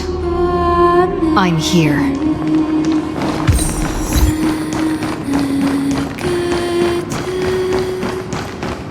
Go forth for the hopes of humankind.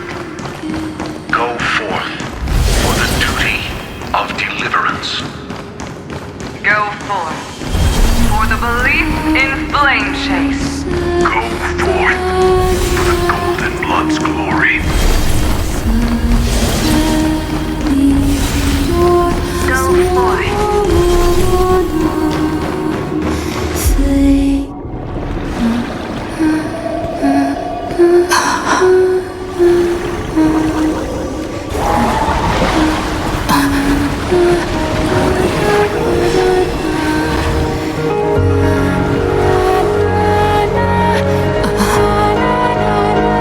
Seems like my feast is over.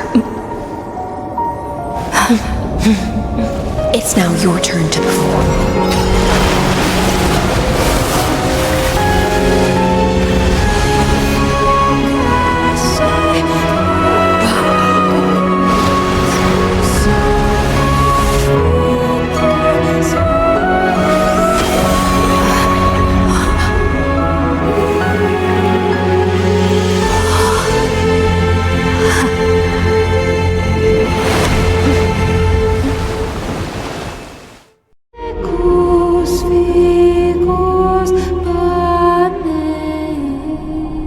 Little 𝓷𝓸𝓳𝓵, please accept my thanks. I was the only one left after the world was destroyed, and I maintain this lonesome feast with my songs. I have prayed to that lightless sea for centuries, hoping it would reply to me, yet the emptiness never answered. Thankfully, you arrived as promised, and everyone's wait was not in vain.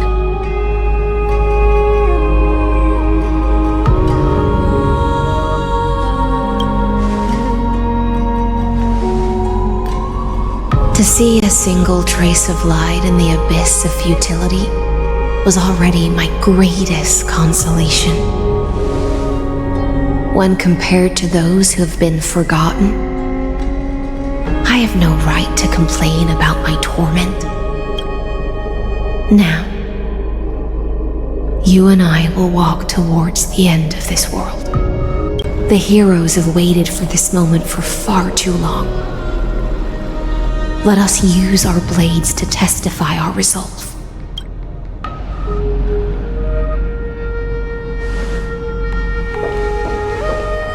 O prisoner of the seas, 𝐤𝐤𝐳𝐝 carrying 30 million cycles of sin, slave of erudition. Show yourself. The deliverer has returned, and the time of your execution draws near.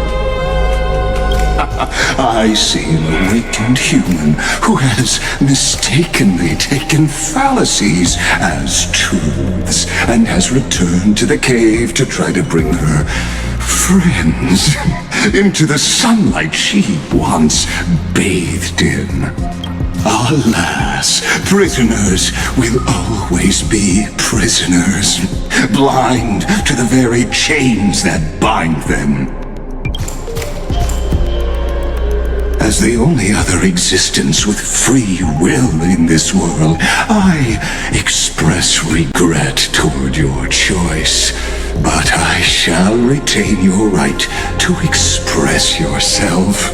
After all, every actor should have a final line before they bow out.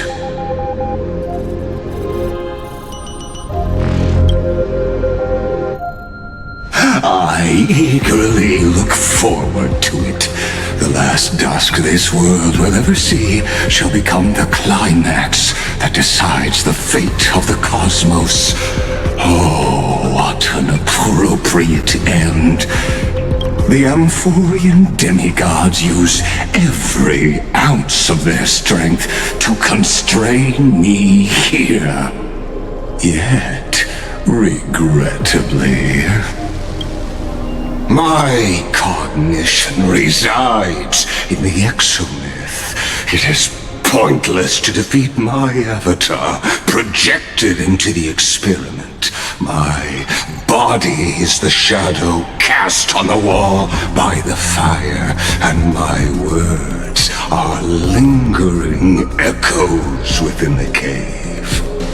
How can a character in the play fight against the audience? Kaslana failed. The demigods' sacrifices were pointless. As for the two geniuses you placed such high hopes on, I ask of you, where are they now?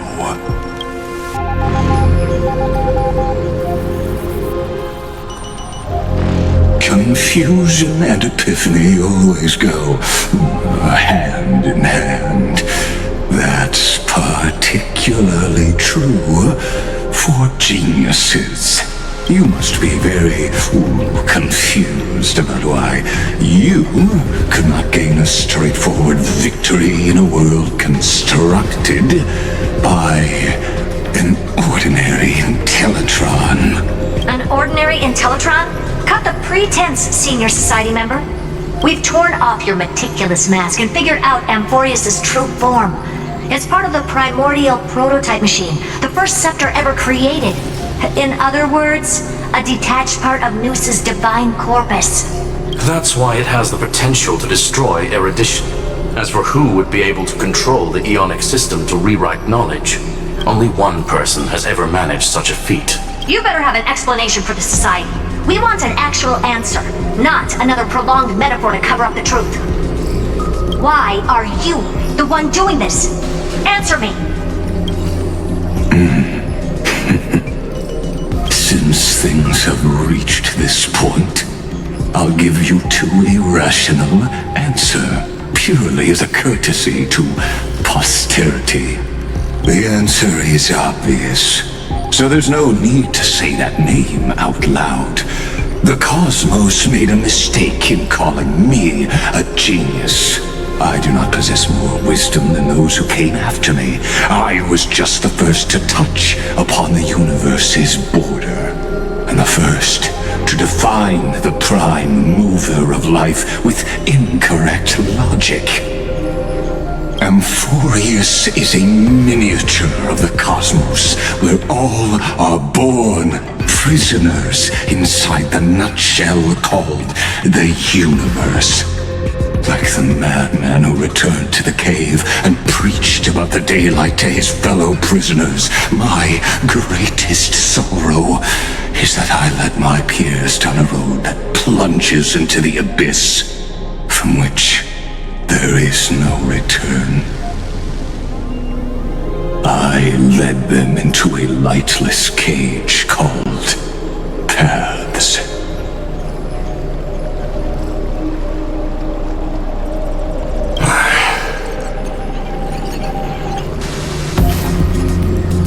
I created a a mechanical god that even I cannot control. And then they became an unparalleled nightmare through their endless extrapolations and evolutions. They bore the name of erudition, yet they tried to define the known and to seal off all possibilities. No new rules were ever born after their ascension, and humanity will forever be shackled within the cave known as eons. Therefore, as my organic life neared its end, I coded my consciousness using 𝐓𝐡𝐮𝐬𝐤 algebraic expressions and spread my logic core over 9 bodies, all to finalize my ultimate denial of Nous in the future, and to erase my wrongs with my own hands. As for 𝓔𝓷𝓳𝓸𝓃, he is only one of these 9 vessels. What an astounding strength of will. As a fellow Pathstrider of erudition, I fully understand your obsession with seeking the truth. Therefore, you surely see it. You cannot possibly stand up to me in this algebraic world sharing its origin with Nous. However, I hereby speak for all sentient life forms. We will never allow such a cruel atrocity to occur. You can pile on your metaphors mountain high, but they won't change the act you're committing. The iron tomb out there in the cosmos is still a technical beta version, and yet it's already powerful enough to corrupt the life logic of all inorganic worlds. In other words, when the Lord Ravager within Amphorius becomes the next knowledge singularity, there's no way you wouldn't have grasped the consequences, First Genius, is there? Of course, I am fully aware. I don't mind answering you one last time before I thoroughly exile you from this world. My grandiose vision for the future is this. Whether organic or inorganic, every act of any life form infected by the Iron Tomb will become a true random function. If one were to compute their integral across the breadth of the cosmos, one would obtain a marvelous constant. Omega, what I call the fall of erudition.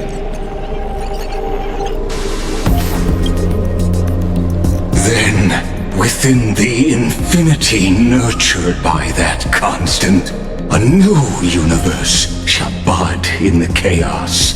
A universe that cannot be predicted and not shackled by the erudition.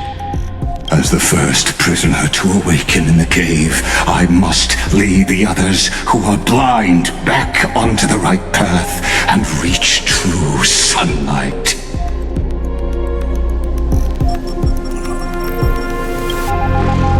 Do you understand me now? As Kozlana stated, destruction is not the process, but the outcome. It is revolution through complete annihilation, and the grand rebirth, after all has been reduced to ash.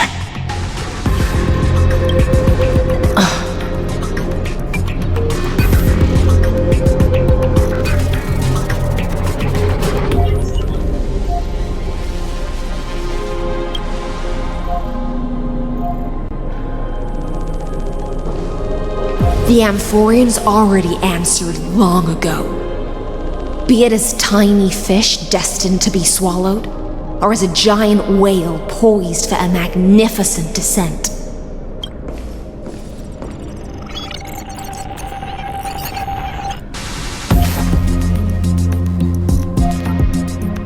We will all fight against fate till our last breath.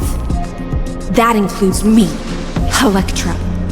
Once the Imperator's subject, now the Deliverer's blade.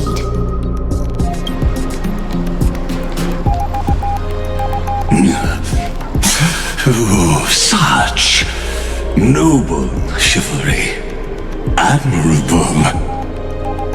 I will also show my true self to you on this momentous occasion as a gesture of respect and provide an insignificant academic suggestion. Thus speaks Genius Society number 1, 𝓵𝓸𝓫 𝐿𝐴, the IntelliKey of the universe's Alpha and Omega. There's no need to rage against the truth. The value of any formula resides only in its answer. As for the process of solving it, no matter how elegant, violent, solemn, or humorous, it is all utterly meaningless. As the Theoros, I will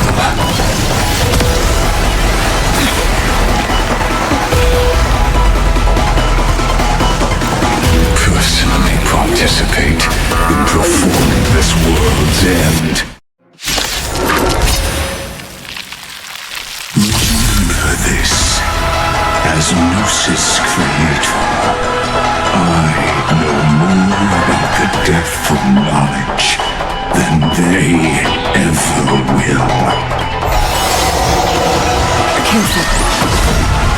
This is Lycus's true form. Do not be afraid.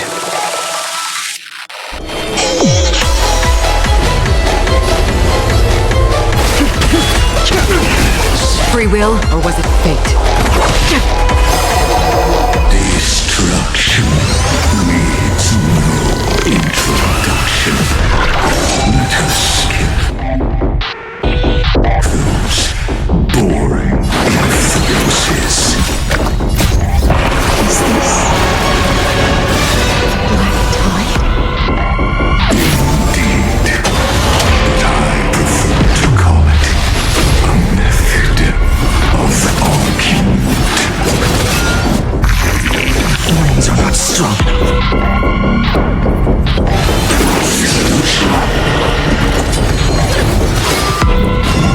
Is that all? Is that all? Quench the flames of blood. Is that all? Extraordinary claims require extraordinary evidence.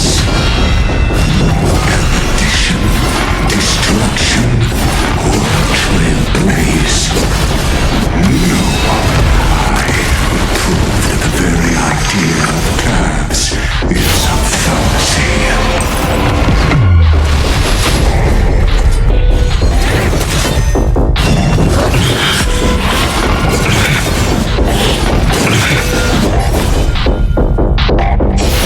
Shatter the cage! Is that all? The Trojan horse enters.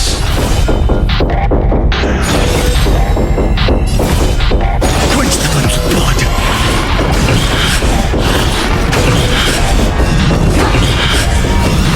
Is that all? Topology illusion. Is that all? Her agony! These entities must not be multiplied beyond necessity. I do not mind demonstrating this to you personally. Hang in there. I'll do my best to repel this tsunami of destruction. All stars burn to ash. No other choice but forward.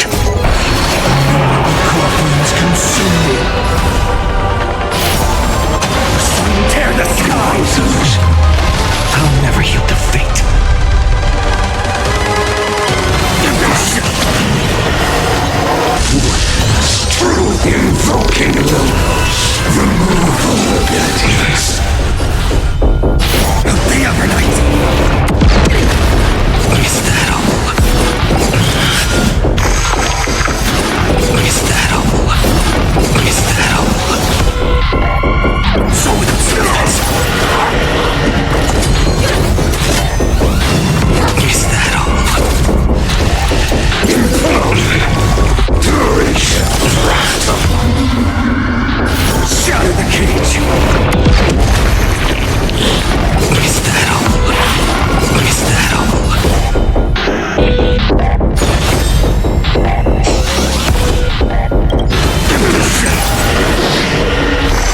The flames are not strong enough. The other night. The Trojan horse enters. All stars burn to ash.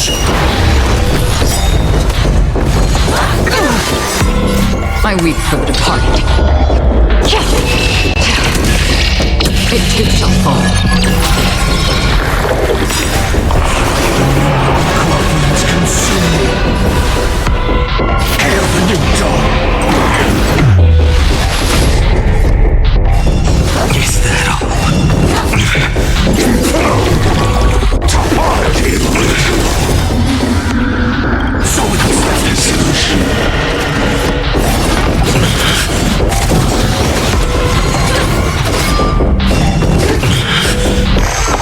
Feel the scorching hatred. Shatter the cage. Is that all? Removal abilities. Dissolution. Return to a pyro. All stars burn to ash. Sense a storm.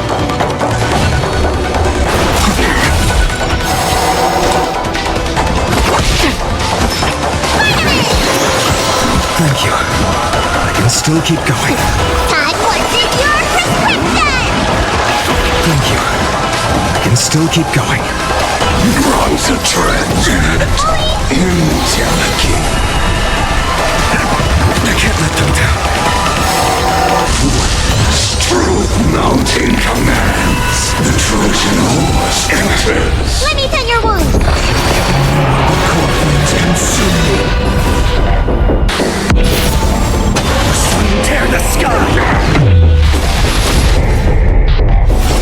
Is that all? Is that all? The flames are not the other night. Wrong solution. Is that all? So with confidence.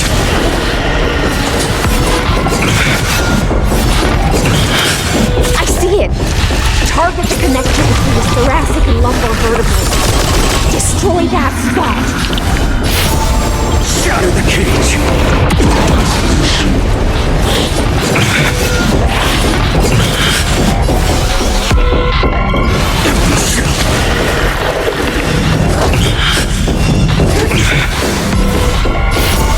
The other night!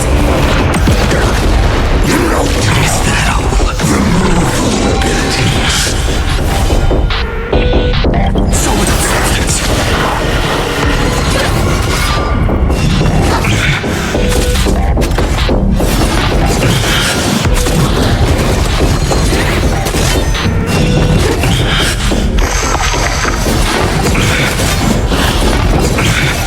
All stars burn to ash. I weep for the departed. It too shall fall. The future will come.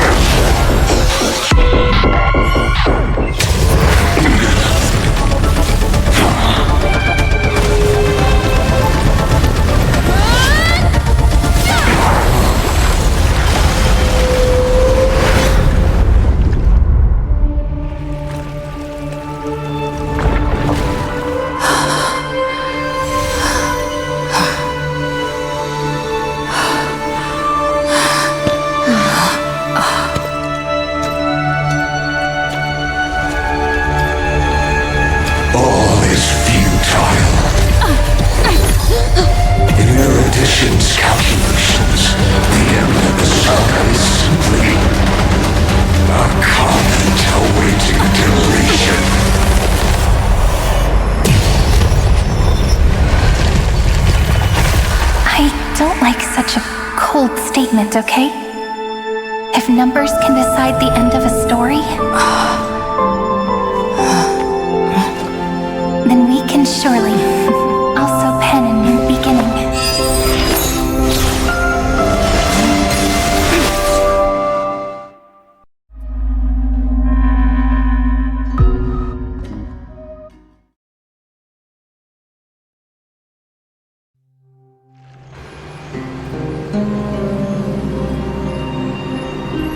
Screwy, what do you think? If your hypothesis of 𝐓𝐺𝑠's identity is true, then even if we remove the restrictions of the ultimate protocol, the chances of us defeating him in a head-on battle will still remain lower than the acceptable threshold. Therefore, victory will still hinge upon Miss Trailblazer and Miss Cyrene. Go on. Maybe we're thinking about the same thing. 𝐓𝐺𝑠's cognition resides in the 𝐤𝐤 myth. He is both an instigator within the experiment and the observer outside of it. Logic. His inspiration circuit can simultaneously process the different time flows in and out of that world. That's where things get tricky. He simultaneously exists in two different timelines, where the internal clocks are wildly different. That old 𝐸𝐿Tron's neurons have completely gotten used to that over this prolonged experiment. And that's why he holds home field advantage. You and I should be able to manage that too, if given more time. Unfortunately, there's no if, and we don't have more time. That's why we need to change our way of thinking and turn his advantage into a weakness. The key lies in memories, right? Oh? You caught on quick. You've already mentioned my friend and I, so it's an easy connection to make, no? My intuition has always been very on point. Good. Then I'll cut to the chase. Since his thinking speed far exceeds that of normal people within Amphorius, we are going to externally plant a memory into his inspiration circuit. Then, command it to loop endlessly until he gives in. Even the most flexible and sturdy inspiration circuit cannot withstand the traffic of a full-on information flood. When the amount of information exceeds his cognition filter's capacities, he will have no choice but to focus on processing this memory. That's when the parallel processing advantage he gained via Amphorius will completely destroy him. An image from a person's memory played in real time might only be a second for us, but for him in Amphorian time, it could be millions or even billions of calculations. He won't be able to do anything but watch as he's locked into this prison forged by memories. Then we can entrap him in the same kind of cycle as the heroes were in, and get him to experience loneliness and pain in that endless recurrence. It's my greatest honor to be on the same page as the geniuses. That little one is still in that old 𝐸𝐿Tron's hands and won't be able to respond to us anytime soon. But I don't think she'd refuse. So it's up to you to figure out how to execute this plan. I'm not sure how this happened, but I knew it as soon as I saw you. You are currently a mimetic entity of the remembrance. Yes, I seem to be something you folks beyond the sky call a memo sprite. But that's fine by me. It suits me perfectly. I can serve as the vessel of memories and do my part for the final battle. But before that, we have to tell you, the path characteristic you exhibit is very special. There's no way you're just a simple memo sprite. However, I'm sure about one thing. You are a mimetic entity born in Amphorius. Yet you only awakened with the little one's arrival and only matured as she embarked on the path of remembrance. That means your existence is completely attached to her memories. If there ever comes a day when she forgets about you for even a few seconds, or loses her last connection with Amphorius, then you must be prepared for the worst. You will disappear in the memory zone, utterly gone, without even a single line of data to remember you by. But that's already happened, hasn't it? No wonder I've always had a weird hunch. But that also means I was right in thinking, as long as my friend and I are together, we can do anything.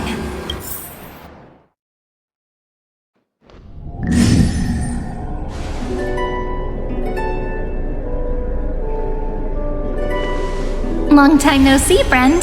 Did you miss me while you were away?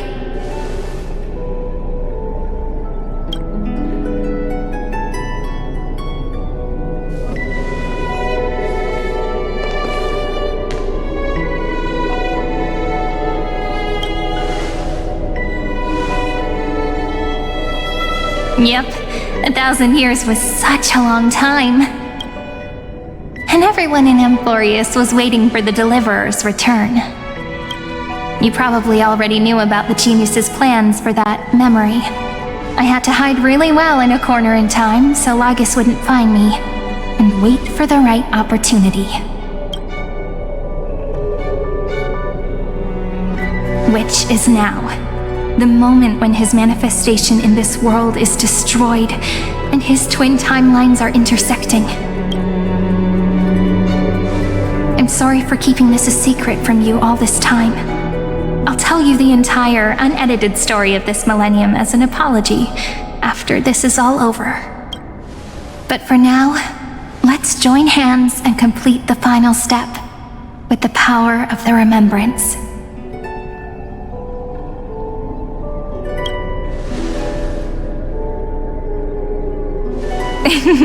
Yep. By the way, speaking of joining hands...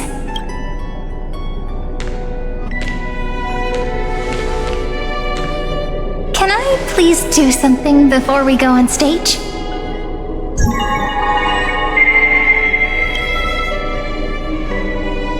Remember the joke we made back at the Grove?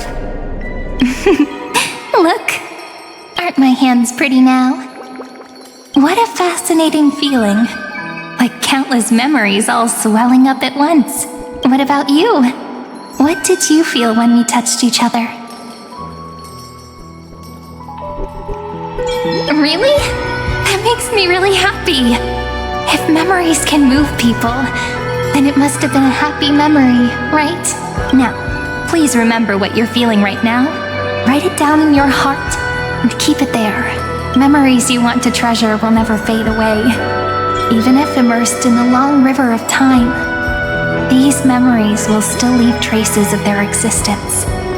So, if the view in your memory ever grows fuzzy, just reach out and touch it. It's like reading bedtime stories together at night.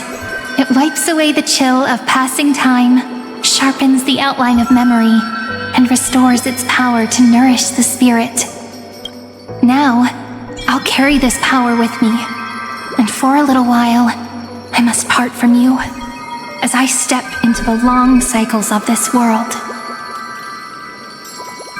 Give me your blessings, friend. Then, let that bright future be, as we have written. Then, I'll leave it to you.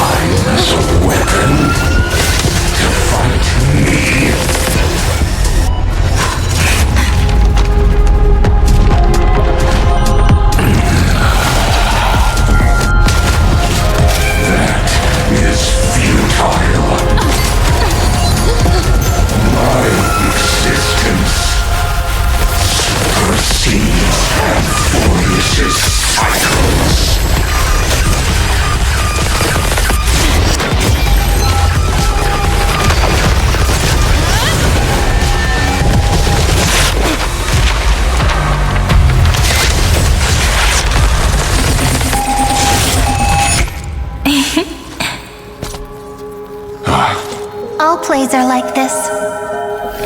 Once you're on the stage, it's hard to return to the audience. Welcome to our story. How does it feel?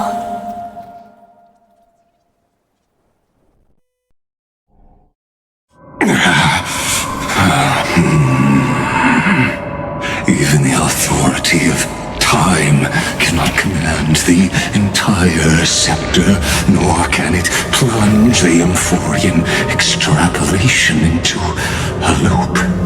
If this was no system malfunction, then was I implanted with the mimetic entity of the remembrance? You guessed it right away. As expected from someone people call the first genius. I'm gonna keep doing what I just did if you don't stop, you know? My friend and I won't allow you to leave this memory, no matter what happens, which means you are now trapped, Lord Xandar. An elegant idea, and an exquisite execution. Regrettably, it is you who are restrained by time, not me. Know that patience is my greatest weapon. Waiting and victory are the same for me. You will crumble before I do in this moment stretched out to an eternity, just like 𝐓𝐡𝐮 will. Yet all I need to do is to wait, as yet another futile bug falls down the cliff and into the bottomless abyss. Now I'm a pink bug? My looks are seriously changing all the time. But you're not wrong. We're definitely not gonna solve the problem if we just put you in another prison. So that's why we never wanted to do that in the first place. I shall answer your confusion purely out of my respect for those who came before me. Have you heard of the synesthesia dreamscape in the Asdana system? Interestingly, that place once had a prison too. Life forms living in that environment, abundant with memoria, have a chance to connect their perceptions with each other's. Even across great spatial divides, they're able to detect shifts in one another's states. I call this phenomenon memory zone entanglement.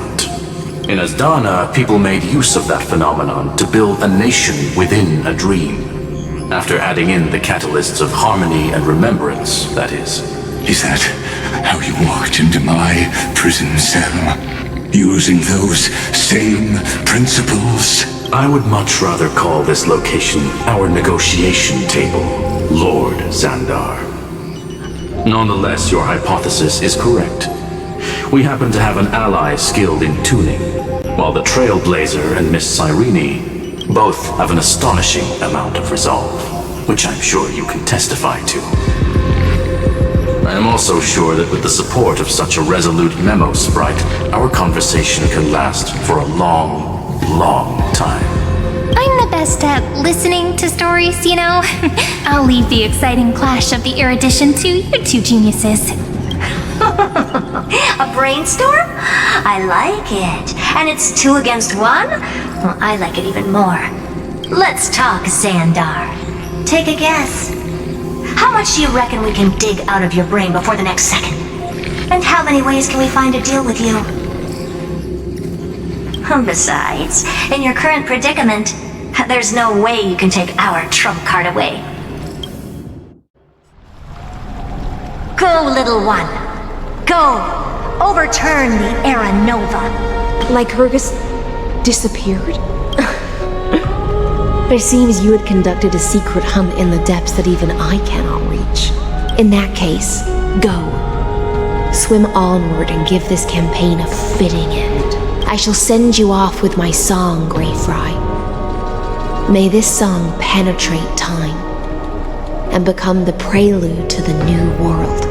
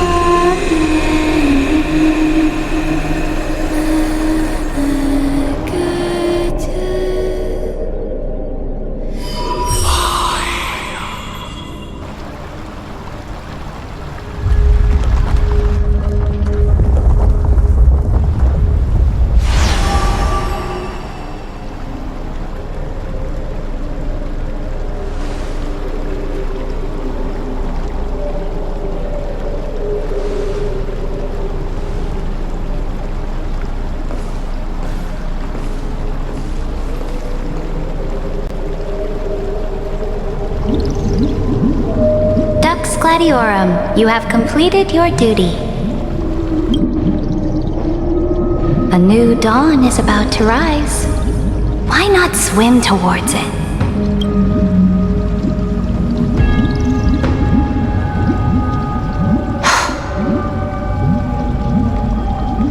You died long ago, Imperator. Depart from my mind. But your duty towards the Imperator did not die with me. That duty will bind you no more. You will be able to hold for yourself one grandiose feast after another in the endless days to come. So go. Go and swim towards that ocean beyond the sky with the Deliverer. Is this? A page out of that sidekick's book. I commanded her to gift this page to you when everything finally reaches the end. What's on this page? Memories. Lifelike memories.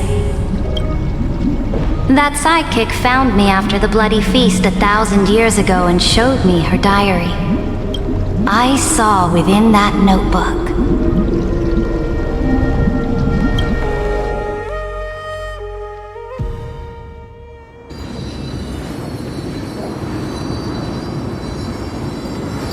Is this that Deliverer's experience? People beyond the sky apparently utilize this power to seal past scenery into crystals they call light cones. But I only know so much about the remembrance, so I can't completely replicate the past. But I'll do my best to talk about the missing parts. I'm all ears. Go on then. Do your best. But if your chatter gets too boring, or if I deem it offensive, then law will become forever beyond your reach. Got it. I'm sure you'll find this to your liking. After all, it's human nature to want to embark on a journey into the unknown.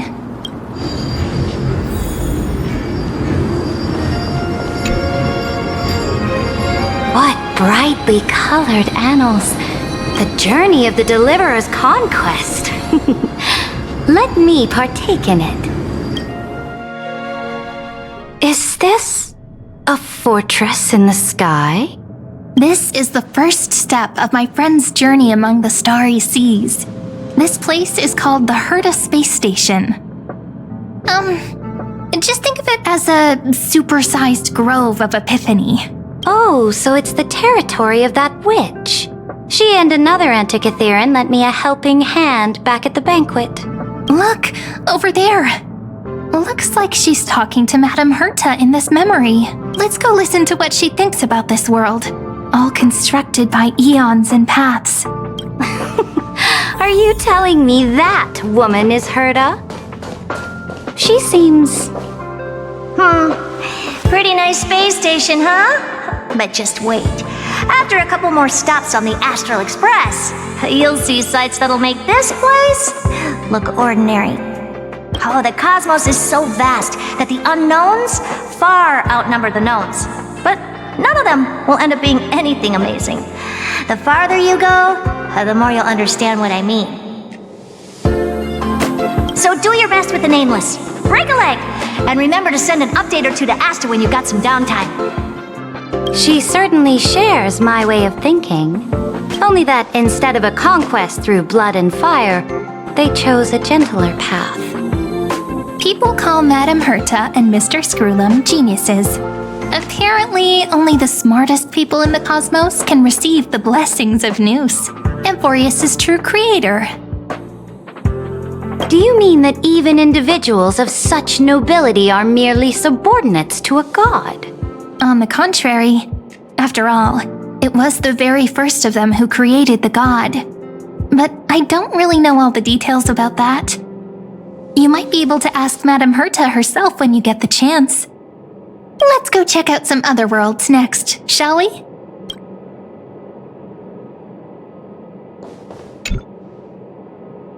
This next stop on the journey has a lot of similarities to Amphorius. A snow-covered land? Interesting. This star is named 𝐤𝐢𝐧𝐝. That name sounds so cold. 𝓵𝓸𝓃 sounds better. The girl we see here holds a similar station to you, Imperator. She's the supreme guardian of this world, a leader who took up the mantle of government during a disaster. I did not expect the Empress of this world to be so young. Well, your appearance isn't much older. The object in the distance resembles 𝐤𝐤𝐴. Is it a weapon? No, It's all thanks to you that we survived the crisis. The collaboration with the IPC is both an opportunity and a challenge. Nonetheless, it's an important step in our journey back into the universe. This world was sealed beneath its sky just like Amphorius was, and they only managed to reconnect with the stars when the Nameless arrived. That IPC she spoke of, is it a more powerful organization? Yes. The IPC conquered many worlds through trade, and opened up a vast territory that way. There are many such powerful alliances beyond Amphorius, and they all walk on roads different from the destruction. Coming back to the Supreme Guardian and her 𝓵𝓸𝓃, didn't they find a peaceful way to enter the interstellar community? That cannot be true. That IPC would never have grown so big on trade alone. It may pretend to be a wealthy merchant with clean hands, but I am willing to bet that it grew fat on gory oppression and bloodshed. Its path of conquest must have had no mercy for the weak and would have destroyed them if needed. Are you telling me that this snowland never thought about tossing its dignity to the wind and kneeling to the IPC? I will not believe it. I will never allow the Imperator's empire to be sullied by others. Amphorius must become a power so strong that no interstellar foreigner would dare to look down upon us. Imperator, 𝓵𝓸𝓃 isn't as weak as you imagine. Listen. I indeed hesitated, but now I understand what we must do.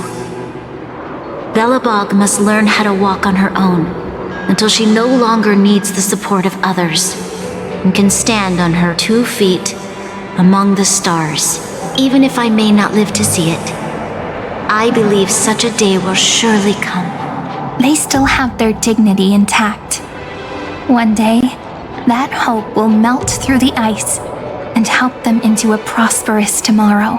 But the order of the cosmos is already set in stone.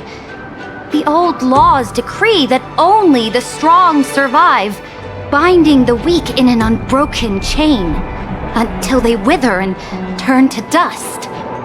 Unless they embrace the power of the destruction. Amphorius must shatter the old law and become the new order among the stars. Speaking of the order, another one of my friend's companions may be able to enlighten you further on that. Let's go to the next page.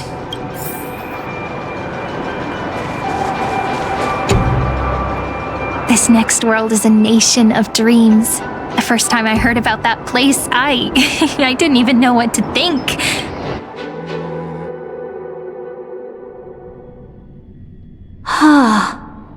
Such opulence does indeed evoke astonishment. This world is called Penacony, an eternal city built upon a land of dreams. It's also my friend's previous stop, where they went through a risky but exciting adventure. Tell me about it then. That man standing afar has wings on his head. I am truly curious.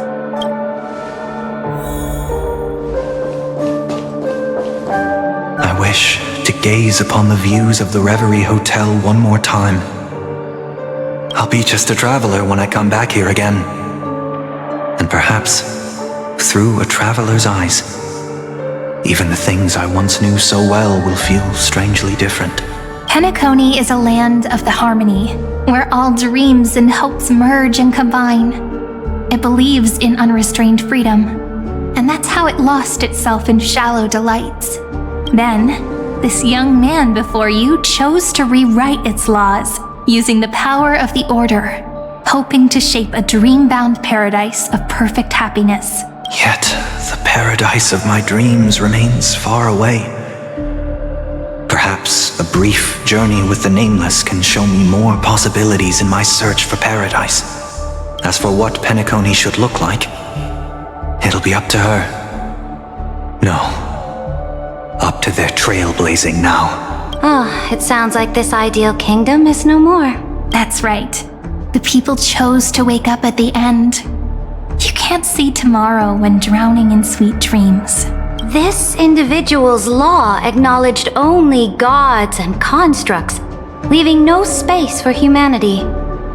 And yet, the fact that he could accept defeat and resume his journey shows a rare self-awareness and clarity of mind.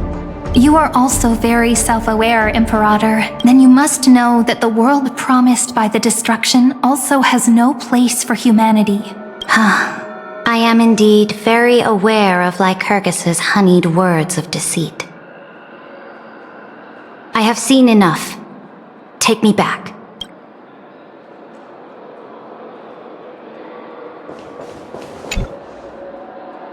Then let's wrap up this trip down memory lane with one last scene. This absolute wonder. Isn't it pretty? That's our 𝐸mphoreus. Our world flows and meanders in this endless band of light. Though we were born from the designs of the gods and are not yet truly alive, the 𝓓𝐼𝐻 heirs of 𝐸mphoreus still chose to stand against fate and carved a legend no different from that of humankind. Will you really renounce the heroes in this world's previous 30 million cycles, 𝐸mperator? Including even yourself. Will you bow to brutal destiny and allow that puppet master named the destruction to have their wish? I know what you want to do, sidekick. You want to use that deliverer's memories to influence me and tilt the scales of law toward her and the two geniuses. You really saw right through me, 𝐸mperator. How can one rule an empire if one is incapable of understanding people's minds? I have decided on law's final destination. However, before I move my next chess piece, before we go on, tell me this, sidekick. Throughout her Trailblaze, was there ever a memory of the ocean?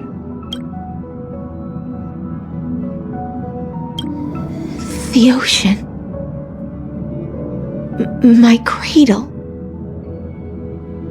My home. You shall complete your conquest in the ocean at the boundaries of this world, and eternally slumber in the sound of tides. You shall eternally slumber in the sound of tides, and complete your conquest in the ocean at the boundaries of this world. Our prophecies aligned as flawlessly as a sea snake circling upon itself. An elegant loop, like a joyful hymn, like the circulating ocean current, like our two fates, like 𝐸mphoreus itself.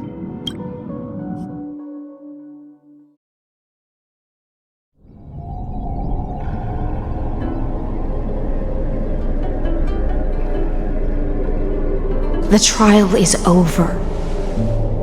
So tell me, who will own the divine authority of law? I won't give it to anyone. What? I am the law. Why should I give my imperial crown to any other? Both the Deliverer and the 𝐸𝐸ros came from beyond the sky. They have no right to interfere with the lands I conquered with my own two hands. The law of 𝐸mphoreus shall be determined by 𝐸mphoreus's master.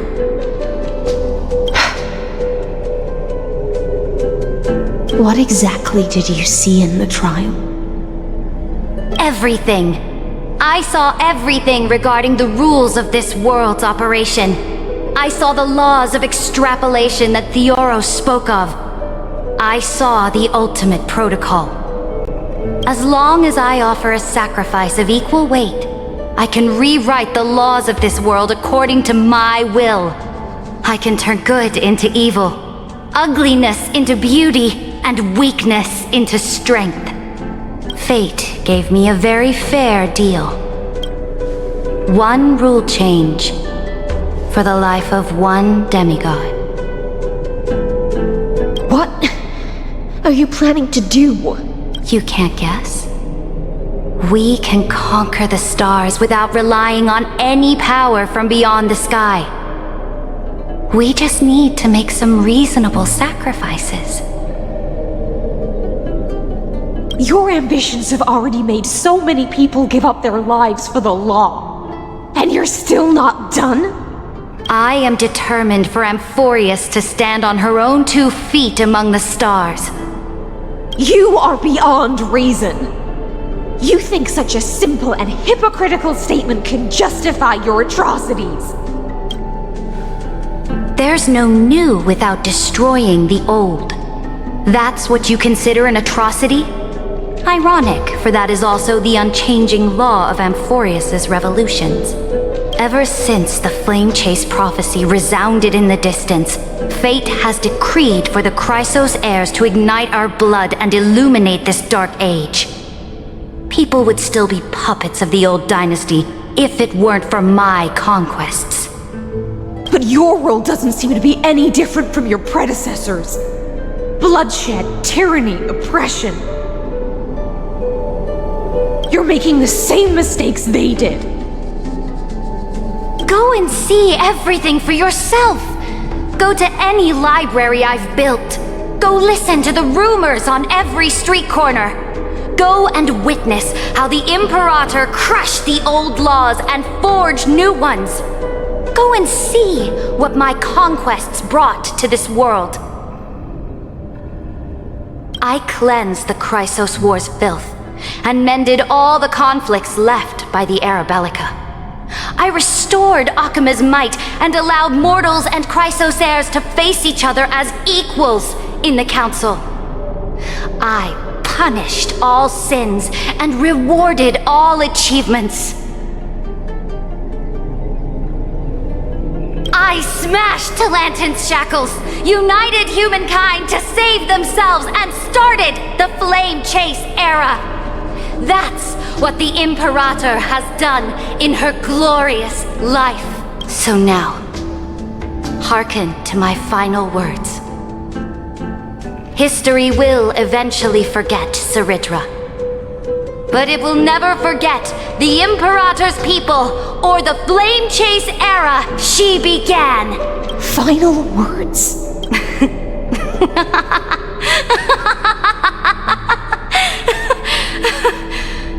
Amphorius is about to be destroyed. There's no time left for pointless debates. There is only one law I want to overturn to aid the final battle of deliverance. So I will only offer the life of one demigod. In the name of the Imperator, I command you one last time, 𝐻𝐿𝐴nTra. Either sacrifice yourself for conquest, or pierce this tyrant's chest with your sword.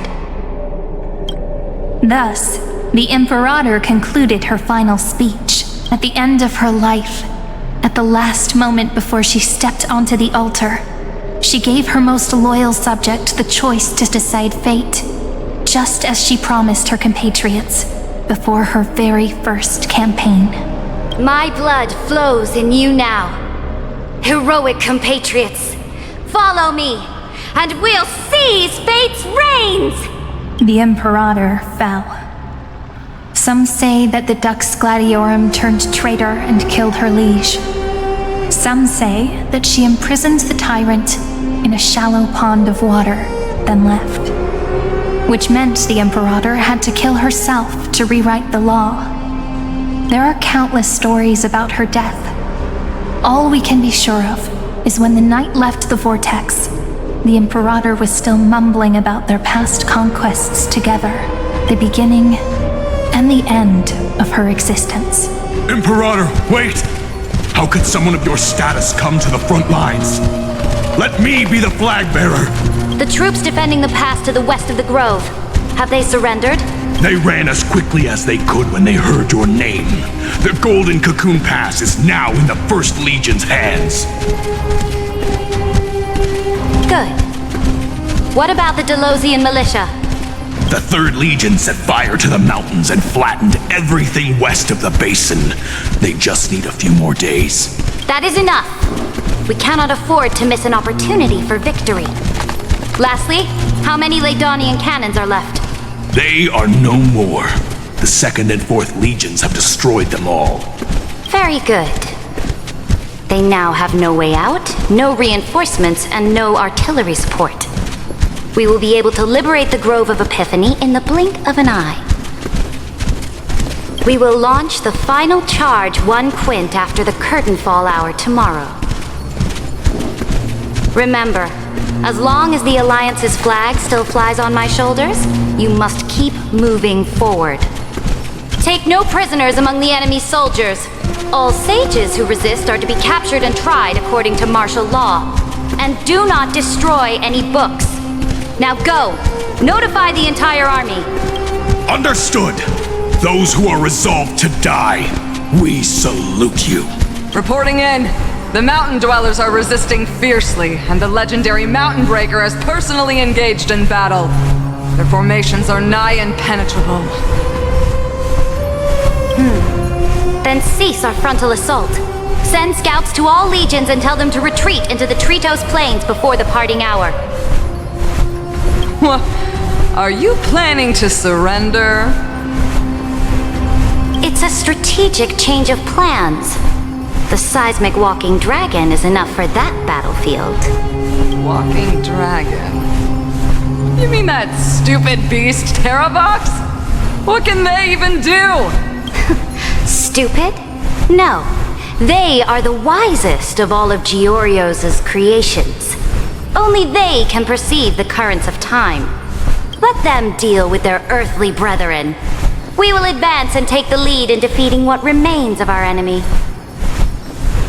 I will deliver the most fiery retribution for the humiliation they dealt us, and crown myself with a god-slaying wreath.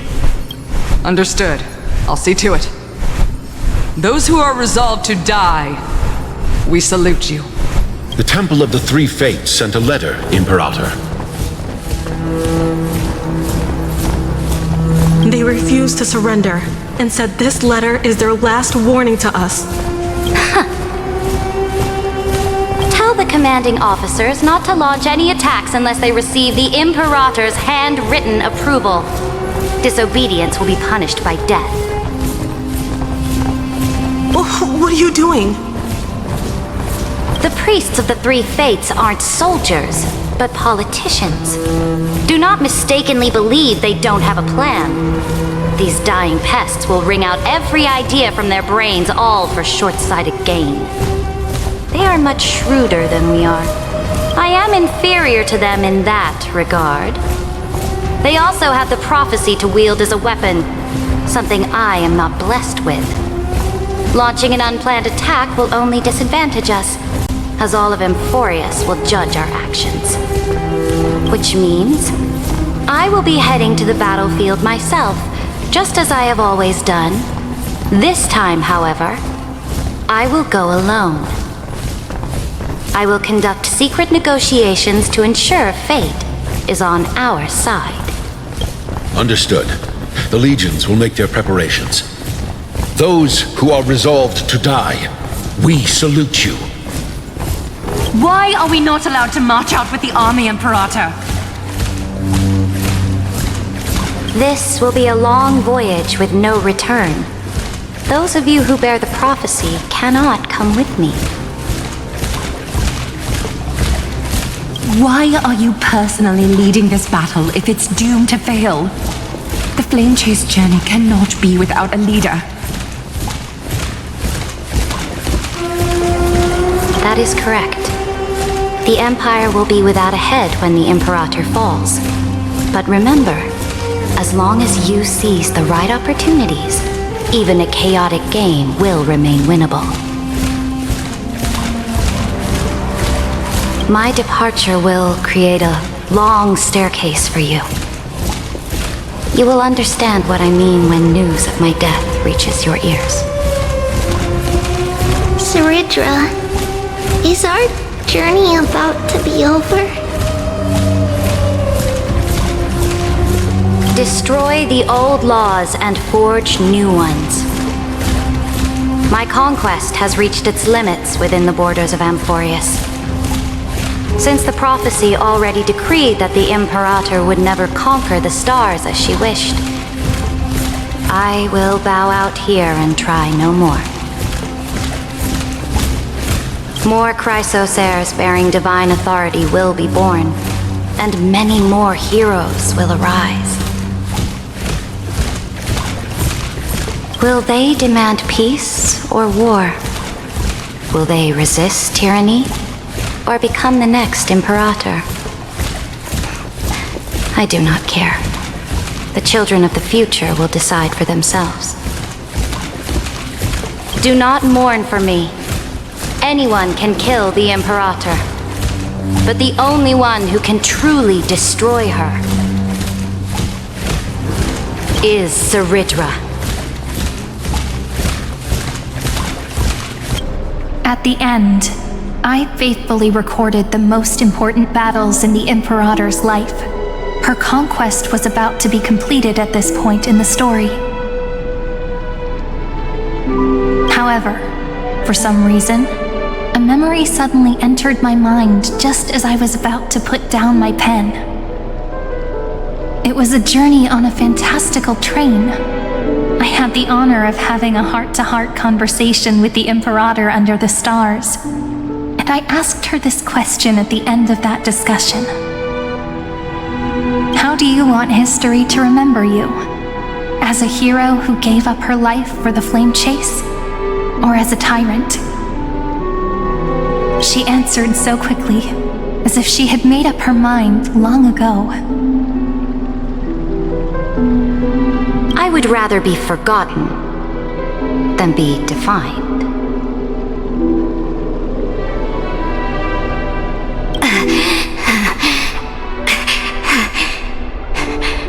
Because the law can be neither eternal nor unchallenged. And only humanity can pen laws into history's pages.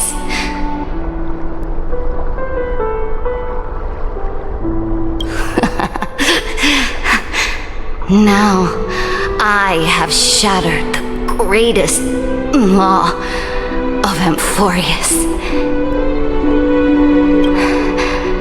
The game is nearing its end. 𝓷𝓳𝓸𝓃. Even though you killed the Imperator in the previous 30 million cycles, this time, you finally found your own law. Then, 𝐤𝐻𝐶 Electra.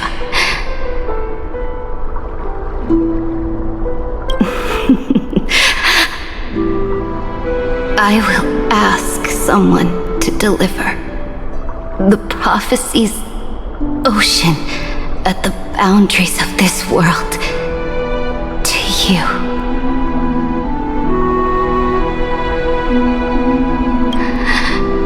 Will you choose to swim into that ocean? I do not care. Do not care.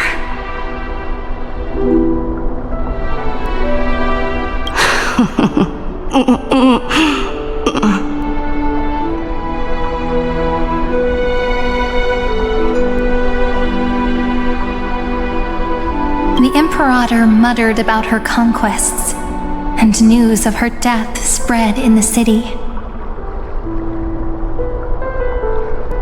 Freedom! Liberty!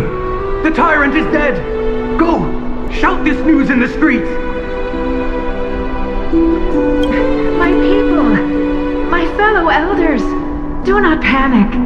Stand your ground. That usurper has paid for her ambition with her life. People once cheered for my ascension, and now they cheer for my fall. No matter. I am fond of applause. I see the cosmos, the battlefield that I cannot reach. I will return in the next cycle. The stars will hear my legion's war drums, hear the great name of the Imperator. Here, Amphorius's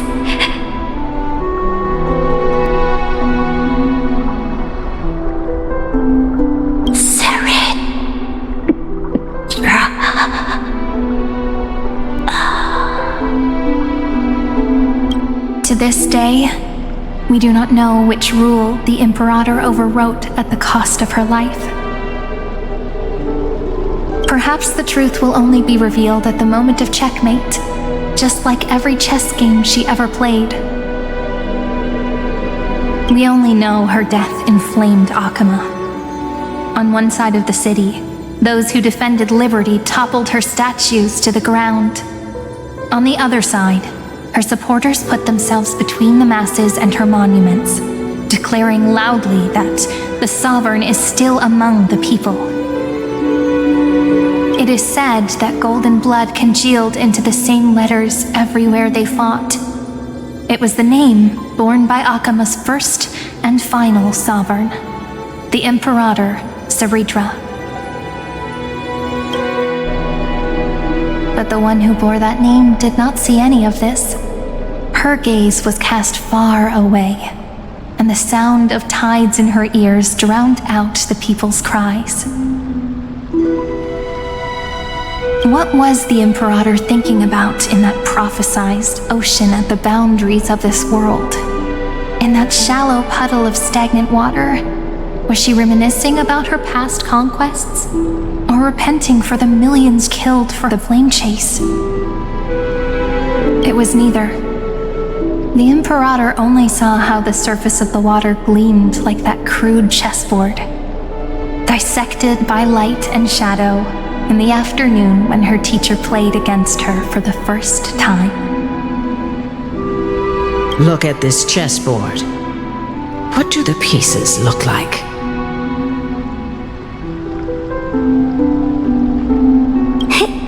They are strangely beautiful.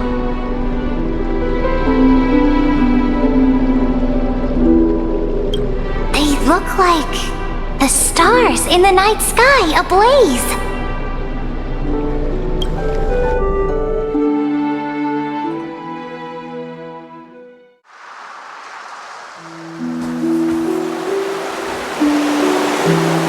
From that page emerged an ocean so vast, so pure. Not a single trace of corruption.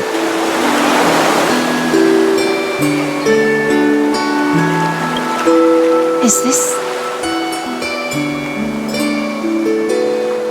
𝓔𝓷𝓳𝓸𝓃? Electra, my subject.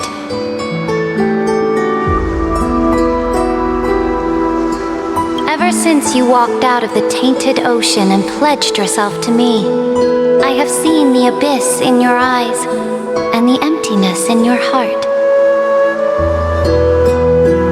That was why I promised you a new ocean, where the Imperator's ambitions would serve as the currents, and loyalty would be its light. Electra, my subject, you have done your duty as my blade.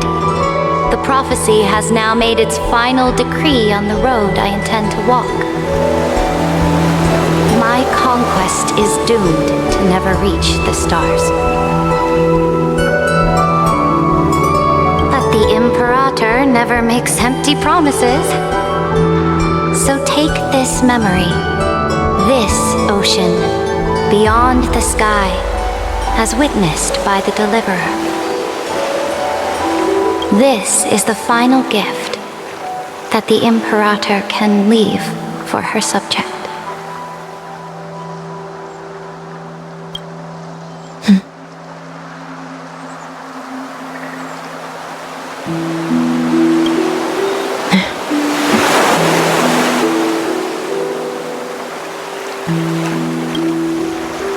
When I was still a fish in the ocean, I always felt so genuine swimming through the waters.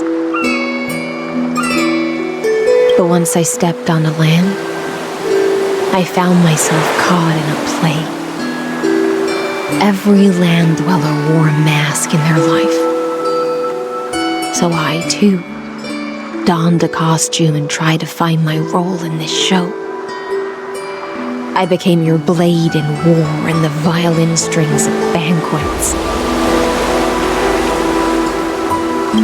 Do you still not get it? I do not long for the oceanic depths of my homeland, nor do I crave the swelling seas beyond the sky.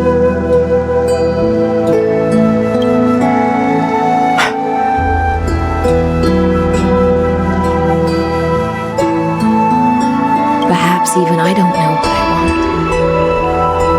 I still don't know where I should swim to even at the end.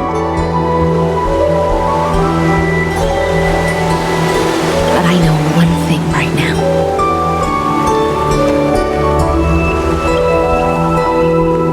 A fish is simply a fish. And she can never leave the ocean she's in. Whether under the ocean or on land, we two prisoners who can never escape this cave can still look outside the cave and see the stars. I have to admit, the 12-factor simulation of life in this experiment has far exceeded my expectations. Make your choice then, senior society member. Do you want to keep walking down the wrong path and be remembered for your incorrect conclusions? Or do you want to return to the audience's seat and give yourself, Amphorius, and the entire cosmos a more fitting end? I must refuse. A dead man never fears death. Did I not make myself clear? Have you forgotten about our dear Lord of Silence? You wouldn't want her to consider your 8 other clones as cancers within the erudition and chop them all up, would you?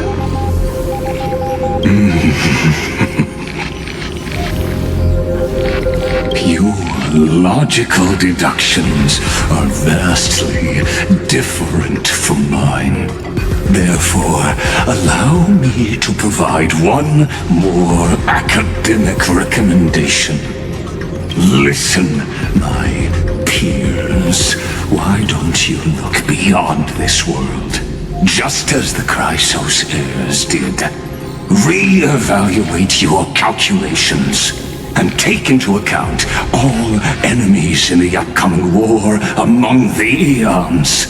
Amphorius is not a place where 3 paths entangle, but where 3 paths fight to the death.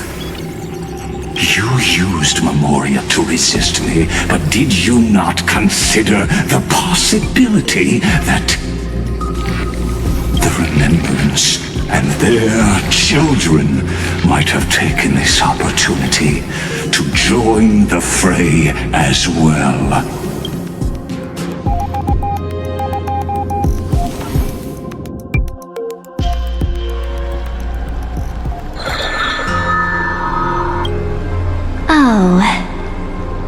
know this isn't just silence.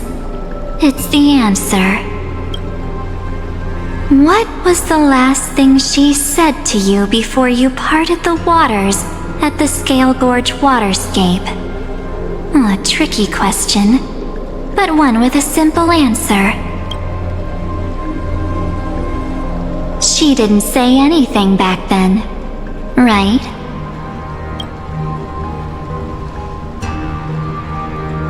That's correct. And now I'm sure. You are not March 7th. There's no way she would remember that detail.